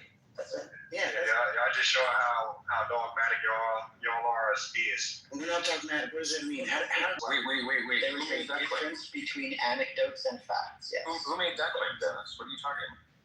It seems like y'all are making the claim now. Like y'all No, just I saying never heard that anybody make that claim. this is true and it can't be otherwise. Like No, I you're never saying heard that. anybody make that claim. Oh yeah, if somebody's saying something is 100% true. I mean, We never said. actually, somebody, my bad, 99%, No one gave a number of percentage. You're just lying. I said that the supernatural is 99%. See, now you're just speaking and you're just eating your words. But that's not about what he said. You're talking about I'm making a claim about what he said. Okay, Dennis, if somebody were to put forth a hypothesis regarding the supernatural, we would use science to investigate it. Do you disagree with that premise? No, I don't disagree with it. I'm just saying then that's that's dogmatic the as claim that we've made. theists. That's all I'm saying. No, that's not dogmatic. We're not That's not dogmatic. dogmatic. I'm Very saying you dogmatic, have bro. evidence. You're saying that there's only one that can verify things. Dennis, I didn't say anything about only one anything. All I said was, if someone were to put forth a hypothesis regarding the supernatural, we would use science to investigate it. Nobody made any additional claim on top of that about science being the only thing or any of this or any of that. This is a straw man that you are constructing in order to attack us for a position that we simply don't hold. No, we did say that it's the most reliable way of coming to know about For now. nature. For now. That's the best we've ever come up with until now. But in the future, we might come up with something better. But we should call that thing science too. Yeah, the same way we might come up with better tools to investigate the existence of God. No, not the existence of God. The falsifiability of hypotheses. Right. So I want to ask you a question. Like, why was Einstein? So you guys know about like mechanics, right? No. I mean, I wouldn't say that either. I would say that it's also all the clubhouse smarty guys. Clubhouse smarty guys. Damn, you're an annoying. I can show you PhD. You are. I can show you detailed holders that tell you that to say that you understand quantum mechanics. I don't care what they're saying. Absolutely 100%. I can show. I don't actually say that. I don't care what they publish is what I care about. Show me I can see what you're not a PhD holder. Of course I can. No, Melly, I'm telling you, I don't care what they say. What I care about is what they publish, right? That's what's interesting here. The only thing I care about, Joanna, is what they publish, not what they say, because they might be wrong, because they haven't done experiments or testing or peer review yet. So what do you guys say about intelligent design theory? It's not a theory. Not a theory. It's like jamming two scientific words together and hoping you did something intelligent. And they don't even quantum battery. No, you've not actually done anything intelligent. You just mashed two words together. They don't even claim it's a theory. One second, Eric. They don't even claim that it's a theory. They just call it intelligent design. You added theory. Oh well, I mean intelligent design, whatever. I mean same thing. I'm gonna put the word theory. You guys don't, so we theorizing, right? We talking. It's a silly idea. Perspectives. It's not a theory. It's a silly idea. It's a okay. Well, okay. So it's a silly idea. Okay, so everything that lines up in the universe to raise its edge support complex life. It's just like. No, by chance. Where else besides Earth is complex life support? Yeah, that's the opposite of true. Instead, complex life evolved to adapt to a very, very, very narrow niche. It's the other way around. Yeah, that's the point. That's how evolution works. Is that niches become available, and then life moves into them. Hold on 1 second. Can you break that down? What he said about intelligent life? Can you repeat that and break that down? Yeah. About the niche? Yeah. So the analogy was originally put forth by Douglas Adams, the puddle analogy. Imagine for 1 second that a puddle wakes up and finds itself in a hole, right? And the hole is pretty irregular. It's got some cracks and some crevices. It's got some depths and some shallows, right? It's got some things jutting out of it. And it thinks to itself, wow, look at how perfectly shaped this hole is. This hole is perfectly intelligently designed to be exactly the right shape so that it conforms exactly to the shape of me. Look at how intelligent, look at how amazing these cracks are and all these crevices that are so well designed for exactly the shape of me. In its last moments, that it was the other way around. It was the puddle that conformed to the cracks and the crevices of the hole itself. It was the puddle that was doing the adaptation and the conforming, not the cracks and crevices to the puddle. So basically, in simple terms, you're saying that we conform to the world around us. We evolve to the world around us, right? Right. We are the puddle in this analogy, and we are the thing that evolved to survive in a very, very, very, very narrow, small, minuscule niche of ecology in the far western arm of a very, very uninteresting sea amongst many, many galaxies, right? The tiniest of smallest of minutest, like there's barely, things, units that are smaller on, than us, right? It goes like, the atoms, then the cells, then the organisms, then we're basically in like the planet, right?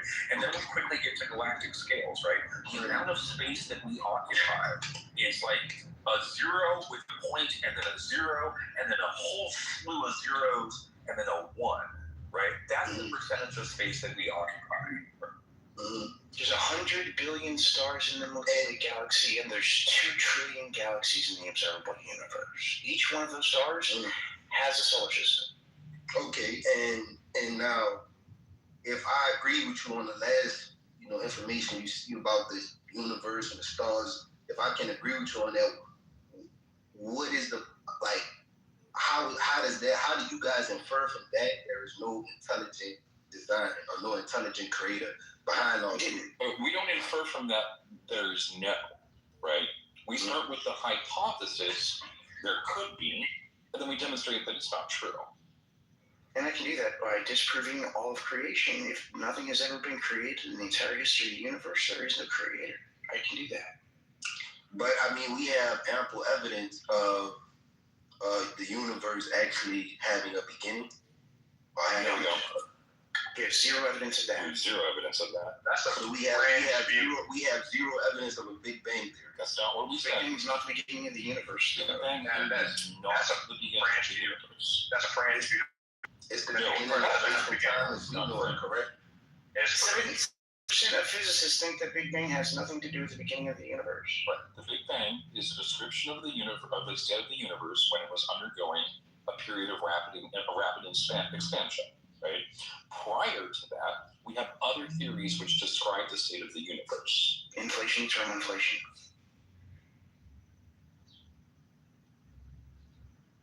This is not before that. This is in no way controversial, right?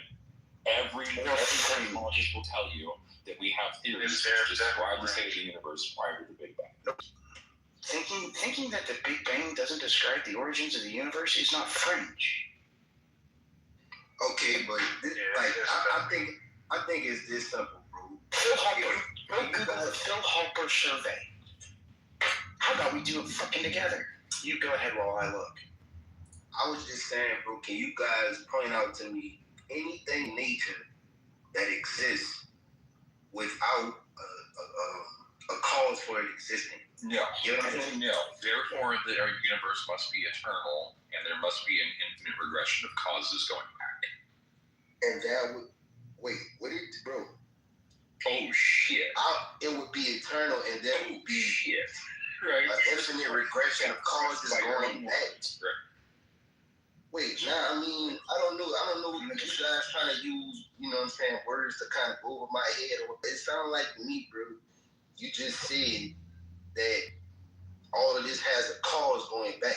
No. I just said that there's an infinite regression of cause. Every effect has a cause, going backwards forever.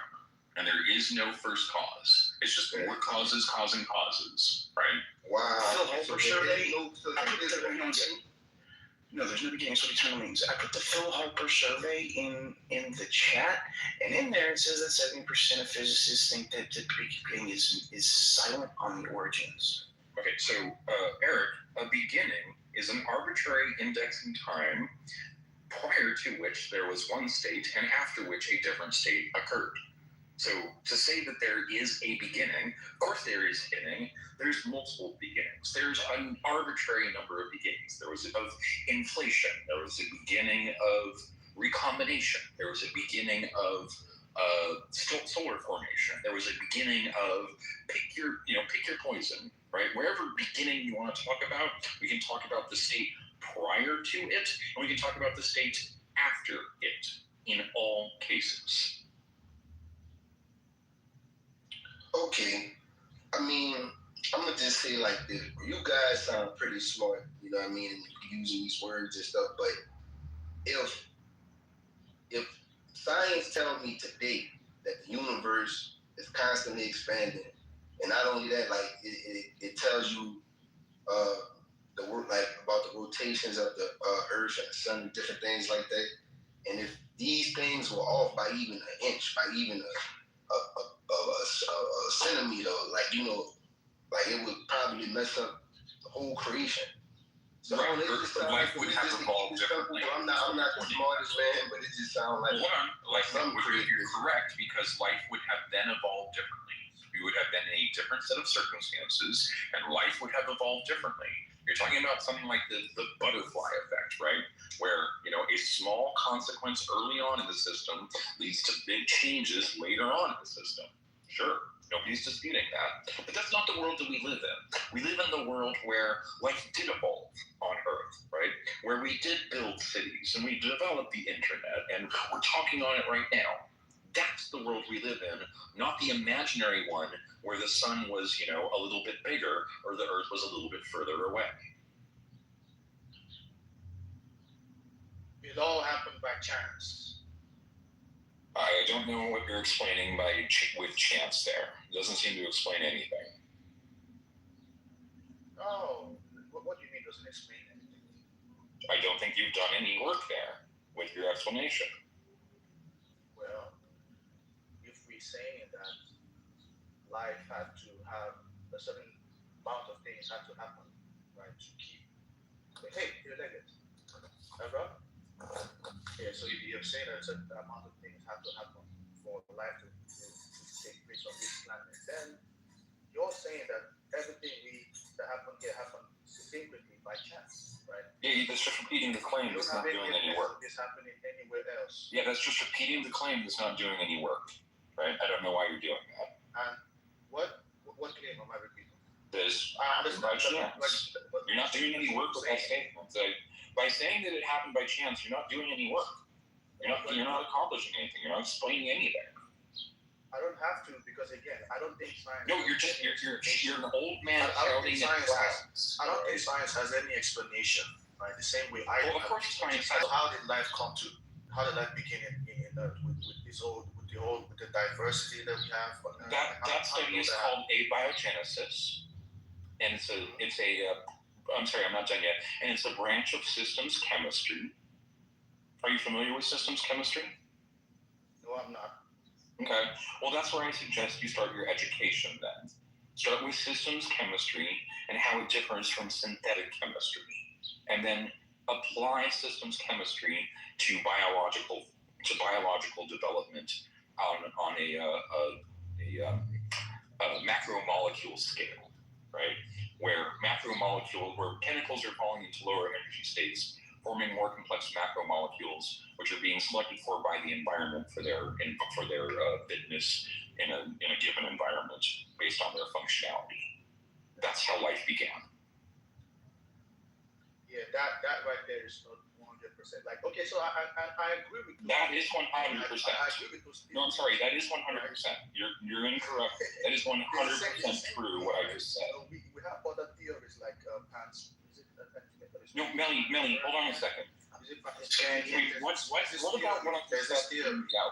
There's this theory that and this is a very Melly, you're not engaging here, so I'm just going to mute you. Melly, what did I just say that you doubted is not true?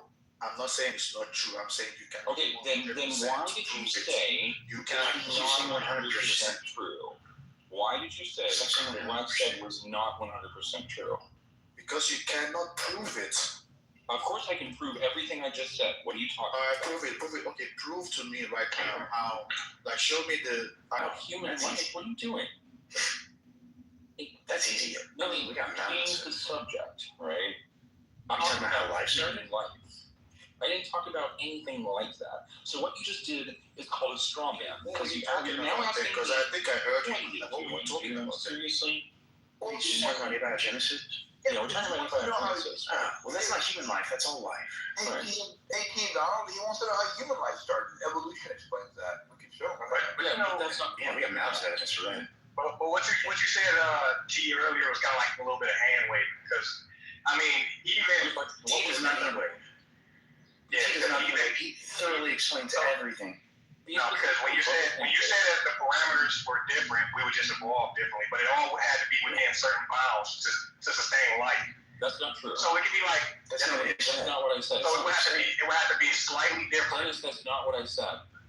You said if the parameters of Earth was different because he was talking about how if things were highly off or whatever, we're off a certain parameter, right? We would just evolve differently. But obviously it would still have to be like temperature. Dennis, you're incorrect. I got a chart, buddy. It's actually slight. Dennis, you don't need to repeat your incorrectness. You're incorrect. But you're incorrect. No, I got a chart that shows that you're incorrect. I got a chart that shows that you're incorrect. But you don't need to just sit here and claim. And I got a chart that says you're incorrect too. Okay, but show me your chart. I'm giving you my chart right now. Control yourself, right? Show me your chart. We'll compare charts. And demand that you're correct when we can show you the chart that says you're incorrect, right? I'm getting it right now. Right? Just sitting here going, but I'm right. You got to show up with receipts, right? What's the name of that shell that had Nautilus? It's the Nautilus magazine. Hey, I got another point I would like to make. So in 1929, Edwin Hubble, that's what Google say, right? It say he discovered that the universe expanded, right? And again, I'm just a simple dude. I read into history and a little science, but I'm just simple. So he discovered this in 1929. Now, if I believe that, for example, I'm not gonna get into too much of the, because I know how some of y'all atheists get when I try to bring up Not no disrespect, atheists get mad when I bring up scripture. So if I go to the Quran and I read about, it says in it's 51, the book of Allah, it says in 51:47, and the heaven we constructed with strength, and indeed we are its expander.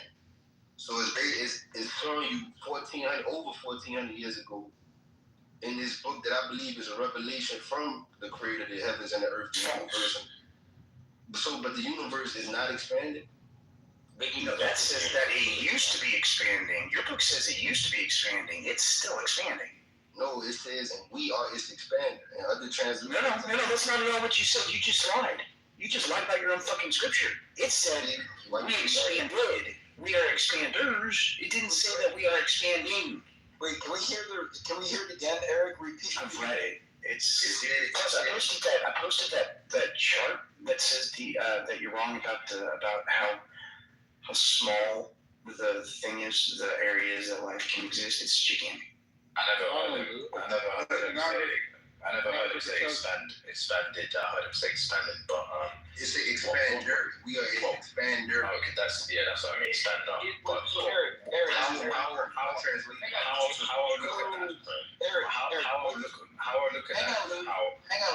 Give me a moment. No, I'm not gonna give you a moment. Eric, what is expander? What is it? What are we expanding? The universe. Where does it say that? No, read the scripture again, please. Yeah, where that is, just a second. In the heaven, we constructed with strength. In the heaven, we constructed with strength. So, hang on, Eric. Eric, you're reading it's referring to the heaven, yes? Yes. Great. Now, you're implying the heaven means the universe. Is that what you're doing here? It does. No, you are implying that, right? Yeah, because it doesn't mean that. Every time he uses it, it doesn't mean that. No, it's not talking. No, listen. No, Eric, let's be honest here, right?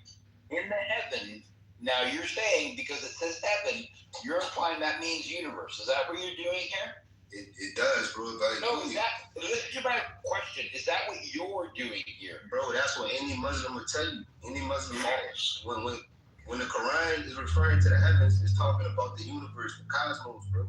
When it's talking about paradise, when it's talking about paradise, I use in heaven in English or Christian terms, it says Jannah or Jannah.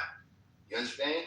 It's not what means Jannah. That's the word for paradise, like the place where we go when we pass. And that's not the word that's used here in the original Aramaic, bro. So what word is used here in the original Aramaic? What word is used here? In the Arabic. In this scripture, the one that you're telling me about, we are the expanders or whatever. What word is used? It says wa al samaa banina.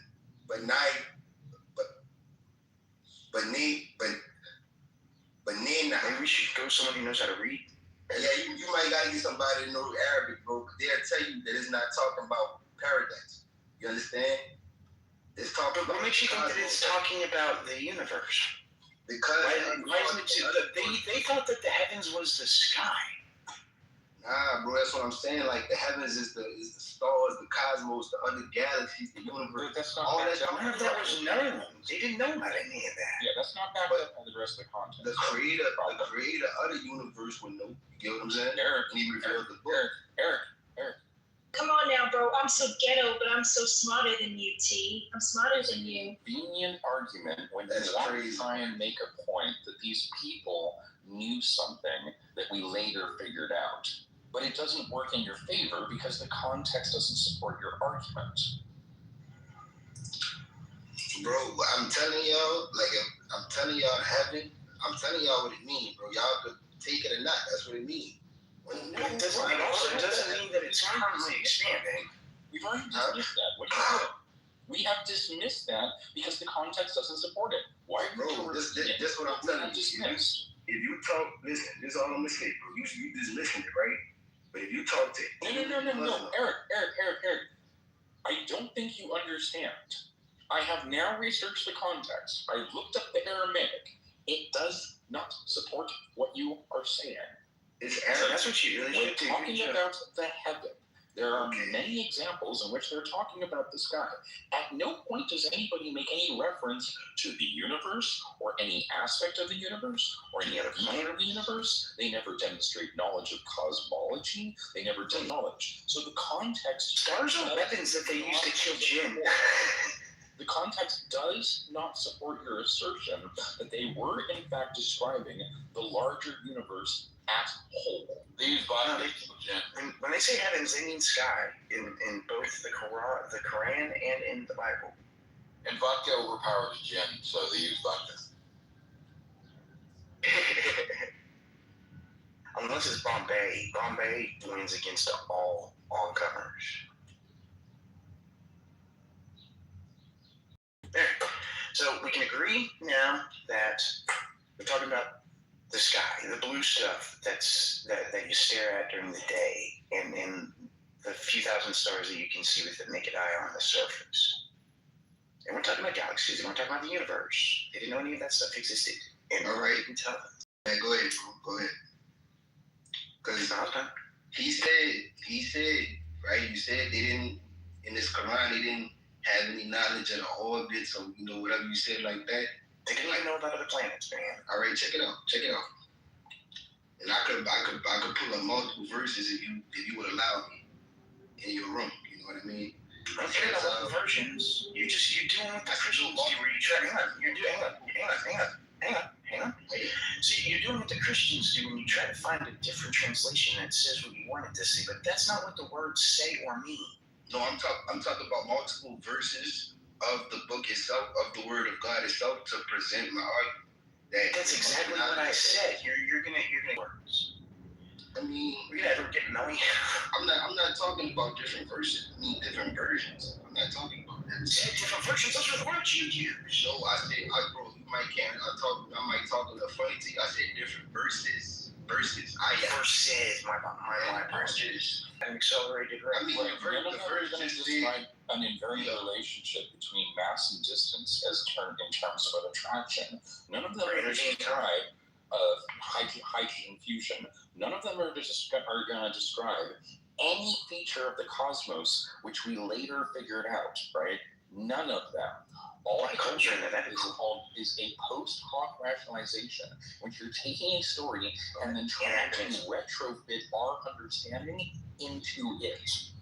You're using anachronistic analysis here. I wouldn't. Do you even care when other people are talking? Because you have interrupted almost every sentence I've said. So listen. You're using anachronistic analysis here. You're taking the knowledge that you have today and applying it to ancient texts, and then using your cultural context instead of theirs. All right. Well, look, I'm gonna just read this just to proceed with the convo, because we have been going back and forth all day. And we made. And at the end of the day, you'd still be wrong.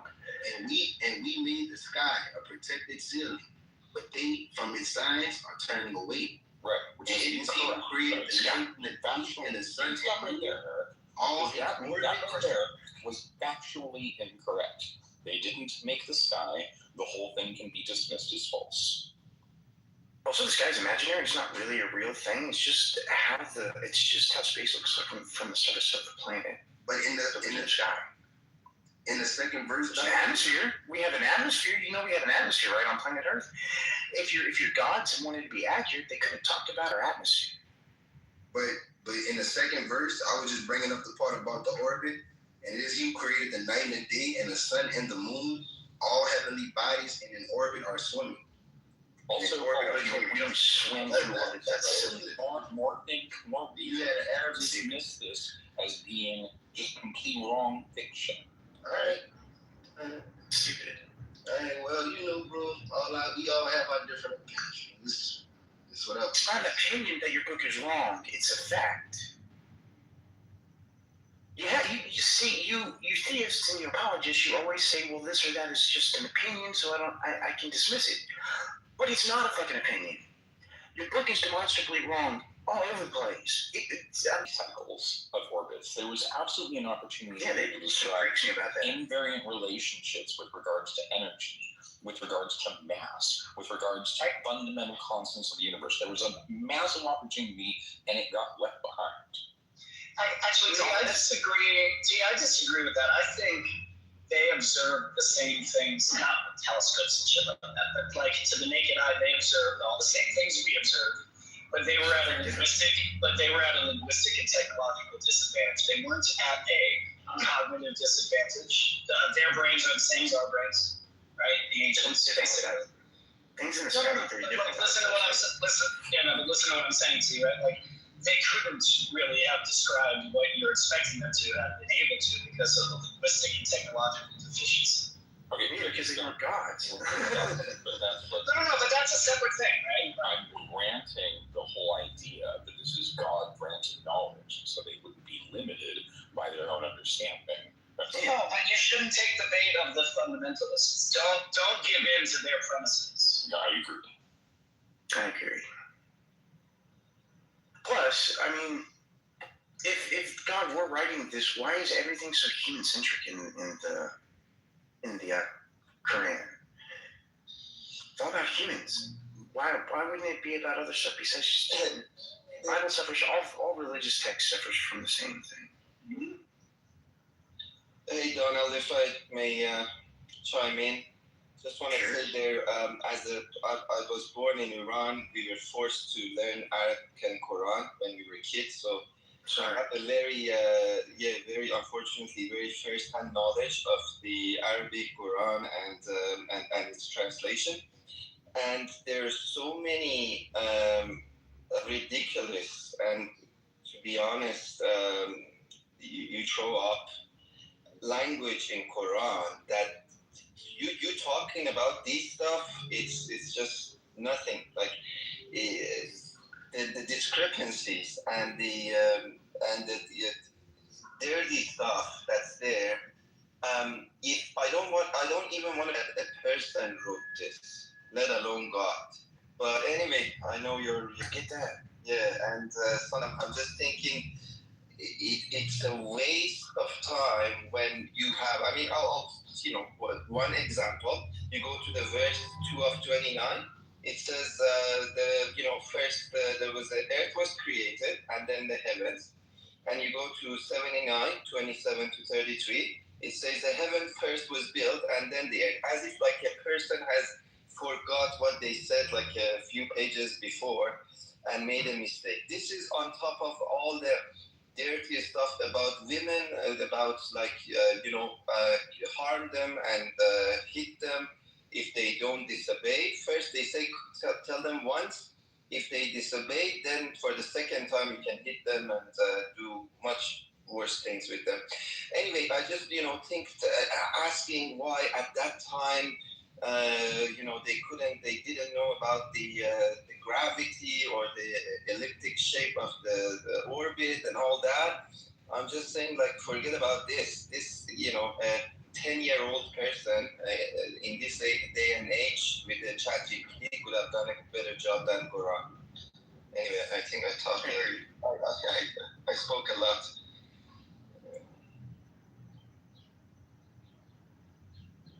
Many years by force, unfortunately, but yeah. I'm sorry, man. I've read it. It's a horrible book.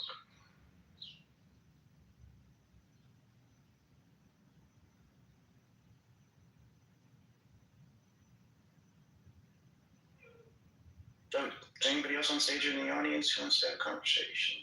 Or finish up with this conversation? No, have you slept? Yeah, I did actually. Okay.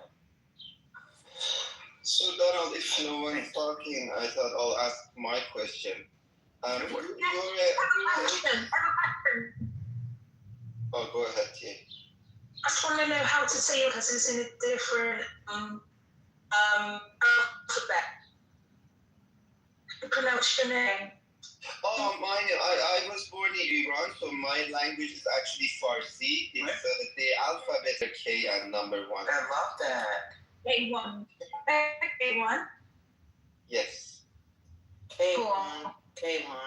Which actually means Saturn in Farsi. Yeah. It's planet Saturn. Is it right to say Farsi or Could you say? Could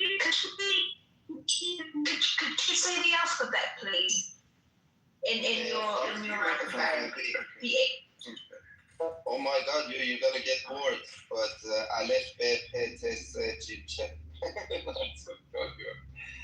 Yeah, we almost have all the same vowels. Anyway, I guess we're just getting off the topic.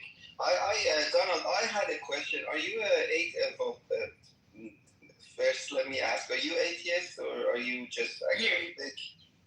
You could call me an atheist. I'm an atheist, but you could call me an atheist. Same here, more or less. I'm thinking for us as atheists who, we know this is the only lifetime we have, how much do you think we should spend on discussing these issues, atheists, the religion, why there is God, how much of our life would we spend on this before we think, like when we are 80 years old, we think, did I spend too much time of this one lifetime just discussing it with people who don't believe or believe it, who believe that they. I think it's got to be up to you, because if you don't enjoy doing this, you're not going to get anything out of it, because all it is entertainment. I do actually enjoy. That's the reason I'm here. I'm not trying to say like this. Just do it as long as you want, and then stop or take a break. Because I did this straight for like almost 2 years, practically 24 hours every single day, and I got burnt the fuck out. And I had to take a good long break. And I don't know if I'm going to be coming back on a regular basis even now or not. I've just now, this is on like my 4th room in the last 2 or 3 months. But do you do this partly out of being kind and want to enlighten other human beings? So I'm out of it, and I've just been entertaining myself ever since. Okay, so at the moment it's just entertaining for you right now. I've tried to help these people. They don't want to listen. They don't want to be helped. They think that they're the ones that are helping you. Yeah, I'm just asking. I'm just curious how other people who think like me, feel about these issues. Because to me, the discussions are they go up to the point, and then they break.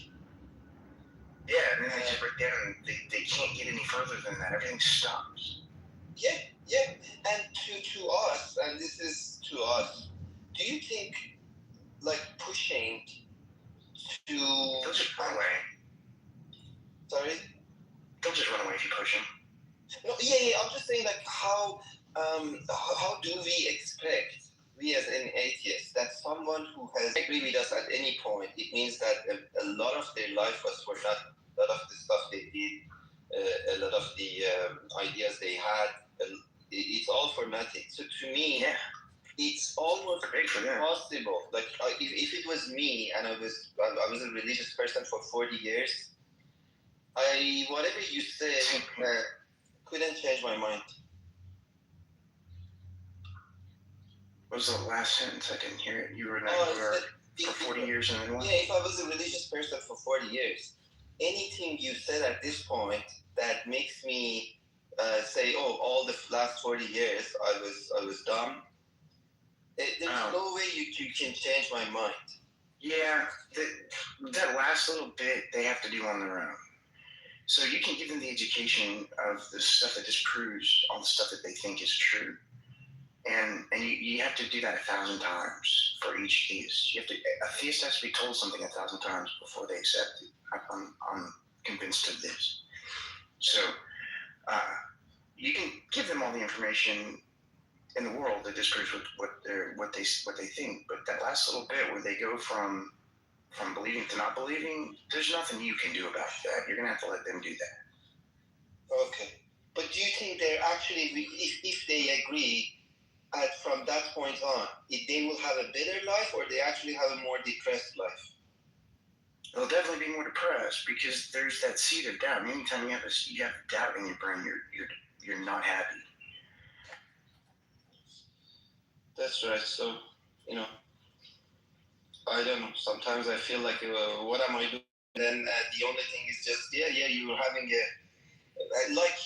I enjoy the discussion, But sometimes I lose the sight of what the final goal is, to be honest. I don't really have that. I don't have the final goal. Professor Roger, welcome.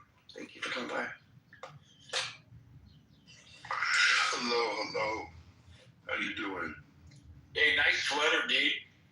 Oh yeah. So yeah, I'm what do we call it? We say an atheist, and what's the other? Atheist? Belief in God. Okay, cool. Yeah. So no, I just wanted to know what titles we're using, so I could be correct in the conversation. So I'm a theist, but here's the thing I always see that poses a problem with religion, right? Is that it's false? Well, okay, not really false, but religion 100% false. All religions are 100% false. It's like, go ahead, though. We'll talk about that later. Yeah. So it's a lot of us are reading interpretations. That's one, right? Another thing is that we read in absolutes, while scientists, I could tell a scientist, hey, hang on one second. Okay. I don't accept absolutes in any way, as far as unless I have no choice in the matter, and I've never been presented with that part where I don't have a choice to not accept an absolute. No, but I'm saying that we talk in absolutes, which is not true because the Earth is not absolute. Yeah, right? I don't talk in absolutes. I didn't say you did. You just did when you said 99.999 is 100%. That was absolute when you did that, bro. Why are you lying? I haven't said that today, but yes, 99 is. You literally said that was absolute when we were having a discussion. Okay. You said I've never said that. I've never said that 100% is absolute. I've never said that I was absolutely sure. You are.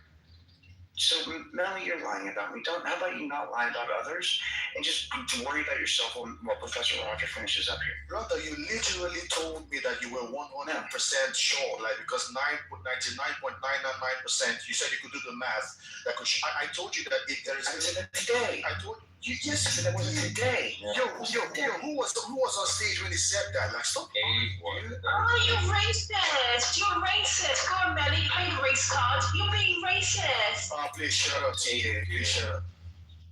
But I can't at that. Oh, my bad. Don't know Steve. My bad. Listen, so why not let Professor Roger finish now? Yeah, go ahead, Professor. My bad. Okay, so my point was that from the religious side, where sometimes becomes indoctrination, where we believe it as truth, as absolute truth, right? While scientists, they believe Pluto was a planet for almost 100 years, right? Right. It's whether or not it's called a planet doesn't stop it being a chunk of rock. Right. No, but I'm saying that scientists believe that, and then that was just how we defined it. It's not that they believe it. It's just how we defined it. Real quick. Let me just let him finish. I apologize. Just let him finish. Let me just make this point. The point is that theories and all this can be changed, right? There's no absolute in science.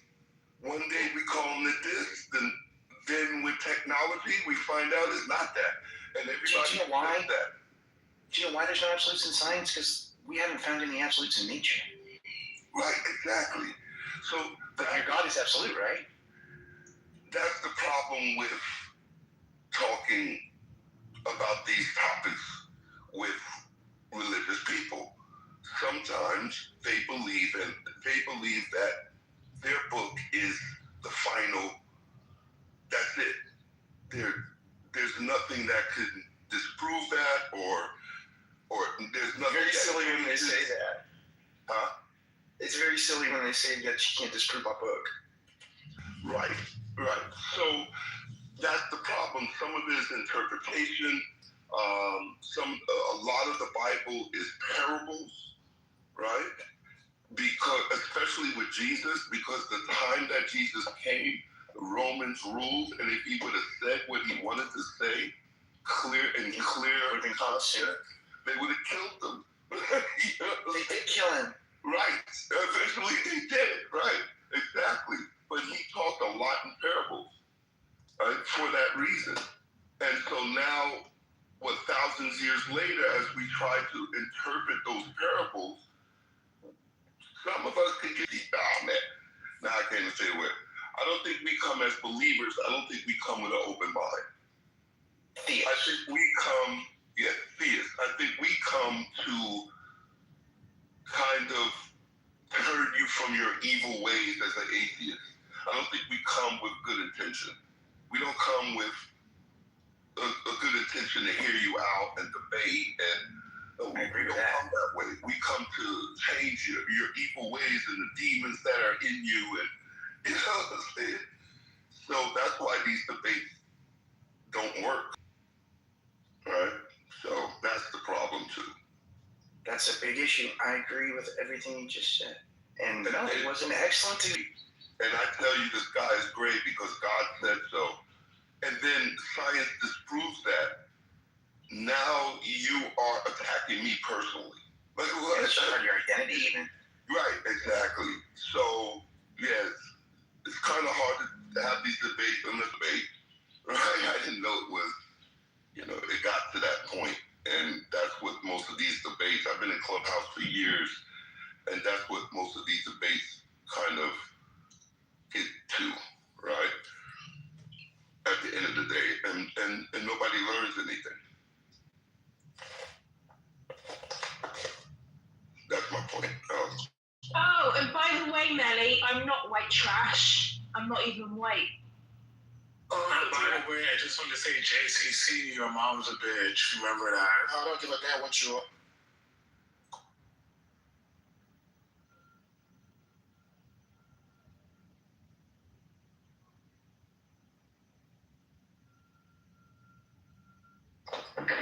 Anyways, Professor, let me ask you, do you know why they changed the status of Pluto as a planet and made it like into a dwarf planet, and why that's not like the evidence of like science changing? At that time, with their limited technology, thought it was one thing.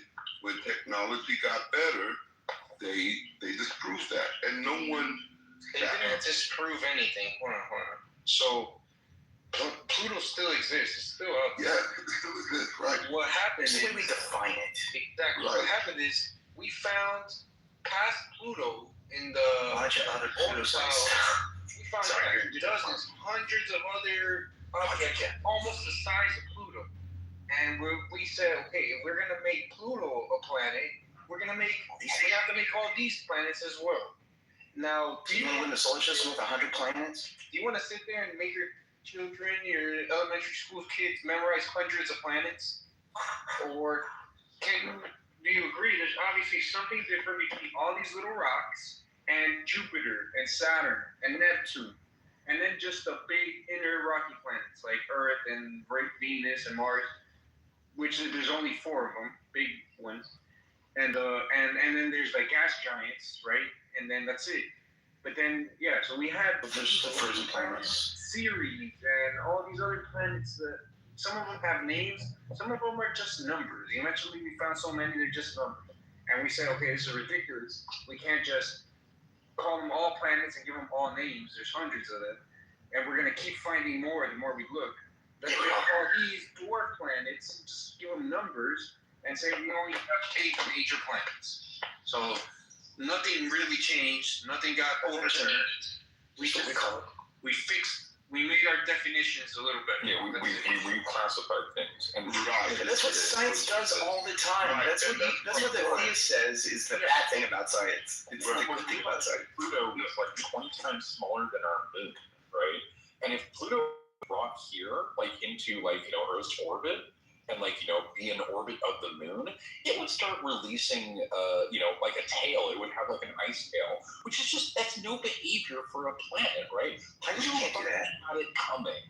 is the reality of the matter. That's a funny. It just failed as it just didn't hit enough rock. It just failed as a planet. So, Professor, Right. are you saying because the scientific theory and all these discoveries are preliminary? Are you saying that's a good thing, or are you saying that's a bad thing? No, that's a good thing, and that's the point. In religion, there is no correcting. There is no. Yeah, once the Bible says a bat is a bird, that's wrong forever. Well, it's wrong. Well, the interpretation is wrong forever. I'm not sure if God even said that. Yeah, it's there. I'll get you the scripture if you want me to. No, but I'm saying that's the interpretation, right? It's not. It says this is a list of birds and bats is in the list. There's no interpreting it any other way. But I'm saying that we don't know if that's from the original. It is. I've read the original words. Okay, well. There is no original This is what I mean. anything, bro. There is no original. The oldest that we have copies of is what I mean. When I say that, I mean the oldest that we have copies of. But he asked you about the original. There is no original. Like, it's all copies. Professor is actually correct. That would be a kind of interpretation, but there are no original manuscripts of the Torah. But when I say that, you know that I mean the oldest that we have copies of because we all know that there's no original text. Okay, all right. Okay. So you could have just inferred that and not been an asshole. You read Hebrew? I read, so this was when I was a kid 35 years ago, when me and my dad were going through the Bible. We went through the English version with the Hebrew Bible next to it and a Hebrew lexicon so we knew what each word meant while it was being used. So you don't read Hebrew? Not anymore. No, he doesn't. Again, I had a vague understanding of how the language worked. Yeah, so my point was that science can readjust, religion can't, right? So that's why these debates sometimes, you treat there's a word you use to say they think modern times and try to inject it into ancient texts. Right? Yeah. And that's the issue, right? That you're trying to tell me that a text... I actually used that word earlier today. You said what? I used that word earlier in a conversation today. Right. Yeah, exactly. And so that's the issue with the debate. It's like, you know what I mean? Like, especially science. Yeah, it's because atheists don't have any skin in the game when it comes to the holy book, so we don't have to lie about it. We don't have to interpret it in 10,000 different ways to see if we can make it say things that it doesn't say. We should read the word. But some of the scripture, they're trying to make it into atheist fundamentalist. There's no such thing as an atheist fundamentalist. That's what you just described when you say we just read the words. Like you don't just read. Yeah, I just read the words that are in the book. Yeah, but I have an understanding of the ancient Hebrew cultural context because my dad made sure of that. That doesn't mean an atheist fundamentalist. But no, I think it was a fundamentalist. Nelly thinks apparently if you read the words in the book, you're a fundamentalist. If you don't lie about your book, you're a fundamentalist. Is reading it literal? It's reading literary. That's exactly what it's reading literary, literally. That's all it means. When atheists read that, we're not. Makes sense. It's not a great way to read. I was just, you can't just read it literally. If a priest's daughter defiles herself by becoming a prostitute, she disgraces her father, she must be burned in the fire. What's the interpretation that makes that something other than burning your daughter for sex? No, it does do that. Absolutely. Nobody's disagreeing with that. That's straight, but I'm saying the whole. No, nobody's disagreeing with that. Oh my God. That's why I reject the fucking book. Not because of interpretations. Listen. I get it. I agree. You can stop saying my name over and over. I understand. May I add a comment?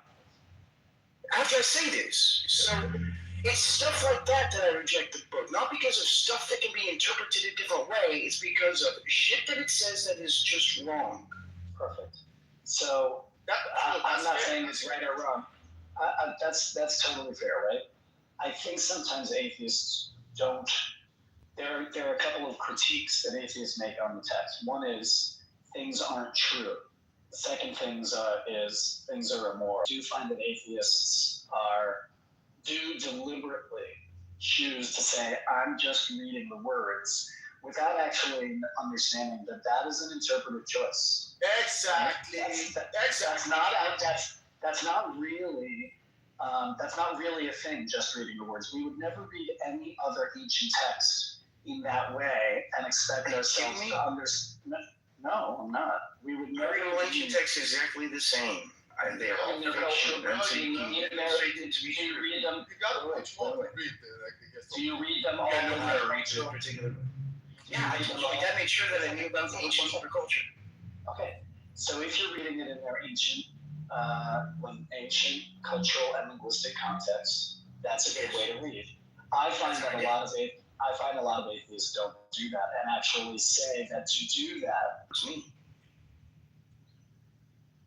Right, that's why knowledge of Hebrew would be good, knowledge of ancient archaeology, knowledge of... I have all that, I've done all that. Imagine one of you as a great God, you want to send one book to help everyone, and you send that to one particular point in the planet Earth, and you don't tell all the other human beings, and then you tell this in one language that nobody else around the world knows. And then even with that, you leave stuff to interpretation. Wow, what a God. Actually, kind of a weird thing for a powerful God to do, huh? But actually, you're missing the point. That book was not for the world. Yeah, it was just for the Hebrew. No, I didn't say that. That's what the book said. No, it doesn't. No, it doesn't. And let's be clear. Let's be clear. One second, Kayvon. Kayvon? Is that his name? Yes, go ahead. You misspoke, right? It was never a book intended to be universal. It was written for Hebrews, for Israelites, by Hebrews and Israelites, right? Just like all the other kinds of books that are unique mythos to their own culture, right? They're for their own culture, they're for internal consumption, right? So the question about why couldn't a God have made it more clear, blah, blah, blah, blah, blah, blah, blah, don't really apply, because when you're inside the cultural context, you don't need the interpretations of what the signposts mean. You live it. You understand what it means. You know it as a native. And as a matter of fact, if he knew the cultural context, he would know what you're saying already. If he knew the true cultural context, but he doesn't know that. Like he doesn't know that the universality of God started to sort of bleed into the Hebrew mindset around the second temporal period and further, right? The Christianity, actually, like the professor that talking about, like, oh, religion is always dogmatic. I agree that sometimes it can be, but Christianity tries to shift the personality or the ontological explanation of God to make him universal, right? If you actually understand cultural context, no, Yahweh was never for anybody outside of Israel. Like you need, like that's what I'm just that's fine. I would say it differently. Yeah, I would say that better. The book says that he only cared about say that better, right? Yeah, the Israelites chose Yahweh to be their chief God, and then wrote a story about it. Right, and then the book would say that the Israelites are God's chosen people. That's right. Everyone's book says that about their own internal story about themselves. Nobody tells a story that says some of them say the human race. Some of them say that the whole human race is included. Yeah, fine, but nobody says we're the scum of the earth. Nobody writes a triumphant story about we're scum. Nobody writes that. Christians did. Well, kind of, except there's a triumphal ending. Well, no, only for some of them. Not only some of the Christians. Even only some of the Christians are going to escape it. I guess there are Christians that are going to hell. Ask any Christian who's not a Baptist. The Baptists are going to hell. Ask any Christian who's not a Catholic. The Catholics are going to hell. Only in certain Christianity. Hell is not even a real concept in Hebrew Like if you go back to the ancient Hebrew, well, not until the Greeks showed up anyway. Exactly. So like we see transformations happening in, if you want to call it the text, or if you want to call it so like it's not totally dogmatic like you guys say, and I'm definitely not a dogmatic person. Like if anybody, like if God was probably because you've read the book. Right, but if God will tell me today, go do this and kill this person, I'm not going to do that as a modern day human being. Like I just want to put that out there. Like every religious person isn't dogmatic, and to say that the whole book is dogmatic is simply not true, because we can see that's false inside of the book. But that's the way that most Hebrew people feel about the book too, and I like that about it. That's why I don't mind talking to Hebrew people and Jews about the Old Testament, but I don't like talking to Christians about the Bible, because they lie about their book. The Jews and people like you, Christians like you, who've actually read the book and are like, this is bullshit. Some of it's just got to be bullshit. I don't mind talking about the Bible, especially in the New Testament. Yes, in the New Testament you can find that, but you can also find that in like the Old Testament, like when Hezekiah, for example, at the steles they have in Persia, right? It tells a different story than what the Bible claims happened, right? The Bible claims that an angel destroyed the fleets of the Persian soldiers. Well, historically, that didn't happen. Right. Historically, what happened was that Hezekiah paid tribute to Sennacherib, and Sennacherib probably spared him or spared Judah. That's probably what happened. So yes, we understand those. So that's what I'm saying. Like you gotta understand cultural context on that level.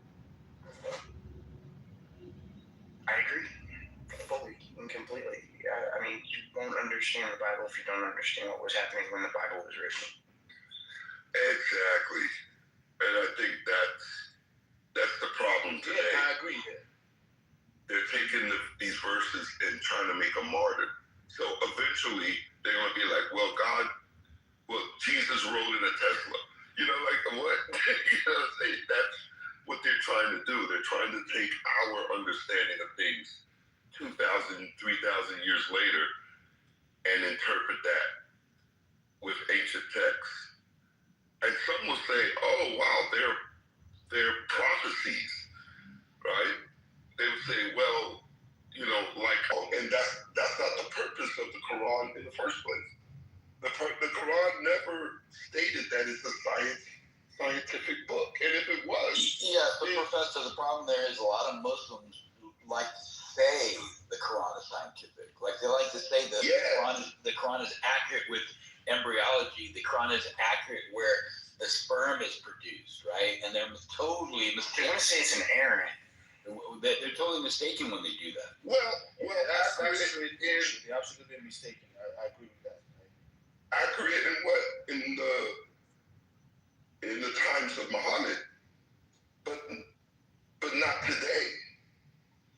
You understand? And I don't think what? It could have been accurate in the times. No, it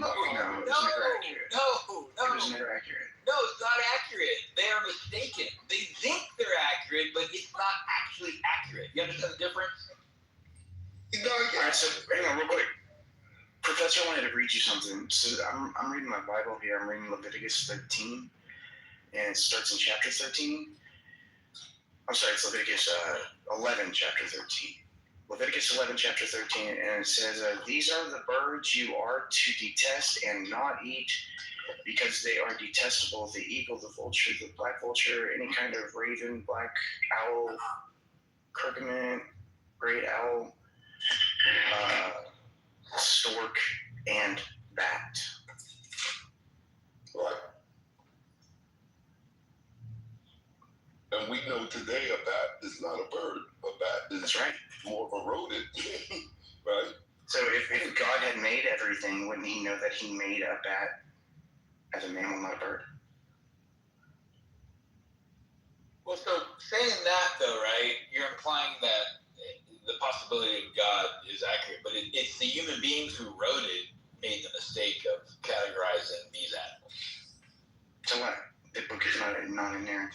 If that's the case, that's what I use to biblical inerrantness. Right. Stuff like that. I use biblical inerrantness. But he didn't know that there was he thought there might have been an interpretation thing that wouldn't make it bad. It's so this discussion, also the discussion about like understanding the culture, right? So let's talk about the scripture where a husband is suspecting his wife wasn't tested bitter water. Right, the bitter water one. What does the cultural interpretation have to do with understanding that the husband takes the wife to the preacher, the priest, or the whatever, whips up this batter. Does anybody know the ingredients besides me? Well, I don't know all the ingredients, but I'm just trying to give a quick note just to get the point across.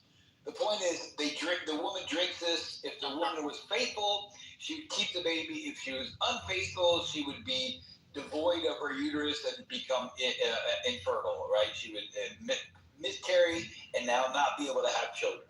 So her loins would drop. Right. So where is it that it's important to understand the cultural aspect of these writings to understand that? Because I can totally interpret that and understand that for what it's written. No, I do agree that some things are pretty much direct. Okay. So what do you have to say to that, Melly? What do you have to say to that? About what do you want to know about that specifically? So like that how to spit in water, how to spit in dirt from the ground make a woman infertile. Well, no, regardless, the point is the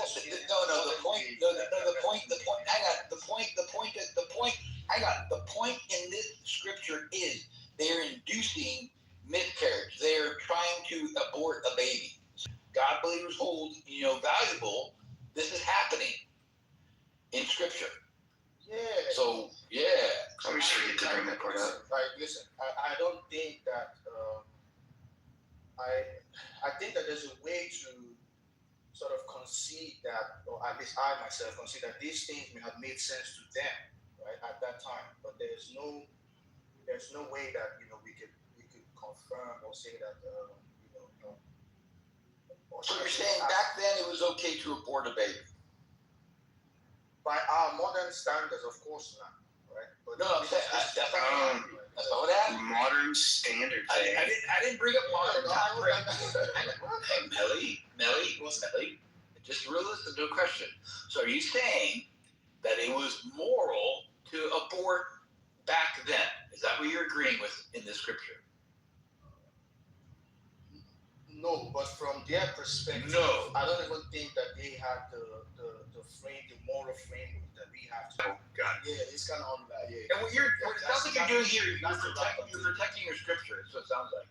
No, I'm just being dead ass though. Like we just don't have the original, so like if we're just dead ass. Whether you're dead ass or not, the point is the scriptures promote abortion.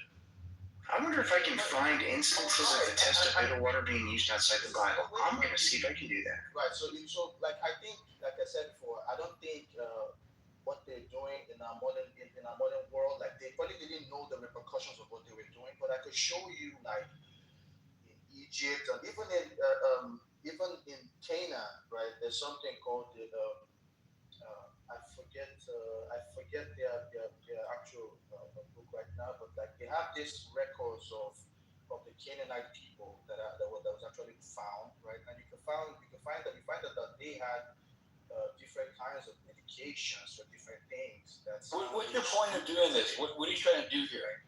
What are you trying to do, Melly? What I'm trying to do is that there were many things that they thought were applicable, right? And they thought if you applicable, applicable for Melly, because they had listen. They had an idea that through rituals you could actually change. But Melly, what do you say that? Okay, these are just things that we Melly, what are you trying to say is applicable? You're saying that they're trying to condone ending the pregnancy because the woman was not faithful. Is that what you're trying to say here? No, that probably. So what's applicable? They were trying to use what they believed were natural forces. No, right. If the woman was faithful, she would keep the baby. If she was unfaithful, she would not only lose the baby, but also not be able to have children again. So where in this is a good moral procedure to occur? I'm not gonna listen. I'm not gonna defend that. All I'm simply saying is that. So do you think that's a good thing, or you think it's? Hang on. Hold on, bro. Please. Hold on. 1 second. Let me just say this real quick. Like you just said something. Hold on. Hold on. Just tell me, you think it's a good thing, or just I want to understand from you. No, it's not. No, it's not. Okay, Okay, great. Thank you. Of course Thank not. you. Thank you.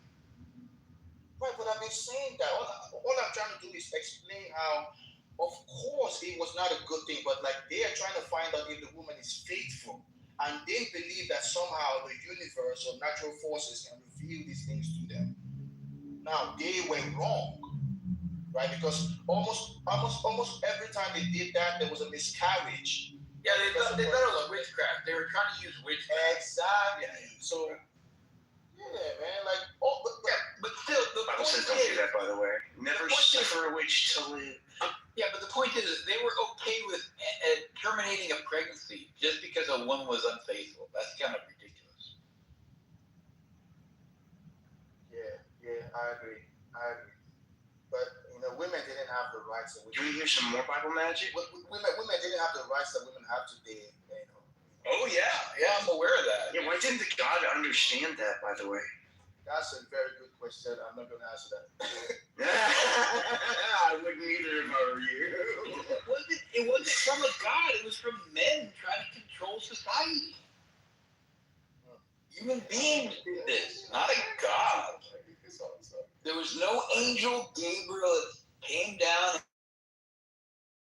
a person's ear. Shit.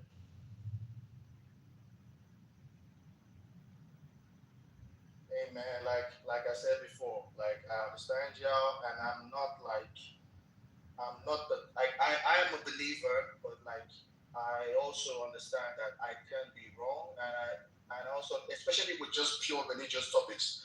Before we're talking about That's science, good. You're humble. right? That's good. Yeah. I understand that. I'm not dogmatic by any sense because again, I leave room for other. So that's why I was having this issue with the aid guy who was telling me that he was 100% sure that this was he was 99.999. I'm like, brother, like you have to leave a possibility open for something else because again, we don't even know our history as humans. Like we don't know the actual way this whole thing played out, right? So what what whole thing is in question? What are you questioning if we don't know what played out?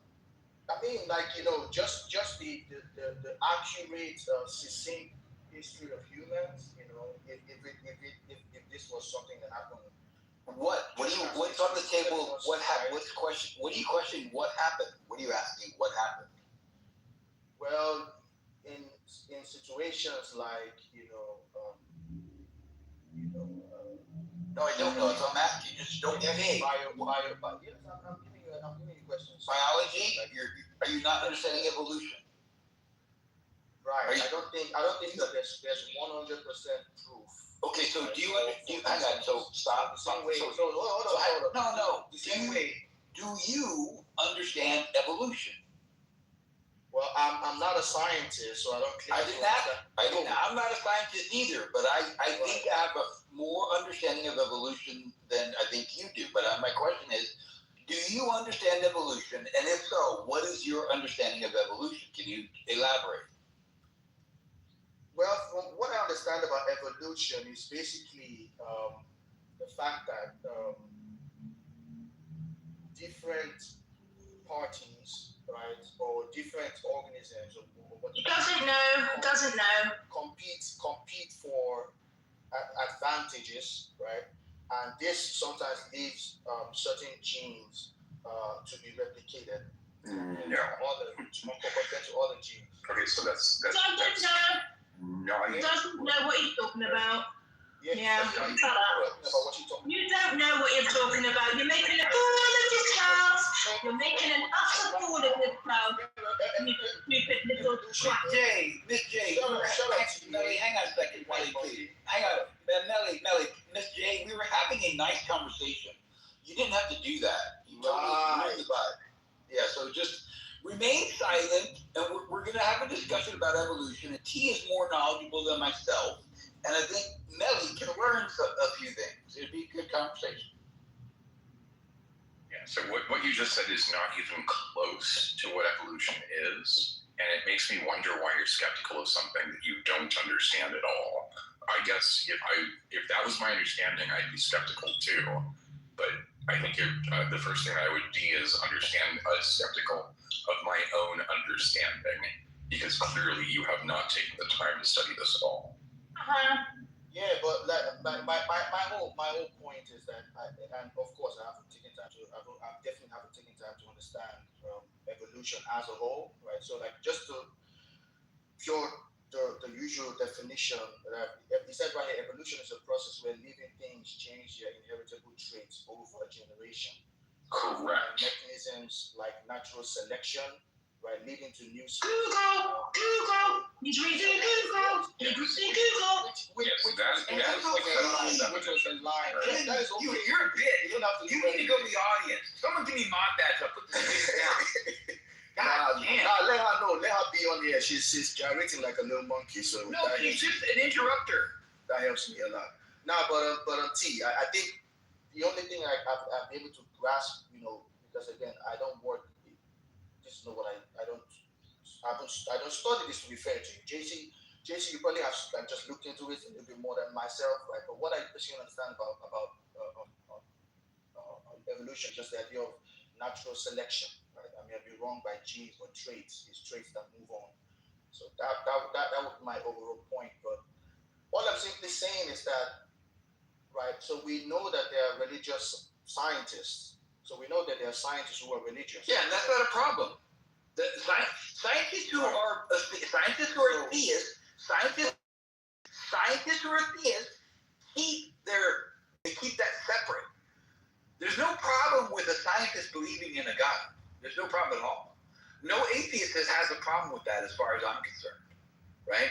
So I don't know why you didn't mention that. What's the deal? Why are you doing that? Yeah, there's lots of room. I guess my let me just say this last thing until you got it. Right? So my skepticism, which is basically what this is not that I don't have any other or high. And you're right. I should probably study a little bit more on evolution.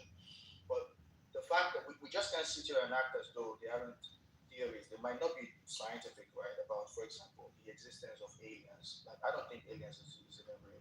Right? Existence of what?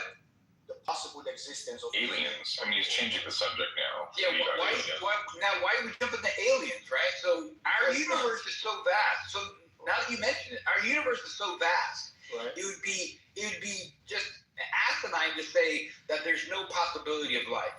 There's a major big possibility of life because of the vastness of our universe, and that we've discovered many other planets that are very similar to Earth. So it would follow that it would be life very similar to the life on this planet. We may have even discovered biosignatures on an exoplanet. Exactly. No, the idea that... And we've already found possible life on Mars.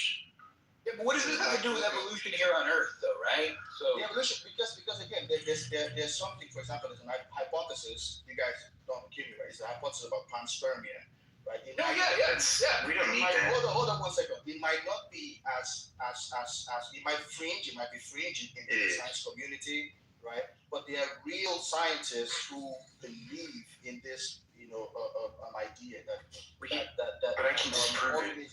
Right. But what does it have to do with evolution? If panspermia is real, quote unquote real. He's using Google.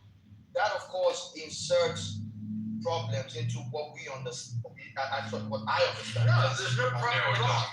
None whatsoever. If life came from the stars, or if life generated on Earth, it doesn't matter. It's still not God. That presents no problem at all for evolution. So I don't know why you if there's something from other sorts of the solar system other than planet Earth that provided elements to help the starting of life on this planet, it's not a big deal. Evolution still occurred. Evolution is supported. We have a preponderance of evidence to support the evolutionary theory. We have an embarrassment of evidence. It wouldn't start the way. So what? It doesn't matter. It wouldn't start the way abiogenesis happened, right? Life started from chemical reactions on planet Earth. Most likely. I mean, that's like 90% supported right now. Yeah. Here's the thing that I think would help you, Belly, is that that's what I'm claiming. Yeah. There's lots of room for doubting. Hold on 1 second, Belly. There's lots of room for doubting and skepticism in science. I personally am a fan of proper doubting and proper skepticism in science, right? Evolution isn't one of the things that we need to be doubtful or skeptical of. No. We know evolution occurs. As certain as anything. Well, let me just finish, Donald. Sorry. We then need to study the processes. And this is where the skepticism can come in, right? Is when we study the processes, we might ask the question, like, is there a observed ratio